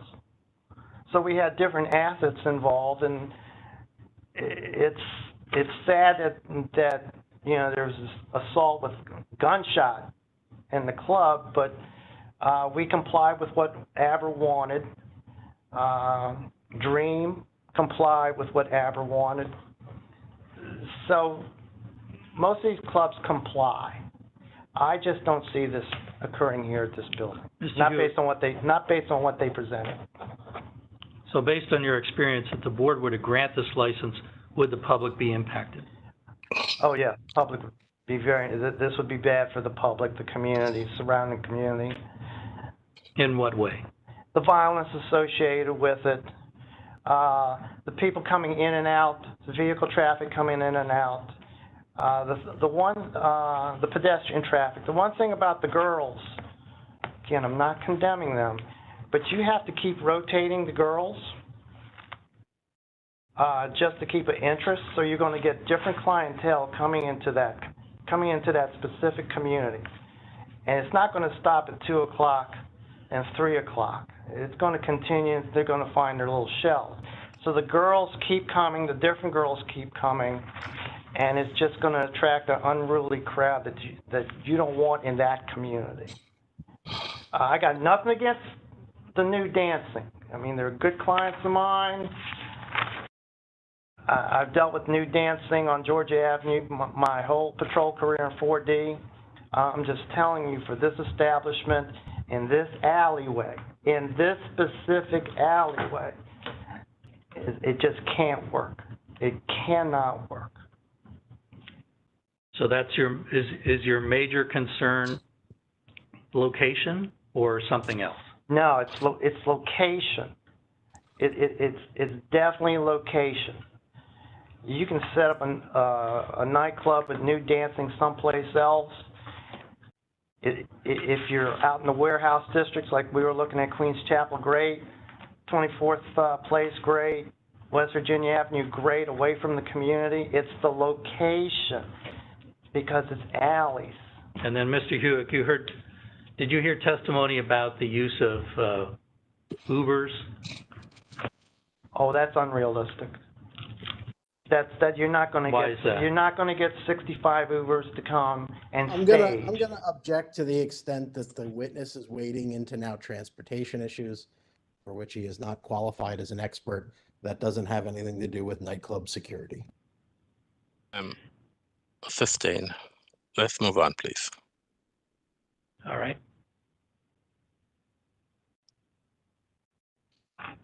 Mr. Hewick, as far as the safety of the nightclub when patrons leave at the end of the night, what are your concerns? Huge concerns. Goes back to Novak. Liquor involved, the entertainment involved, and again, it's not just the nude dancing, but the liquor, the disorderly, unruly behavior. There's going to be fights coming out in those alleyways that police are never going to see, and it's just going to go out into the street and sidewalk. What about, do you have concerns with queuing of patrons to get in the alley? I mean, get into the establishment? Yeah, I heard about that. You can't have queuing in a public alleyway because you don't have special use for a public alleyway. I know ABRA gives special use conditional stuff on the lights because they want to see an orderly line to get into the club. I get that, not an issue. But it's on a shared sidewalk that's in front of the building, and it's monitored by everybody. You can't do that in a public alley. I've never seen that done in a public alley. And why is that? Because they don't have exclusive use to it. It is a public alley. It's not safe to line up people there because you can't enforce disorderly behavior. You can't enforce it. Thank you, Mr. Hewick. That's it. Mr. Bianco, do you have any questions, sir? Sure do. I sure do. So, Mr. Hewick, I just want to make sure I understand your testimony correctly, that nude dancing establishments are not eligible to participate in the RDO program. Is that correct? That and the secondary employment. Okay. And what's your basis for that statement? I'm still involved with the police department, the police union, and the police lodge. And I stay in constant contact with the lieutenant in charge of the Special Operations Management Branch. That's my basis. So, I'm still heavily involved with the police officers. Okay, so is there a policy or a regulation that states that somewhere? You know, it's not a policy. I've always had contact with I don't have direct contact with this new chief of police, but from Ramsey to Chief Lanier to Chief Newsom to Chief Conti, won't happen. Maybe Chief Smith will allow it to happen, but no, there's not a policy set. Okay, so are you familiar with MPD's general order with respect to the reimbursable details for ABC establishments? Yes. Okay, and does it state anywhere in that document that RDO is not available for nude dancing establishments? It does not say that. And I mean, I got to ask you, because I represent ABC establishments for a living. Did you look at any of the 9 operating nude dancing establishments to see if they have reimbursable detail presently? I don't know about the 9 that you're talking about. I just know from the Special Officers Management Branch, they will not assign a specific officers as a reimbursable detail to a nightclub establishment with nude dancing. It has to be part of a club zone, and that's where the commanders set that up. Don't confuse club zone with reimbursable details and secondary employment. Club zones is set by the commanders. So, so then the answer to my question is you did not look at whether any of the existing nude dancing establishments have reimbursable detail. Oh, did I go out and look? No, sir, I did not. Okay. Did you check any ABC board orders to determine whether the ABC board has required RDO for nude dancing establishments? Well, I'm glad you brought that up because they can require it, and in the regulations they say may. Okay, I don't think the board has the authority to tell a nightclub that they shall have reimbursable details. So what your testimony is, I just want to make sure I got that clear, is the board doesn't have the authority to require RDO for a nightclub? Didn't say that. The wording is may. The ABRA board, ABCA board, just like the ABRA board, does have the authority to put a condition of a reimbursable detail, and the terminology is may, not shall. There's a big difference. So if the board were to do that in the form of either a condition or a settlement agreement, it's your understanding that MPD would then provide reimbursable detail to a nude dancing establishment? No, they would not. I'm only going by DC code, Mr. Bianco. I'm not trying to argue with you. Give me a citation. What's the DC code that you're going by? I can go back to my computer and look it right up. Please do. Can we go off the record for a moment? I'm sorry. This is not relevant for the board making a decision. Let's move on from here. I don't need anyone I don't need a witness to quote the DC code. The board has its legal staff who can provide that, and I believe that we have competent counsel who can provide that. My assumption is that we're going to have proposed findings of fact and conclusion of law. So if that's necessary, I think that would be the appropriate place to put that. So let's move on. Okay. So, Mr. Hewick, you testified that nude dancing establishments draw a criminal element that will be detrimental to the neighborhood. Did I understand that testimony correctly? Yes, sir. It's a much different criminal element.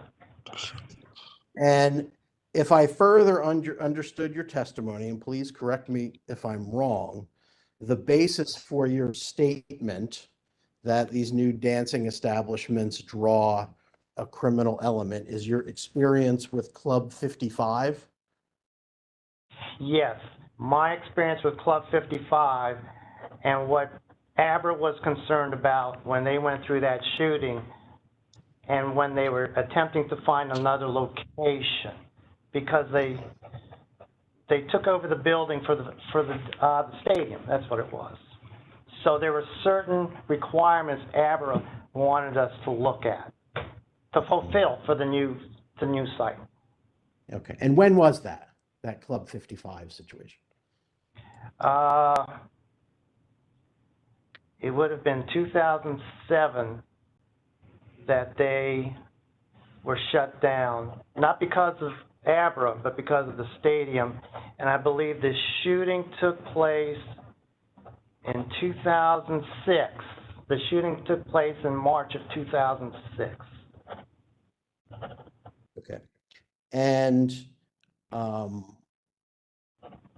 did you review any data other than your experience at Club 55 that supports the notion that nude dancing establishments have more criminal activity? Okay, I'm not saying they have more criminal activity. I'm trying to tell you there is a different criminal activity that the girls bring.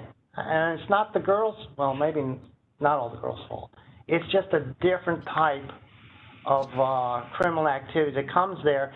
And as far as statistics, no, MPD's not going to, they're not going to keep stats on a John that gets ripped off or a prostitute prostituting her. They're not keeping stats like that. They're not going to be part one offenses or part two offenses.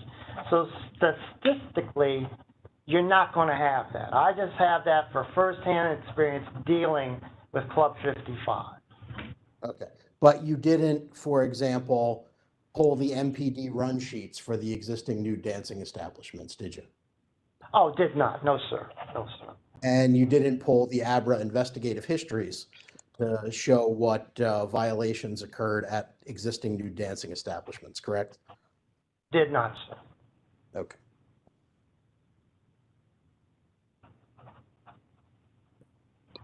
Now, I want to just go into very briefly your analysis of the proffered security plan for this establishment. I understood your testimony that a security assessment had to encompass a number of different things, including the practices and procedures, as well as the physical aspects of the business and the property. Is that correct? Yes, sir. Okay. So, and I don't know whether you know this or not, or if I'm giving you new information, but this property is not yet built out for nightclub use. Assuming that's true, wouldn't they have to wait to do a security assessment until the build-out plan is complete? You know, I missed that question because somebody called, Mr. Bianco. I'm so sorry. Yeah, no problem. I'll restate it and I'll try to be a little bit more succinct about it anyway. So this property is not yet built out for nightclub use. Given your testimony that a security assessment has to take into consideration not only the practices and procedures, but the physical layout, at this point, it wouldn't even be possible to conduct that assessment. Is that fair to say? The physical aspect of a vulnerability is not a major concern right now, so I get you. Yeah. ABCA has the authority to recommend how many cameras. They need a feel for the ingress, egress. I get that. So the physical attributes could come later after the build out. I'm more concerned about the fire escapes, well, lack of, or the egress from the property.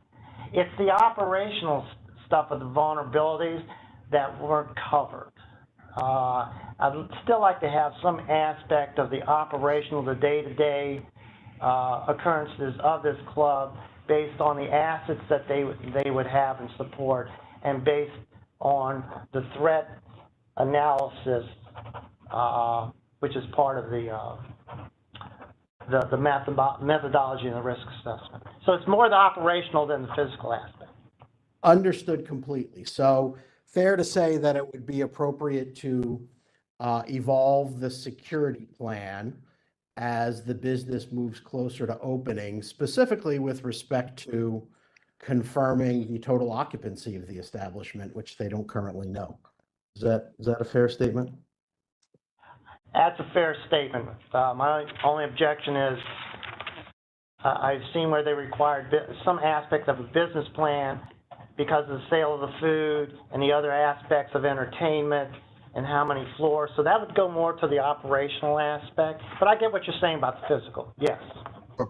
And When you reviewed the security plan that was submitted with the application, did you review that for compliance with ABCA requirements, or did you review that for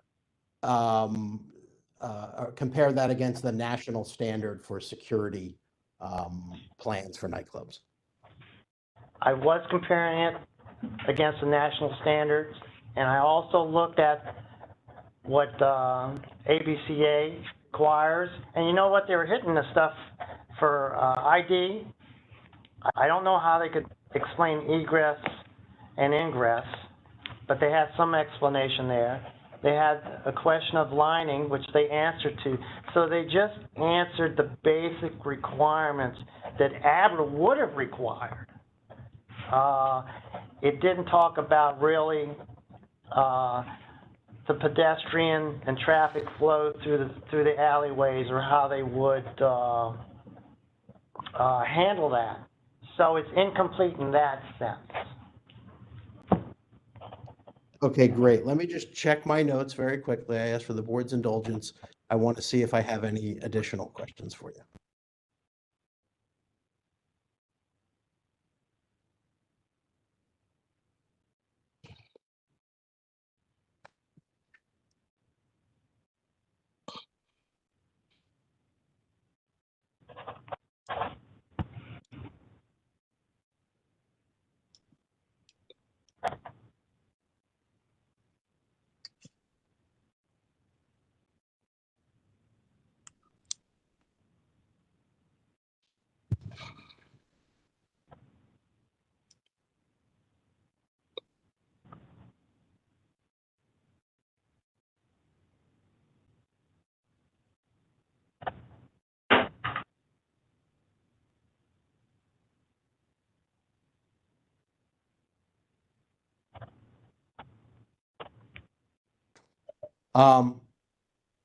Okay, Mr. Hewitt, I just have one more question.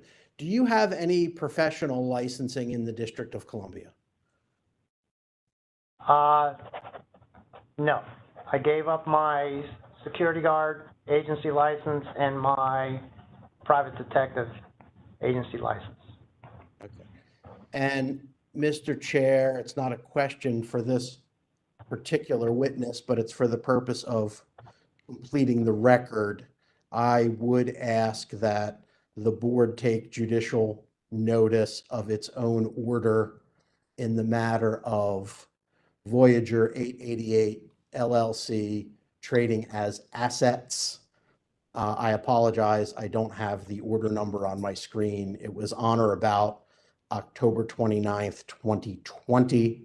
And the proffer to go along with that would be that the board accepted a settlement agreement requiring RDO for a new dancing establishment. The board will take judicial notice of its own orders, and I mean, whatever decision we'll make, of course, the board is going to look at what we've ordered in similar situated cases. So we'll take notice of our own order. Thank you. Is that it, Mr. Bianco? I don't have any other questions at this time. Thank you, Mr. Anderson. Or thank you. Any questions by any board members? Yes, Mr. Short. Thank you. Mr. Hewitt, thank you for your expert explanations and testimony. Currently, what is the status of nude dancing law in the District of Columbia? As was just mentioned, assets, we know, and there may be a couple more nude dancing locations in Washington, D.C. now that have ABC licenses. Mr. Short, I can only testify to what we were doing with Club 55, because ABRA was requiring certain things, and that's why I was going to the rule of law. There are going to be conditions that, ABCA would apply to the license, and then we would apply any special use and extreme use.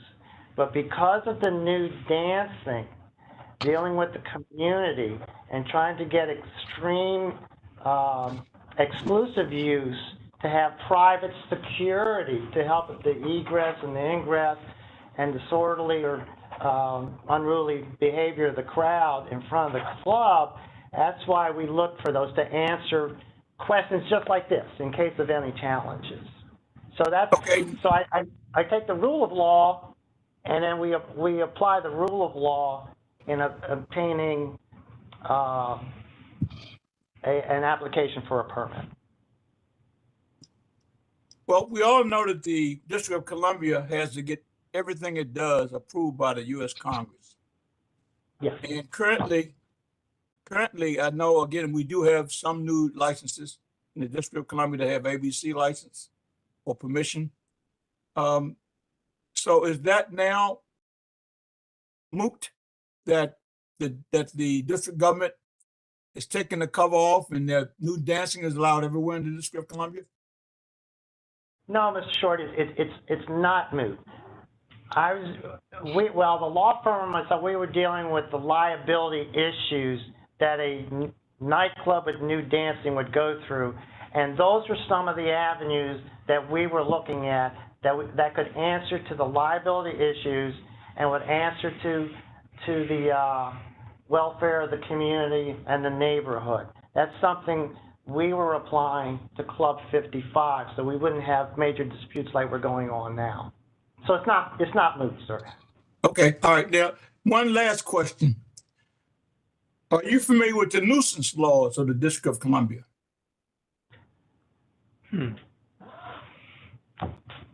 Not since I policed. I policed for 22 years, but I retired in '99, so I'm not familiar with the new nuisance laws. No, sir, I'm not. Okay, well, they aren't actually new. I'll just simply say this. Club U was closed down under the nuisance laws. Do you know that? Do you remember that? Well,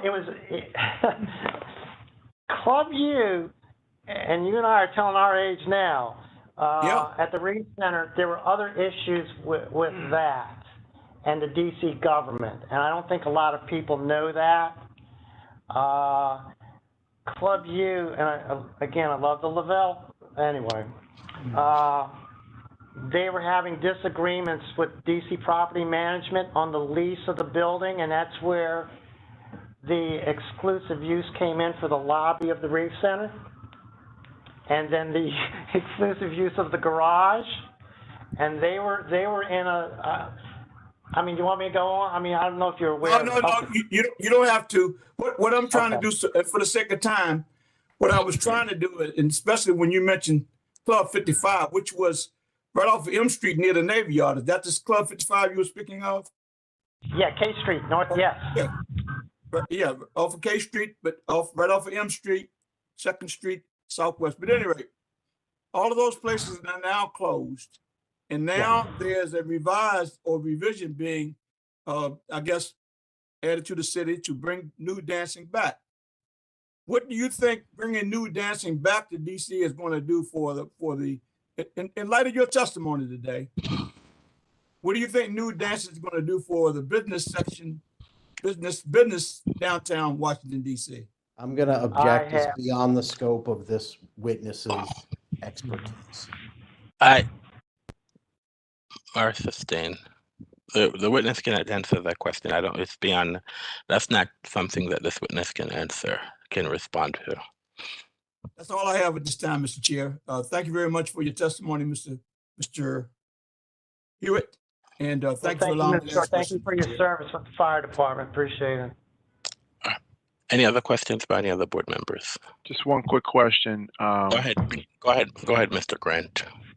Beyond your experience working in situations where you are responding to issues at establishments with the new stipulation, are there any other ways that you are currently keeping up with the current trends of what's happening in those specific establishments, even beyond this jurisdiction? Okay, beyond, yes. I actually have a liquor store. I provide security guard services out in Maryland, so I have to stay on top of that. I have one nightclub establishment in the District of Columbia, so I get all your newsletters that come in. I have to stay on top of that. The real big thing, though, is I read the DC Superior Court appellate decisions where the petitioners, whoever appeal directly to DC Superior Court. So I stay on top of that because I have to conduct training and have a better understanding of what's going on. So I have to use the rule of law to make policy and to deal with training. And with that comes supervision. So that's how I stay on top of it. Thank you. That's my only question. All right, thank you. Mr. Bianco, any questions based on the questions that were asked by the board? No, sir. Mr. Blanchard, any redirect? Just one redirect. Mr. Hewitt, you were asked about the security plan.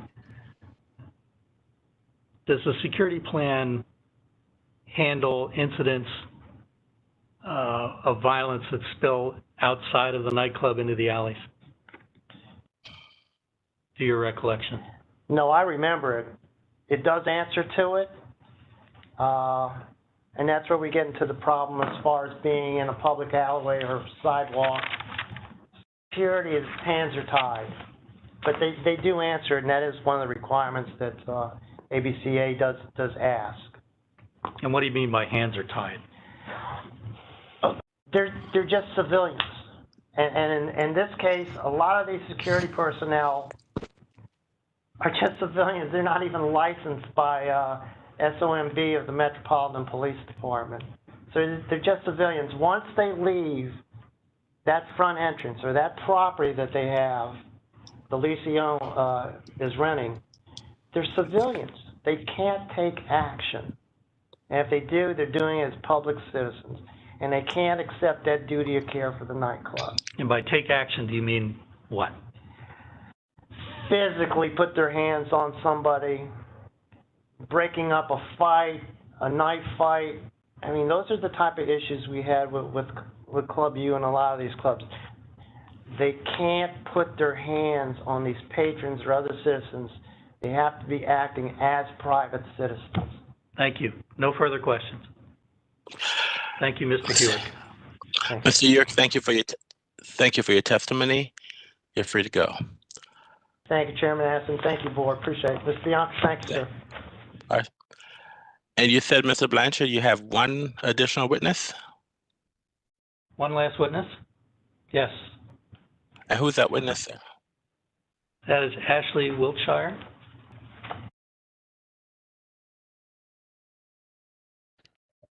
So, Mr. Chair, before we get started, I'm not necessarily objecting. I may be. Ms. Wiltshire, is my understanding, is part of the same ownership group as Mr. Brownfield. So I have a concern that this testimony is going to be repetitive. Is there a proffer as to how it's going to be? What additional information is the witness going to add that we haven't already heard from Brownfield? All right, hold on, Mr. Ben. Has this witness been identified on the PIP? Yes, sir. Yes. All right. Then you can object to, if you believe it's asked and answered, I'm going to allow the witness to testify. You can object and I will rule on the objection, but I'm not going to blanket it. Since this is someone who has been identified on the PIP, it is the last witness. And so I'm not just going to, I'm not going to limit her testimony, but again, as a learned attorney, I will listen to your objections and I will make appropriate action. So, ma'am, can you raise your right hand? Do you swear or affirm to tell the truth and nothing but the truth?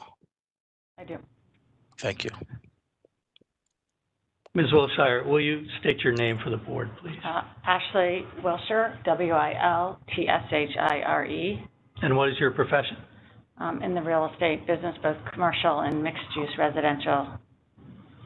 And how long have you worked in this profession and where are you employed? I've been in the profession for 30 years and I work at SJG Properties. And does your work include the Southern Building? Yes, I'm the general manager of the Southern Building Associates LLC, which owns 805 15th Street Northwest. Thank you. And we've already pointed that out on the map, so I won't go into that again. Have you ever been involved with the former Z Club, and if so, in what capacity? Yes, an affiliate of the organization was the owner of the Z Club and the landlord of the Z Club. And was there violence associated with the patrons of the Z Club? Yes, absolutely. There was significant violence. Both there was a lot of fighting both inside the club and outside the club, and there were shootings. We have holes in the sides of our buildings to show that from the times of the Z Club. Was it possible to control the violence? No, it wasn't. And I think there's been some discussion of the Novak case, and that case talks a lot about the security detail plan that existed there. There were 17 security personnel there, including 2 MPD off-duty officers. And even with 17 security, with half the amount of patrons as being discussed here, there was an occupancy of about 600 there. These security personnel testified in the case that there was violence every 2 weeks, approximately every 2 weeks, that occurred at this site. And when you sold the building, did you take any steps to try and prevent violence in the future? Yes, we did. We placed a restrictive covenant on the property. I'm Did gonna not object. permit the use. This has been ruled on multiple times by the board. The issue's not before the board. It's not appropriate for testimony. It's the subject of a civil action that the DC Superior Court's going to decide. And we're not asking about the details of the covenant. I'm sorry, Mr. Anderson. Go ahead. No, I was going to sustain the objection. This is not within the purview of this board. If this is another, if it's under litigation or if it's for another agency to rule, fine. But whether or not there is or is not a covenant, that is not our issue to rule on at this juncture. So it's not relevant to the board to elicit testimony on that specific issue. Mr. Anderson, I would disagree. The relevance is that this was an action taken to try and control violence. But it's not a real estate issue. All right, but okay, so all right, so there's a covenant. So what? There's nothing this board can do about it. That's not our issue. So I don't have an additional question on this issue. I'm just making, we're just attempting to make that one point. Okay, that's fine. All right. Returning to the southern building, what is the capacity of the building, and is it leased? It's a 200,000 square foot building. It is not fully leased. It has vacancy currently.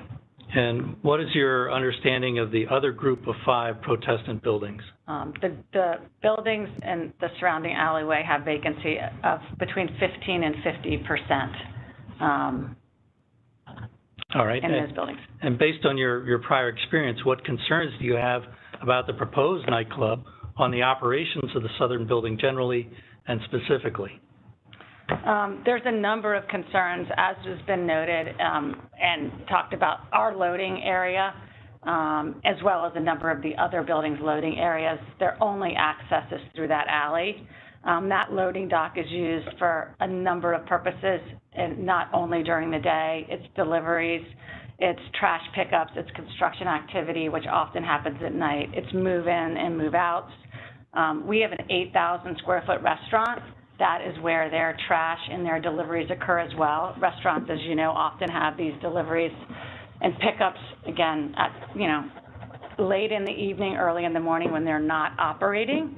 In addition, this alleyway is used, our pedestrians, our bikers come in and out through the doorway in that alley. And we have a lot of tenants and other pedestrians that access our retail spaces there that use that alley to get to the metro. So that alley is used on a regular basis. And as you can see from exhibits and the photographs in Exhibit 1, that alley is very, very busy. You even saw a man lift that was trying to repair the side of one of the buildings.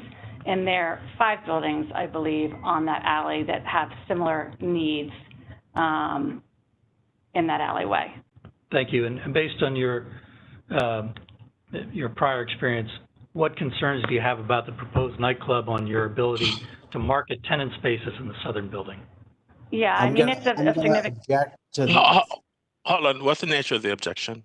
So I'm going to object to the extent that this witness hasn't been qualified as an expert, and having her testify on issues related to valuation of the property, rentability of the property is not appropriate. I'm not asking her to value the building. It's within her normal experience as building manager to know whether there are tenant spaces that can be marketed or not. Well, so I think there's a couple of different issues here. I think, you know, whether there's spaces that can be marketed, okay, fine, fair game. But if the intended testimony is that she's not going to be able to rent spaces based on the nature of a business, that wades into expert testimony. It's her opinion, which maybe she'd be competent to give if she was so identified and her qualifications provided. All right. Is she being presented as an expert witness to give her opinion? We didn't bring her resume with us, so no. But she certainly has 30 years of experience. But without objection, I'd like to qualify Ms. Wilshire as an expert. I definitely object. We haven't been provided with her qualifications other than her say-so.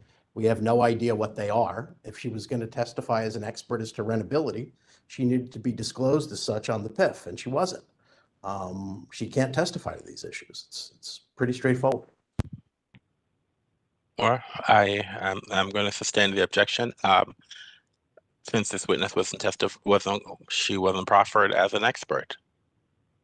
So if you want to present her as an expert, and it's this, the parties have been aware of all the witnesses been going on for a couple of weeks now, and I think at this late juncture, if you're presenting a witness as an expert and you did not disclose her resume, and this is not going to give this stuff, I think it's That's fine. I'll withdraw the qualification. All right. So Ms. Wilshire, do you have any tenants that want to move into the building from another submarket? We have had inquiries from other tenants that are coming from places where there is more crime, for example, Gallery Place, that are actually willing to leave their leases 2 years early, especially most recently due to the shooting that occurred recently at city near there. And we do have tenants that have come to us because they want to move farther west due to the violence. Ms. Wilshire, are there hotel rooms within the immediate neighborhood that you're aware of? At the end of the alley, there's the Sofitel Hotel, which is 235 rooms on one end of the alley on 15th Street, and there's a 300 hotel rooms at the other end of the alley at the Hilton Garden Inn. Both of the alley dead ends to both of these buildings on either side. Thank you. And how many residential units are in the neighborhood?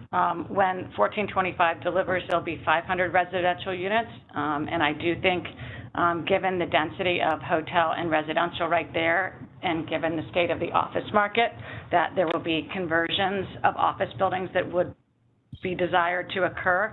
But I do think that this use will eliminate that ability to convert any of those buildings from office to residential, given some of the testimony that's occurred about some of the security measures, as well as the ride sharing. 65% of patrons, it was testified to, would be using ride share. With 1,200 patrons at this club would equate to 780 Ubers showing up at 4 o'clock in the morning to pick up the patrons, and bright lights, which was testified to, for security along the alley, as well as the general noise that will occur when you exit that many people down an alley and into the neighborhood. I just think these uses become no longer viable.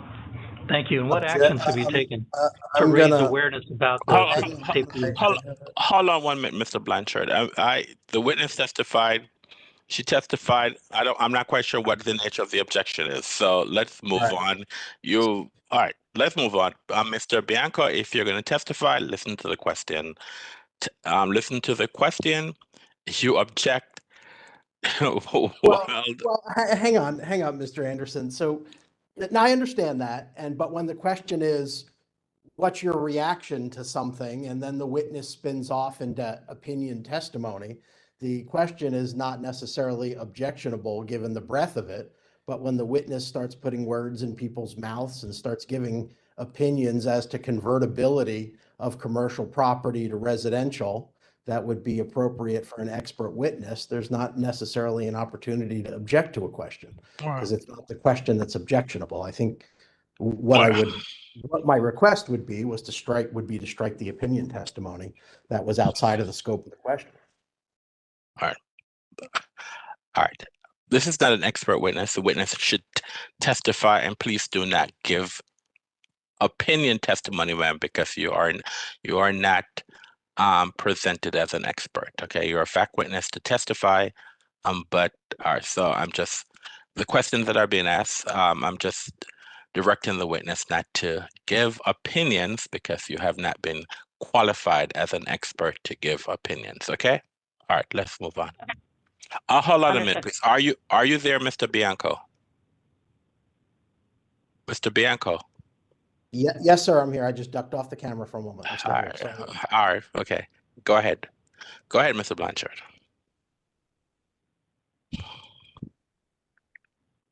What actions have you taken to raise awareness about safety impacts of the proposed nightclub?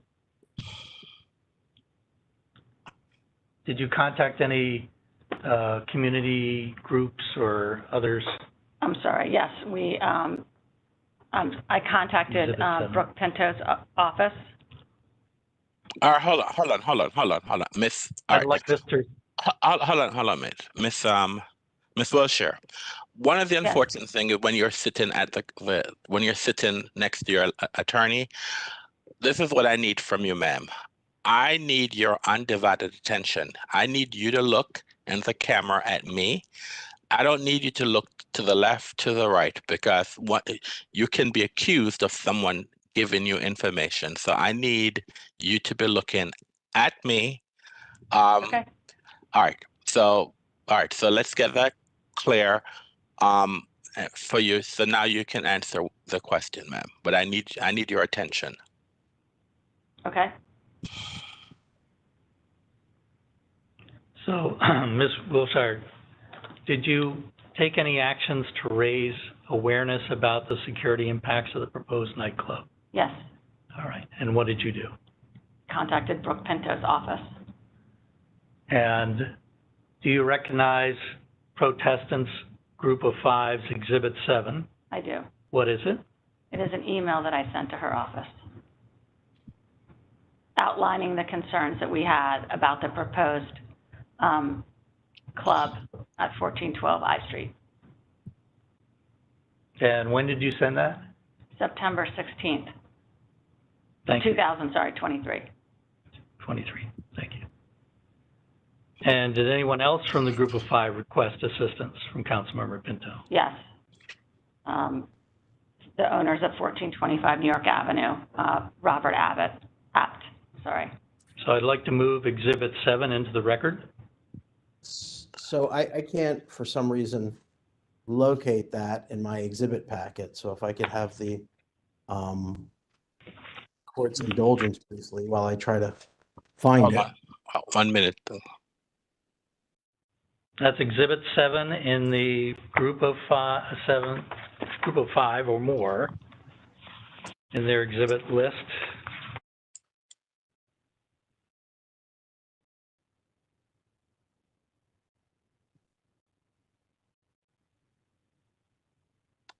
So I would object to this email on multiple grounds.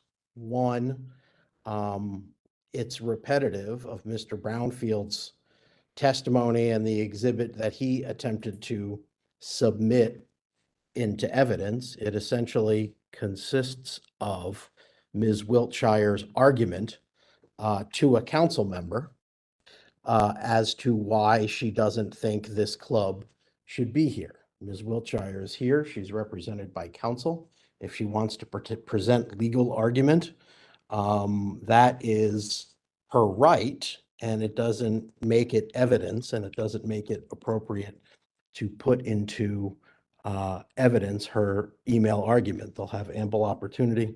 And it also, the document internally contains hearsay, in that statements are attributed to unidentified individuals, speculation, and information that would be beyond the scope of her capacity as a lay witness. We've been over these same grounds from the same company. Well, I'm gonna overrule the objection. And the difference with this case, this is a letter that was written September 16th, 2023. This is after, I believe this is after this matter was placarded, and she is a protester, and this is a letter that was generated to the council member to state what is their concerns regarding this establishment. The last case that we talked about, the last email, was an email that was generated in the middle of litigation. I think that was in January 24th, which was in middle January of 24, which was in the middle of this litigation. And so therefore, I'd ruled that I was not going to allow that document in. But this is a document that this is an email that the witness generated this email, and this is in September 16th, and they're given their reason why they oppose the granting of this license, and she's also testifying to her concern as a protester. So I'm overruling the objection, and I will allow this document in evidence. The board will will give it whatever weight it's due. All right, so let's move on. Thank you. What exhibit is this again? I'm sorry. This is exhibit what? This is Exhibit 7. Okay. All right. The Group of Five's PIF filing. All right. So I'm moving exhibit 7 in evidence over the objection of the applicant. Let's move on. Ms. Wilshire, are the restaurants and retailers in your neighborhood around the southern building struggling? Yes. And why is that? Objection, foundation, and sustain. That is not relevant to our issue. I mean, we are aware that based on the impact of COVID, that the restaurant industry in DC is struggling. We're aware of that. That has no impact on the issue on whether or not we should or shouldn't grant this license. So let's move on from there, please. All right. With respect to crime, what concerns do you have about a nightclub in this location? We have historical knowledge that has occurred from a nightclub that was previously there, which caused a lot of violence in the neighborhood, caused a lot of problems for us in our buildings and the surrounding neighborhood. And we have significant concerns about it, not only for our office tenants, not only for our retail tenants, for the general public who uses that alley to go to the metro, and for the entire surrounding neighborhood. Every building on that block and in the surrounding blocks, the hotel, we have significant security concerns given the history we have with a nightclub in that exact same location. Thank you. And Mr. Fiorito testified at the previous hearing that he wanted to work with neighbors nearby. Has he ever reached out to you to discuss the club or its operations? Never. Thank you, Ms. Wilshire. Thank you. Mr. Bianco. Yes, so you testified one of the reasons for your concern is that you have historical knowledge of a nightclub at that particular location, correct? Correct. And the experience that you're referring to is 30 years ago, correct? No, I believe the nightclub actually closed in the early 2000s, so it'd be about 20 years ago. About 20 years ago. Okay, thank you. I appreciate that. And you additionally discussed your concerns about a nightclub at this particular building But there are 5 in immediate proximity to your buildings here, correct? I was referring to the nightclub that was in Z Alley at 1412 I Street when I was referring to the violence. Okay, well, I appreciate that clarification. Thank you. I'm moving on from the violence and asking you about your concern about a nightclub at this particular location. And what I'm asking you is whether you're aware that there are 5 nightclubs in immediate proximity to your buildings. I'm not aware of any anywhere near the proximity of the one that's being proposed, but. Okay, so are you familiar with Sashi nightclub? I am. Okay, and that abuts your building at 733 15th Street Northwest, correct? I actually think it's 2 doors down, but. And how about Opera Ultra nightclub? Are you familiar with that? I'm somewhat familiar about that. It's around the block. It's not that close to us, and it's not in an alley. Right, that's at the corner of 14th and I, correct? It goes onto I Street. Yeah. I don't know much about the operations or the capacity. Okay. And the park at 14th, are you familiar with that establishment? I'm somewhat familiar. I believe now it's no longer a nightclub. It actually operates more of a restaurant, as a restaurant. And have you ever brought protests against any of those nightclubs? I do believe we brought a protest, I believe, against Park. And when was that? I don't recall. Were you ever contacted by Paul Cohen with respect to this property? I'm sorry, let me rephrase that. Were you ever contacted by Paul Cohen to discuss the applicant's intended operations? For this application? Correct. That's beyond the scope of the direct. I object. I don't think it is. I think there was testimony that the applicant never reached out to talk to her, and this information directly contradicts that. I'm going to overrule the objection. If the witness can answer the question, please answer the question. For this application, no. I do not believe I was contacted by Mr. Cohen. But you do believe that for the previous application by this applicant at the same location, you were contacted? I don't know that the applicant was the same.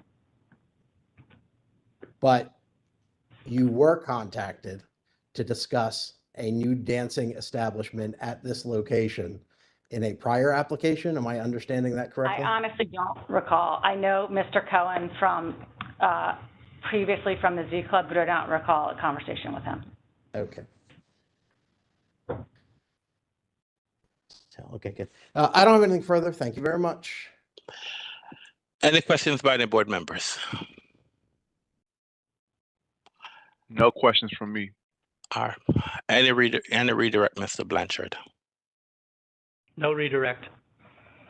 Ms. Wilshire, thank you very much for your testimony. Have a great day. Thank you. Does the protestants rest?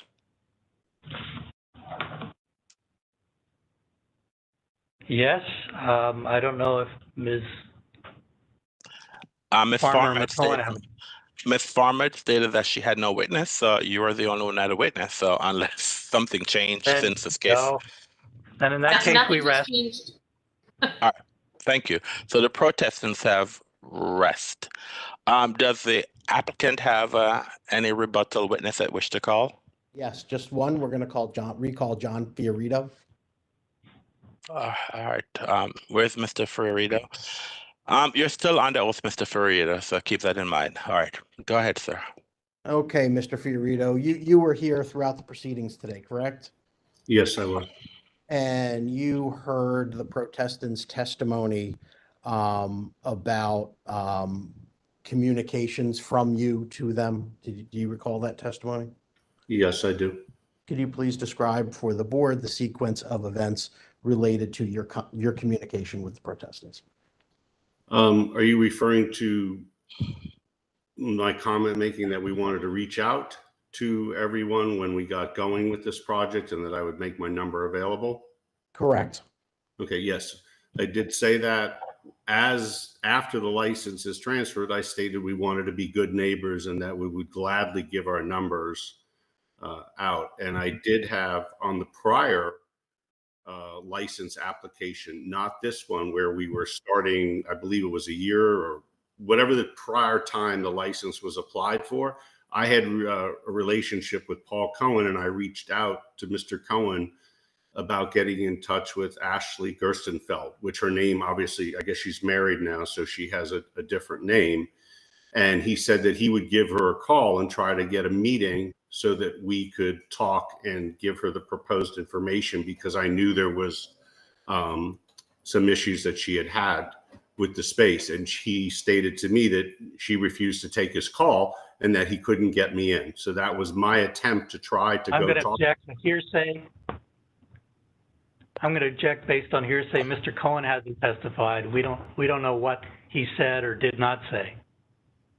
So, yeah, I'm going to move on from that. I mean, All right. yeah, so, All right. okay, so, Mr. Fiorito, did any of the protestants ever ask you for additional information? No, Did any ask you for security information? no, Did any express concerns to you about what needed to happen to make this property safe? no, Did, to your knowledge, anybody ask for your number to follow up with you? no. We attempted during the ANC, when we met with the board, the ANC board, and tried to discuss things with them, but they refused to speak to us during that hearing. We tried to talk to them, and they were not very receptive to want to negotiate or talk to us. Okay, so John, I assume you're referring to the ANC meeting, but in the event that you're talking about the mediation, we can't go into that. Oh, sorry. Okay, but outside of the context of the mediation, did anyone from the ANC contact you about this operation? No. And had they contacted you, what might you have done? I would have immediately wanted to hear them. Objection. Objection. What's it? I'm Speculation. Sorry? Speculation. He can speculate as to his own intended actions. Testimony is speculative. All right. We don't know what, you know. All right. This is rebuttal. He hasn't stated what. Yeah. All right. This is rebuttal. I don't know what is it. So, all right, Mr. Bianco, you call this as a rebuttal witness. So I don't need someone to speculate about what would have happened. It's either the purpose of this witness is to rebut testimony that's contrary to what was previously testified. So that's where we need to be. So if the questions you're asking, if it's not specifically rebutting testimony that was made by some witness, then I don't need to hear that. Okay, so. Very well. Yeah, I mean, so I think we're done here, because the purpose of the testimony was to rebut Mr. O'Donnell's testimony that someone had reached out to Mr. Fiorito. So the testimony's there, and I don't have any further questions of this witness. All right, Mr. Blanchard, do you have any question of this witness? No. Yes or no? I didn't hear you, sir. I'm sorry, that's a no. All right, thank you. All right. Any questions by the board?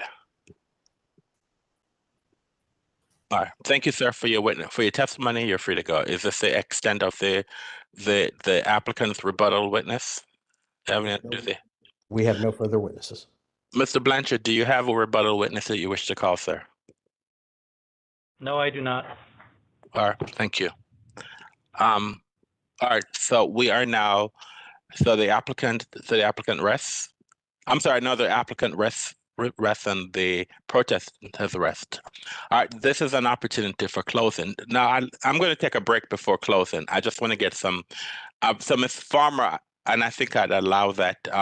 Do you plan to make a closing statement? I believe that we are going to do one closing statement that will be done by Mr. Blanchard. Okay. All right, so that's fine. So Mr. Blanchard will do you guys have 5 minutes to do, and Mr. Bianco has 5 minutes to do. It's 6:04. I'm going to take another break. So it's We'll take a break until 6:15. Okay, 6:15. We'll come back in the record at 6:15. We'll do closing and we'll wrap this case up. All right. So we're off the record until 6:15. Thank you.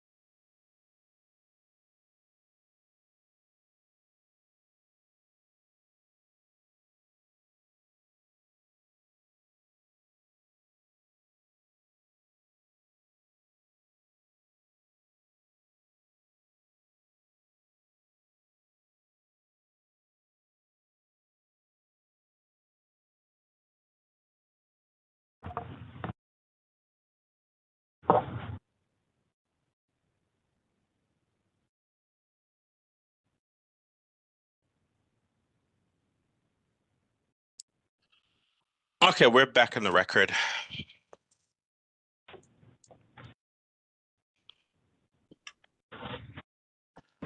All right, so we have closing. I'm going to ask all the parties to specifically, this is a protest hearing on whether or not the board should issue this transfer application. So what I'm asking the parties to do in closing, you have 5 minutes. Each side would have 5 minutes. Is to be specific what it is that you're asking the board to do. All right.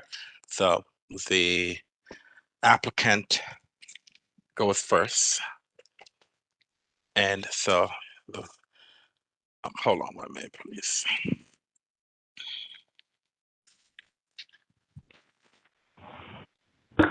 The applicant goes first, and Mr. Bianco, you have 5 minutes, sir. Very well. Thank you, Mr. Chair and members of the board. I appreciate your accommodation as we moved through this process. And thank you for listening. So my view of this, and I know the board sees me a lot, is that this case turned pretty quickly from where we started to where we are. I think when we started here, we had a group of protestants that wanted to combat the concept of nude dancing near their buildings. When that possibility evaporated based on facts, they pivoted to location and occupancy issues. It's understandable because unlike typical cases where we're dealing with whether an establishment is appropriate for a specific area, here we have the law. And what I'm talking about is the council's law, is the District of Columbia law passed by the council requiring that establishments with nude dancing license only be transferred to the central business district, among other distance requirements that are fairly onerous.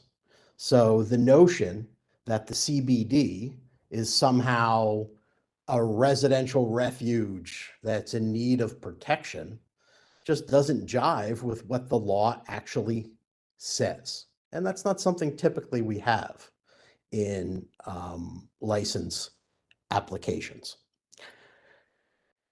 Again, at the outset of this case, JP Morgan's protest was that, hey, there's not enough information here about the operations for the application to go forward.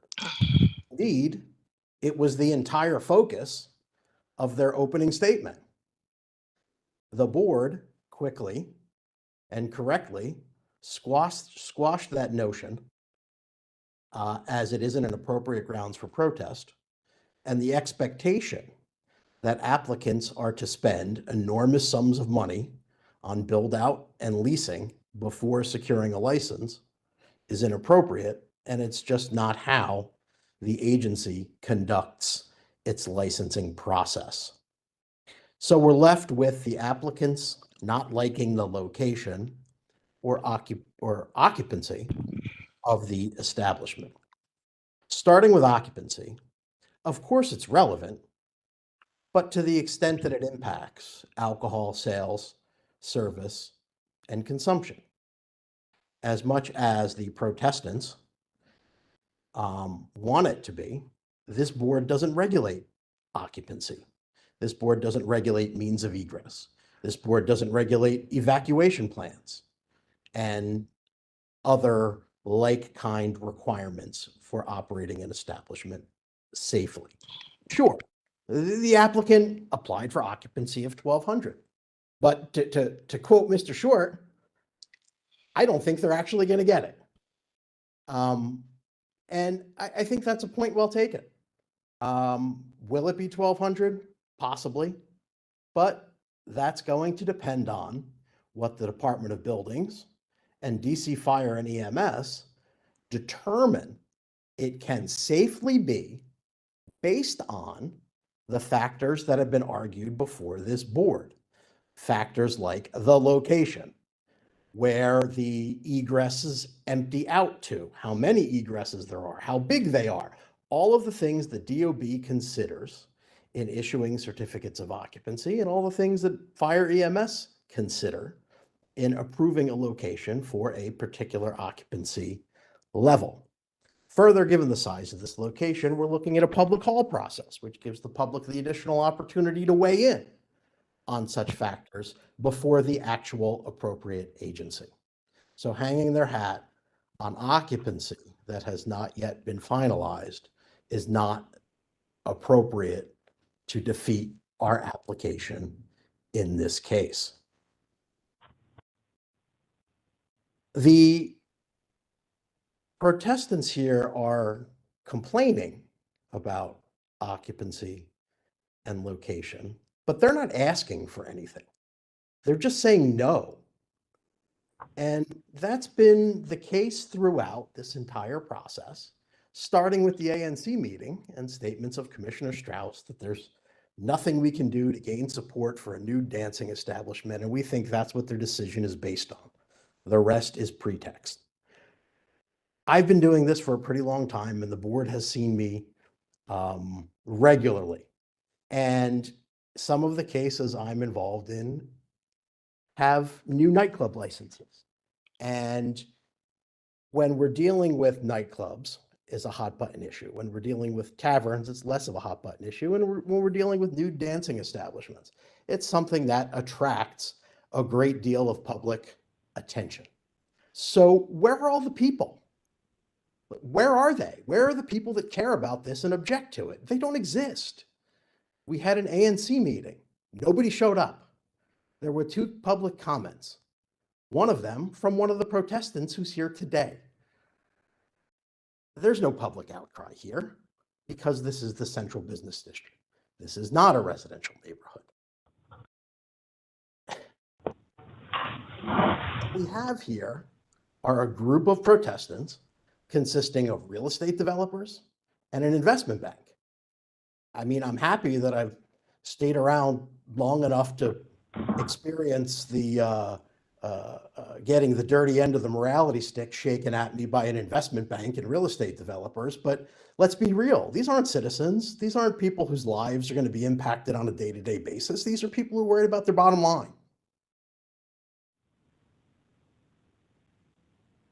As I said at the outset of this case, as much as the protestants want to make this about something else, it's about peace, order, quiet, vehicular and pedestrian safety, parking, and real estate values.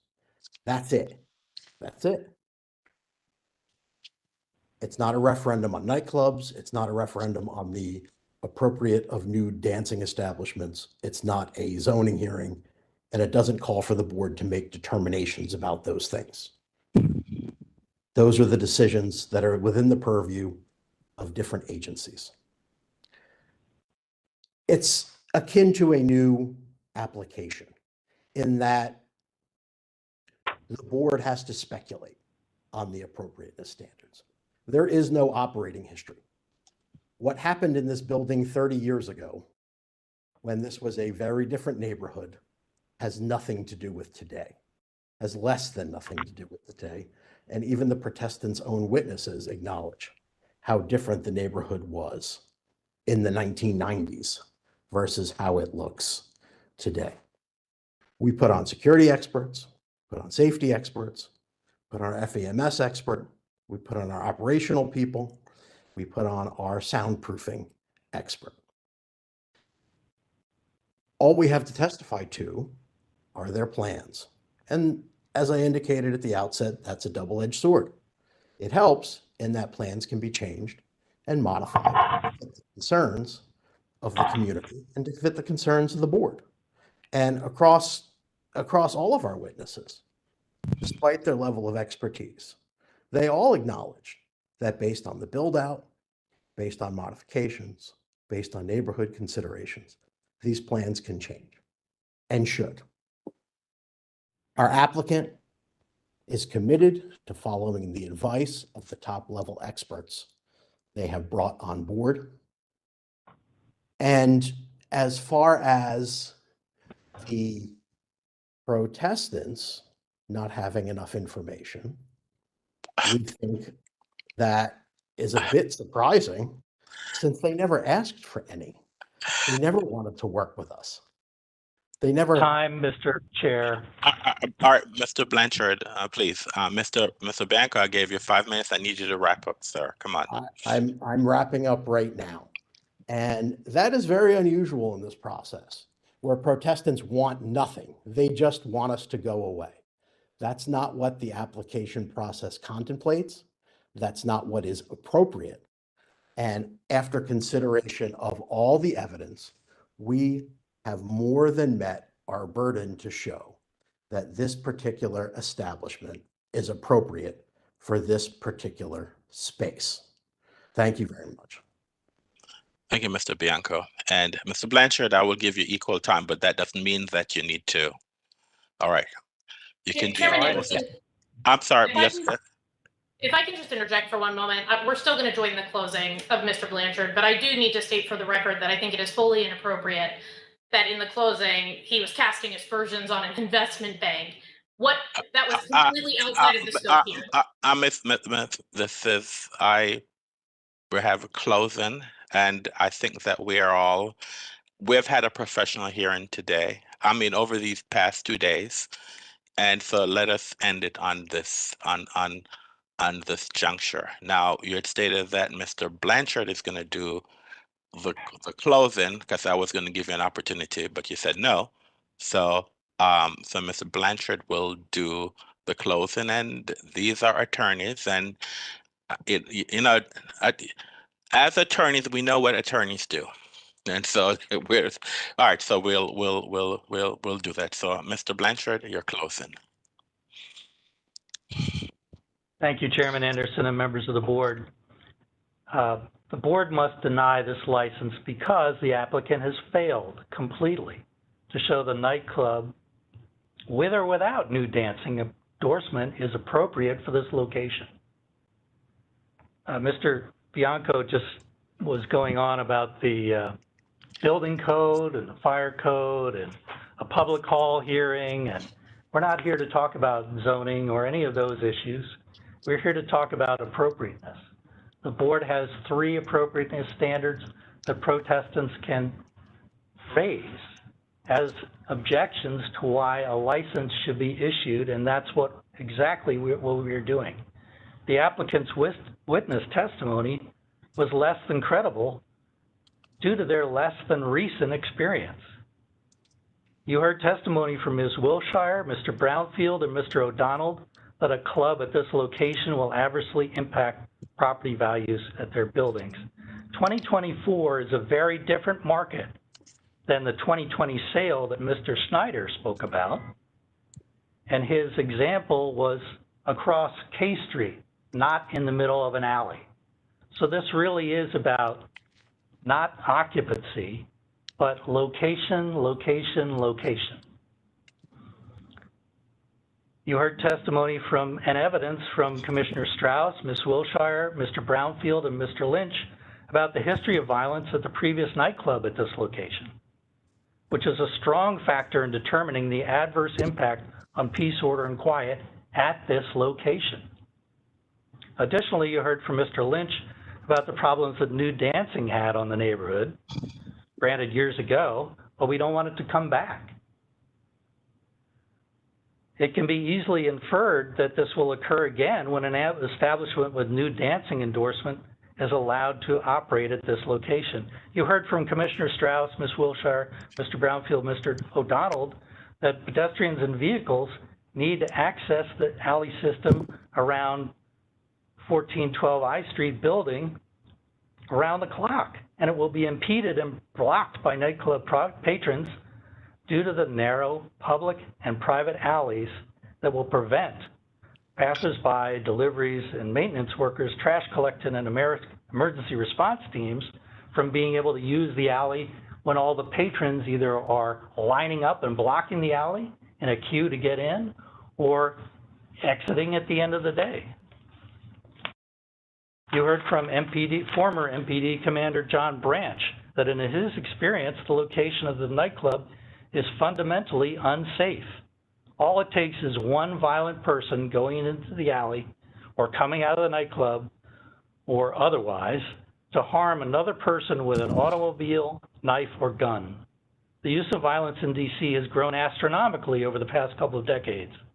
The nature of current weapons to hold many, many more rounds of ammunition with higher calibers, ghost guns, and automatic weapons make the possibility of multiple injuries and loss of life increase substantially, especially when there's a group of patrons or a crowd of them in the narrow alleys around 1412 I Street Northwest. The hard surfaces of the brick walls make ricocheting bullets, a reality that is already shown by the bullet marks on the brick walls of these same buildings from incidents related to the former nightclub 20 years ago. Also, patrons, jealous boyfriends, and others who do not bring weapons into an establishment, they keep them in their cars. We heard testimony from Mr.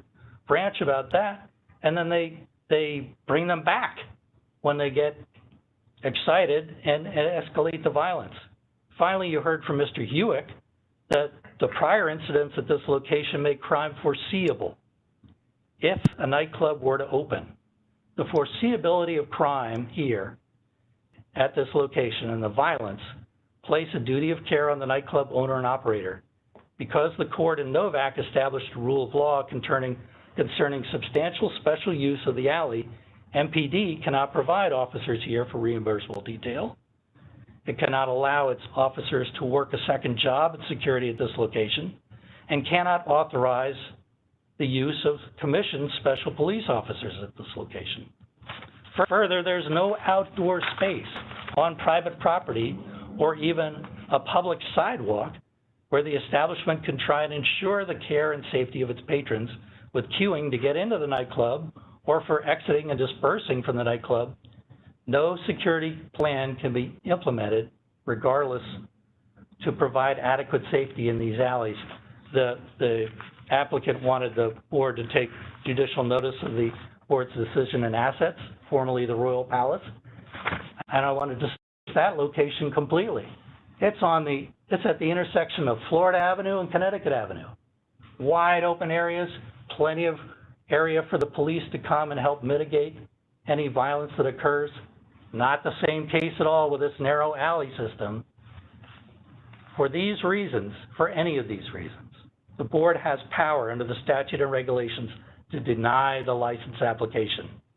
The added factor of nude dancing endorsement just amplifies the safety issues. There is a strong public policy in district law for limiting the number of nude dancing establishments. It is well established that nude dancing creates an environment where the use of drugs and prostitution increase. Placing these additional issues at play in a location in an alley system away from public sight and control is a recipe for more trouble, especially with all the emotions and diminished judgment of people who have had a few drinks at closing time. Based on the totality of these adverse impacts to the property values, pedestrian and vehicular safety, and most importantly, peace, order, and quiet, we assert that the applicant has failed to meet its burden to demonstrate that its establishment, as proposed, or even whatever security plan they come up with, is appropriate for this location, whether the nightclub includes nude dancing or not. Therefore, we request that the board deny the transfer of the liquor license to this location and proactively prevent another serious incident or incidents from occurring at this specific location with its history of violence. We don't want that to happen in the future, and that's why the protestants do not want the license issued. Thank you very much. Can't hear you. Cannot hear you. I cannot hear you.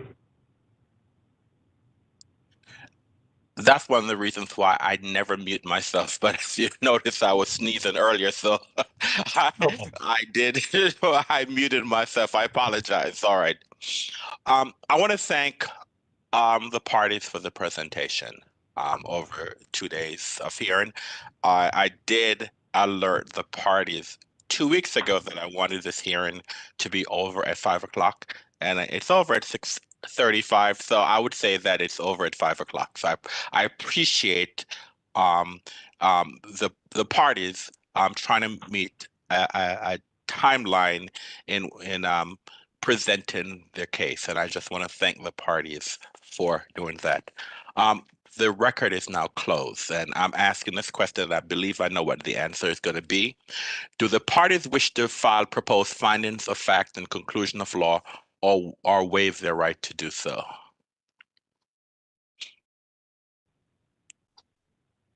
I'll let Mr. Bianco answer first. Well, I mean, I don't want to, but if the protestants are, then I will as well. Yes, we do, Mr. Anderson. We want to file proposed order once the transcripts become available. All right, so the board will issue a decision within 75 days. This is basically what happened. If the party since the parties have chosen to file proposed findings of fact and conclusion of law, then the decisions will be issued 75 days from when the board receives proposed findings of fact and conclusion of law. The transcript will be emailed to the parties in approximately 3 weeks, and so the proposed findings of fact and conclusion of law are due to the board 30 days upon receipt of the transcript. The parties are, if they change their mind, they can advise the board that they will change their mind. But again, as I said before, the transcript will be available approximately 3 weeks, and then proposed findings and facts and conclusion of law are due to the board 30 days after the transcript becomes available, and then 75 days after that period, we will issue a decision. All right, so hold on.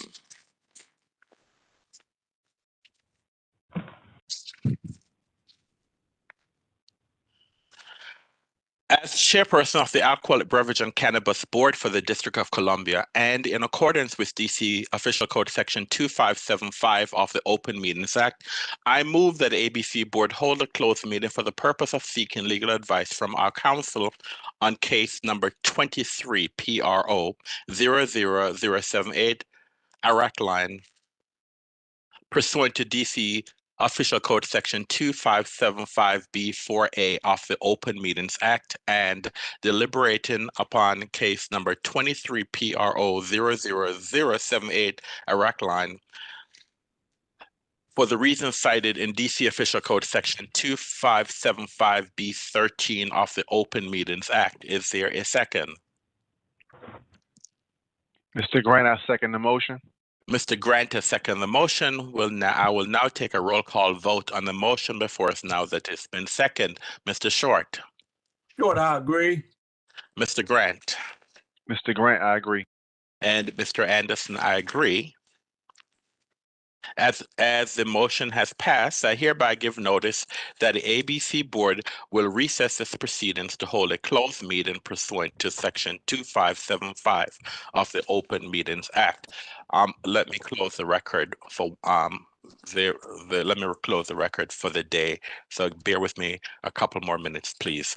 As chairperson of the Alcoholic Beverage and Cannabis Board for the District of Columbia, and in accordance with Title III, Chapter 405, Office of Open Government, I move that the ABC Board hold a closed meeting on March 13th for the purpose of discussing and hearing reports concerning ongoing or planned investigations of alleged criminal or civil misconduct or violations of law or regulations, and seeking legal advice from our legal counsel on the board's investigative agenda, legal agenda, and licensing agenda for March 13th, as published in the DC Register on March 8th.